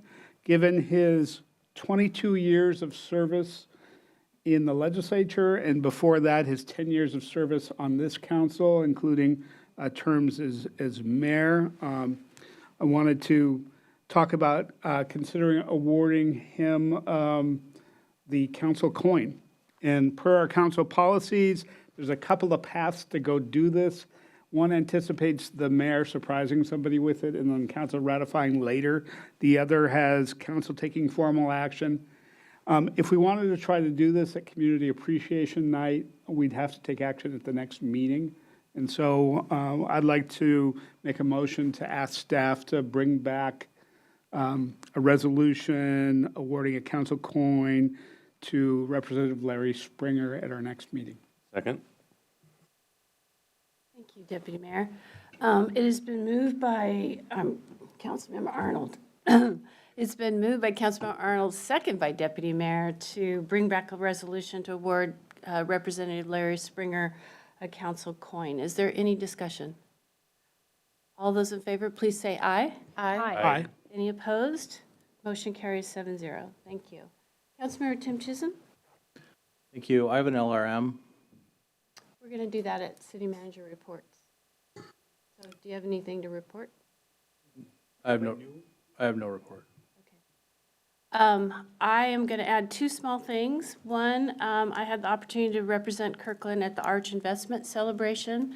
I spoke to a small project with a big impact, which was the porch light expansion of permanent supported housing in the Juanita area. It was really fun to be in the room with housing providers and housing advocates and to hear about the other projects. The other thing that I'm surprised Councilmember Tim Chisholm didn't mention is we attended the Molly Moon ribbon cutting. Oh, we did. That's right, with hundreds of people in line to get their ice cream. That was very fun. So, City Manager, back to you. Okay, thank you, Madam Mayor. So under City Manager reports, we first have a legislative request memo response to go over with the council. The council approved us to bring back something to explore public-private partnership pilots for downtown valet program. So that'll be my first item. So our Economic Development Manager, Jen Davis-Hayes, is here to make the presentation, looking for council action on one of the four options.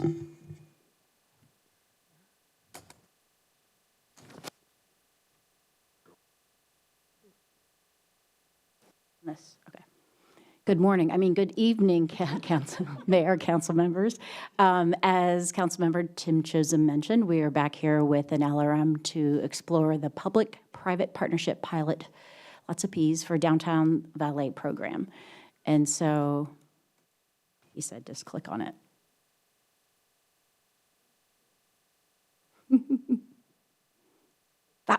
See, that goes too fast. Okay. So just as a reminder, this slide was the LRM that was presented at the February 17th council meeting, and it asked us to come back with some options as well as costs. I will say it's hard to determine costs on some of these options until you actually do an RFP or you actually work with a firm. So we don't have those items, but we did develop 4 options, kind of from most expensive to least expensive. And so the first one is for us, the city, to create city-managed downtown valet program. So that would be contracting with a firm managing it, and they would actually operate it, but making sure that we would manage it and make sure it's a success. The second one is that we could work with a downtown organization or an organization that's interested in doing this and help provide a little bit of funding for that. The third one is to simply allow them to use some on-street parking spaces for the valet drop-off, and then some storage, quote-unquote, in the Westerlot parking lot and here at City Hall on off hours.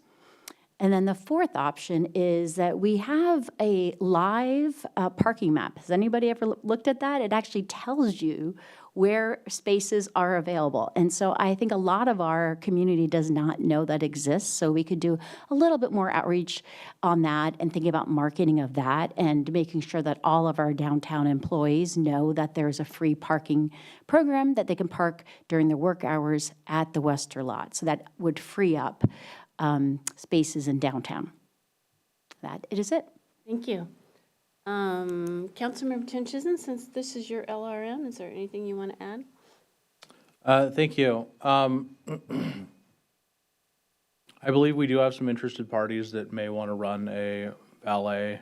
I've been in conversations with them.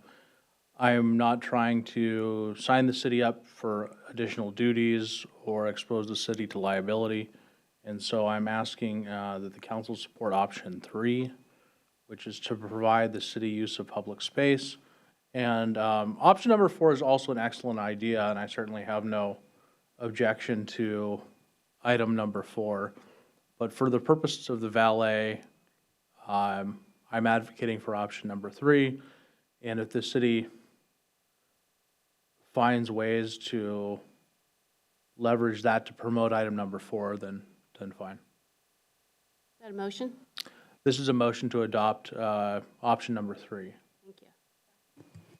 All right, it's been moved by Councilmember Chisholm to adopt option 3, second by Councilmember Falcone. Council, any discussion? Deputy Mayor? Well, thank you. I feel like I have to speak because I'm going to vote no on this, on option 3. I really favor option 4. I want to, not only do we have a live parking map, but we have a brand new state-of-the-art improved one, which we are hopefully going to see a demonstration of at an upcoming council meeting. I know that We moved it out, yes. But yeah, I think staff had to bump that out, but I want to see, I'll just say that I want to see that implemented and pushed out.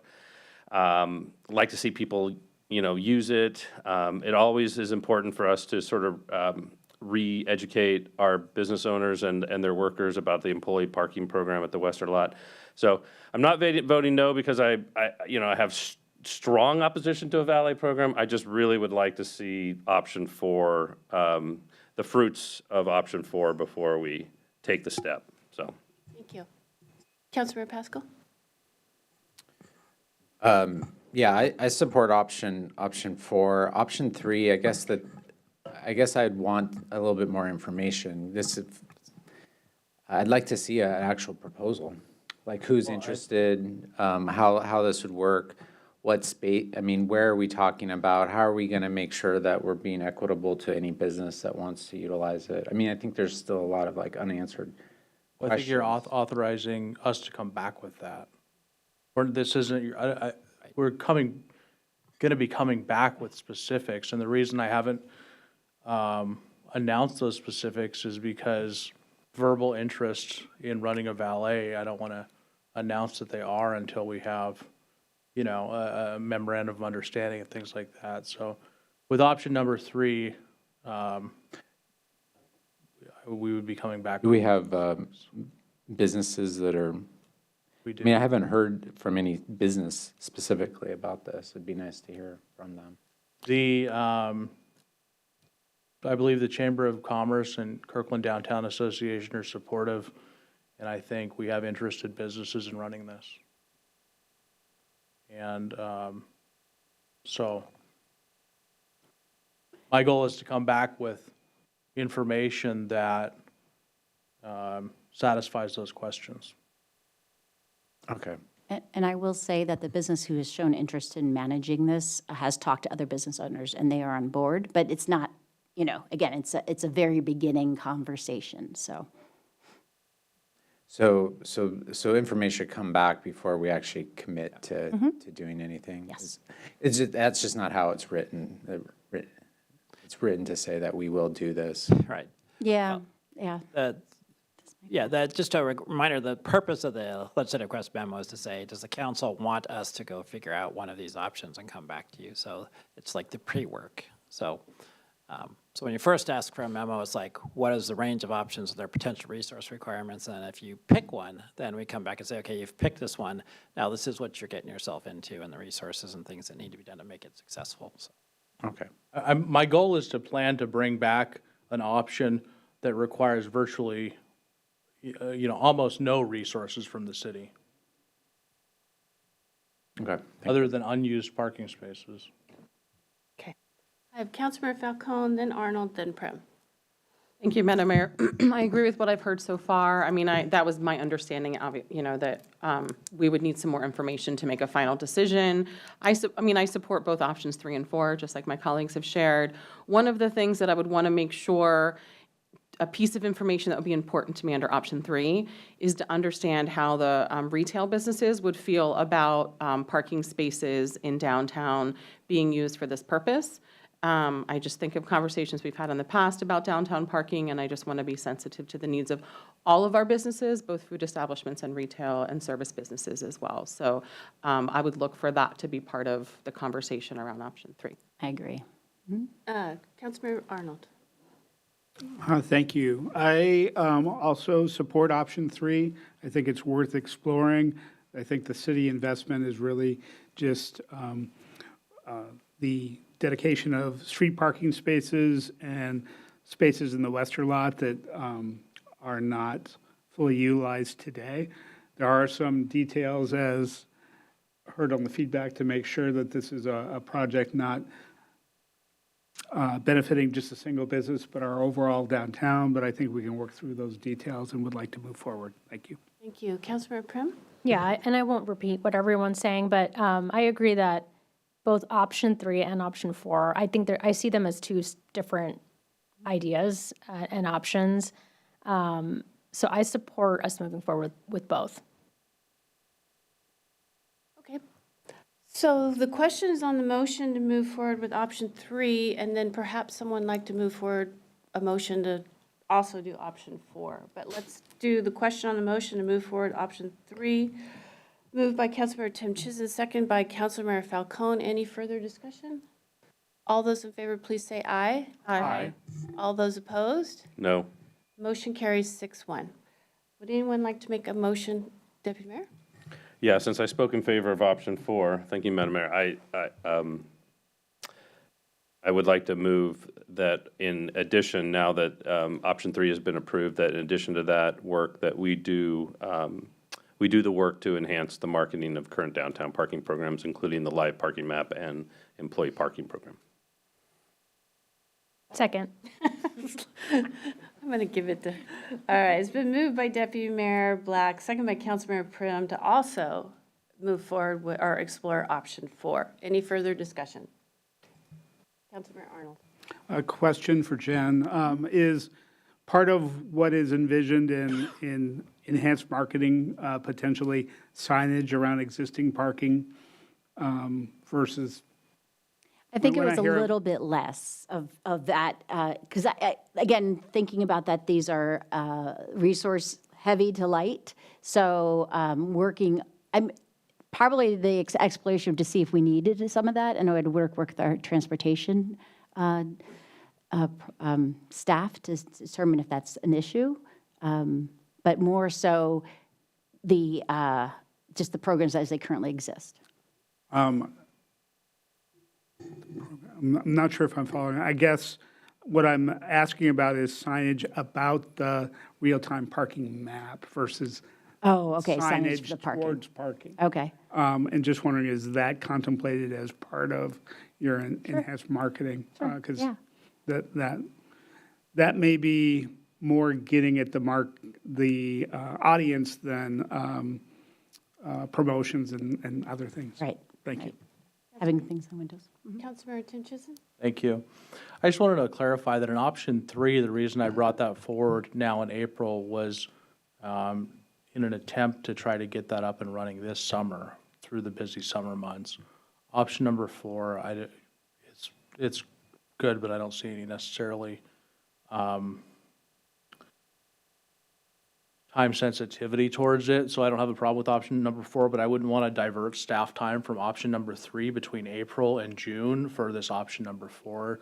So I won't be supporting option number 4, or I could support option number 4 starting perhaps after the summer, but we've got a finite number of staff to help with this between April and June.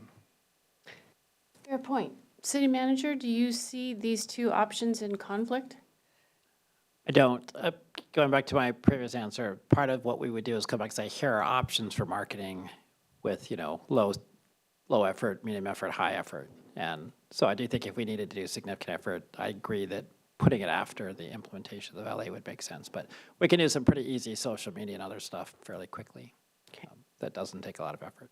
Okay, thank you. Anyone else? All right, the questions on the motion, and we'll also explore option 4. Moved by Deputy Mayor Black, second by Councilmember Prim. All those in favor, please say aye. Aye. Any opposed? Motion carries 7-0. Great, thank you. All right. The city manager resolved my concern, so I did vote yes. All right, so Councilmember Falcone? Yes, the city manager earlier this afternoon sent out a proposed LRM, a joint LRM between myself and Councilmember Tim Chisholm that I'd like to introduce. I think we're pulling up a slide that has that language. While we're doing that, just a little bit of background on why I'm bringing forth this legislative request memo. As you may know, in May of 2024, the King County Council adopted new minimum wage legislation, so that now unincorporated areas of King County have a higher minimum wage than the state of Washington's minimum wage. The rationale included that the cost of living is higher in our region, in our county, than in other parts of the state.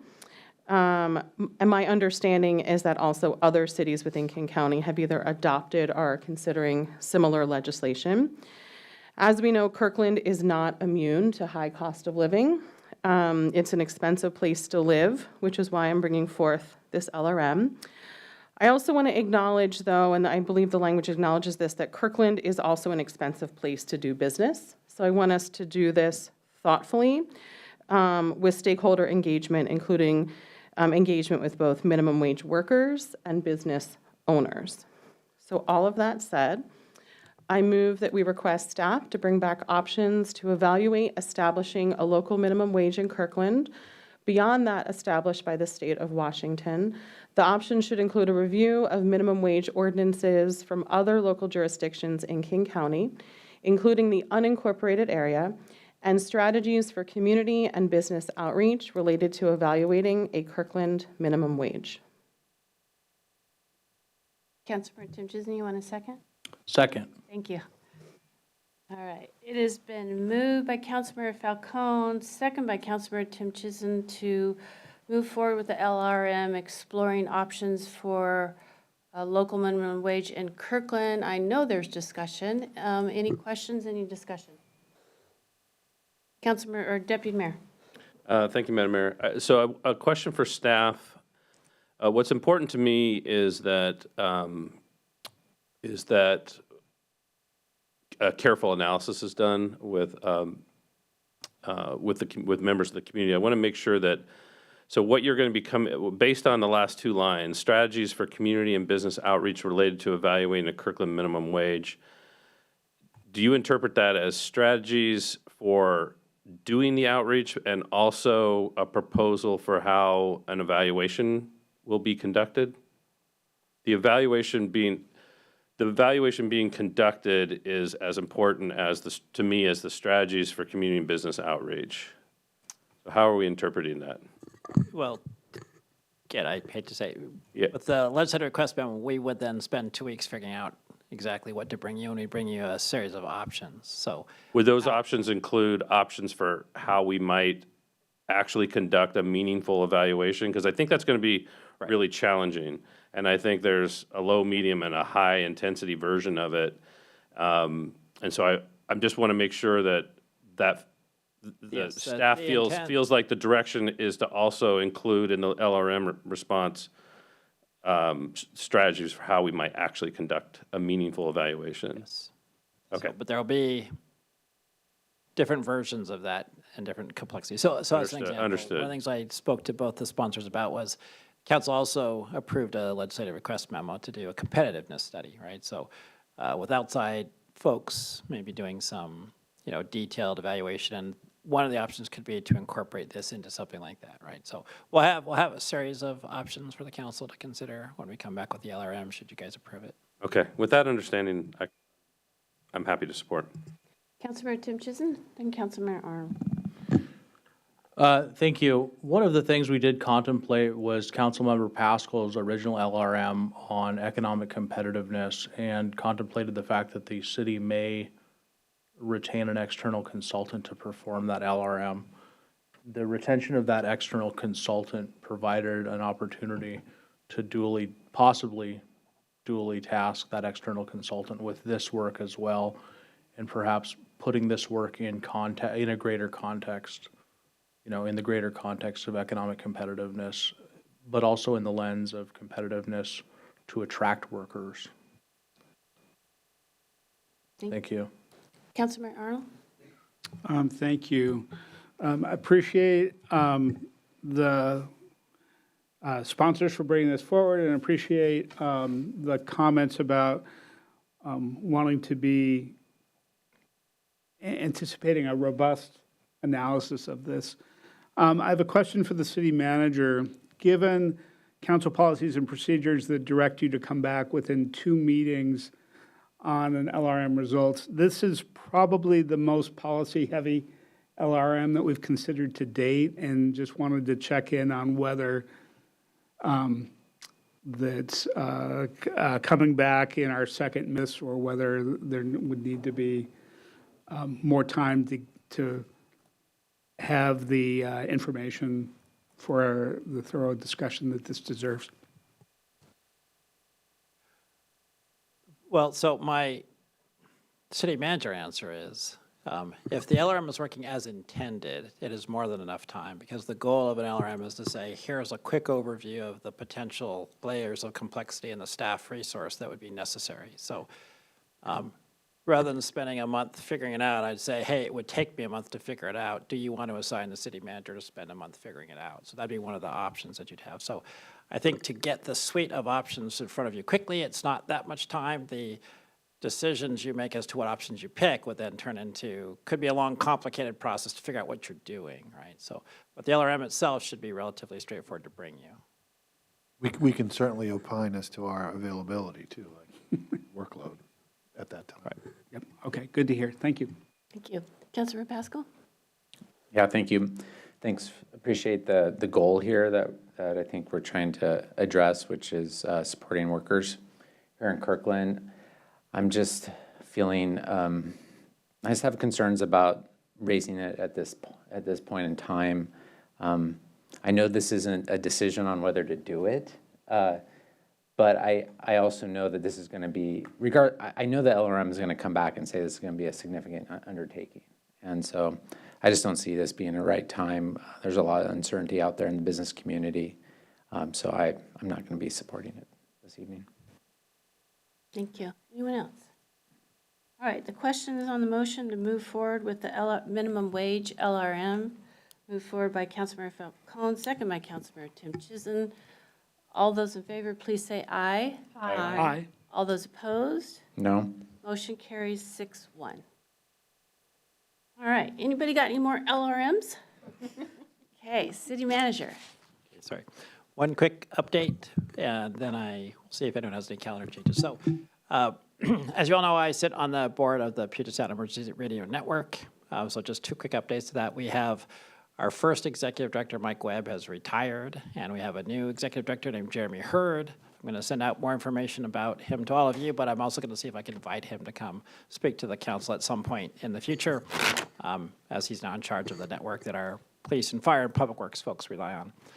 Related to that, we are finally and officially going to sunset EPSCA, which is the previous radio system, which I also happen to be the chair of and have been for the last like 7 years. So I'm really looking forward to sunsetting that, but you're going to get legislation sometime in the next couple weeks, like a couple meetings, that officially sunset our previous body, with the exception of creating a way to pick the east side representative to PCERN. So look for that in a packet near you, and we'll be moving on to the evolution of emergency radio communication. So see if anyone has any questions on that before I.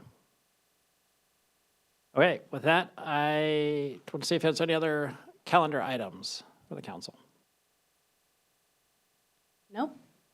Okay, seeing none. So then one public service announcement. Councilman or Deputy Mayor Black mentioned the ribbon cutting, sort of walking across at 1:30 seconds later. What we wanted you all to know is we're actually going to create a much more formal ribbon cutting opportunity in the future as well, where we can get other elected officials and so forth. But the staff was trying to take advantage of the fact that it will finally be ready and people will still be able to cross it, sort of a cold open, if you will. So we welcome anyone who can come. We want you all to be there if you can, but there will also be a very formal event later on that will have lots of opportunities for photo ops and things like that. So if you can't make this one, don't worry, we'll have another.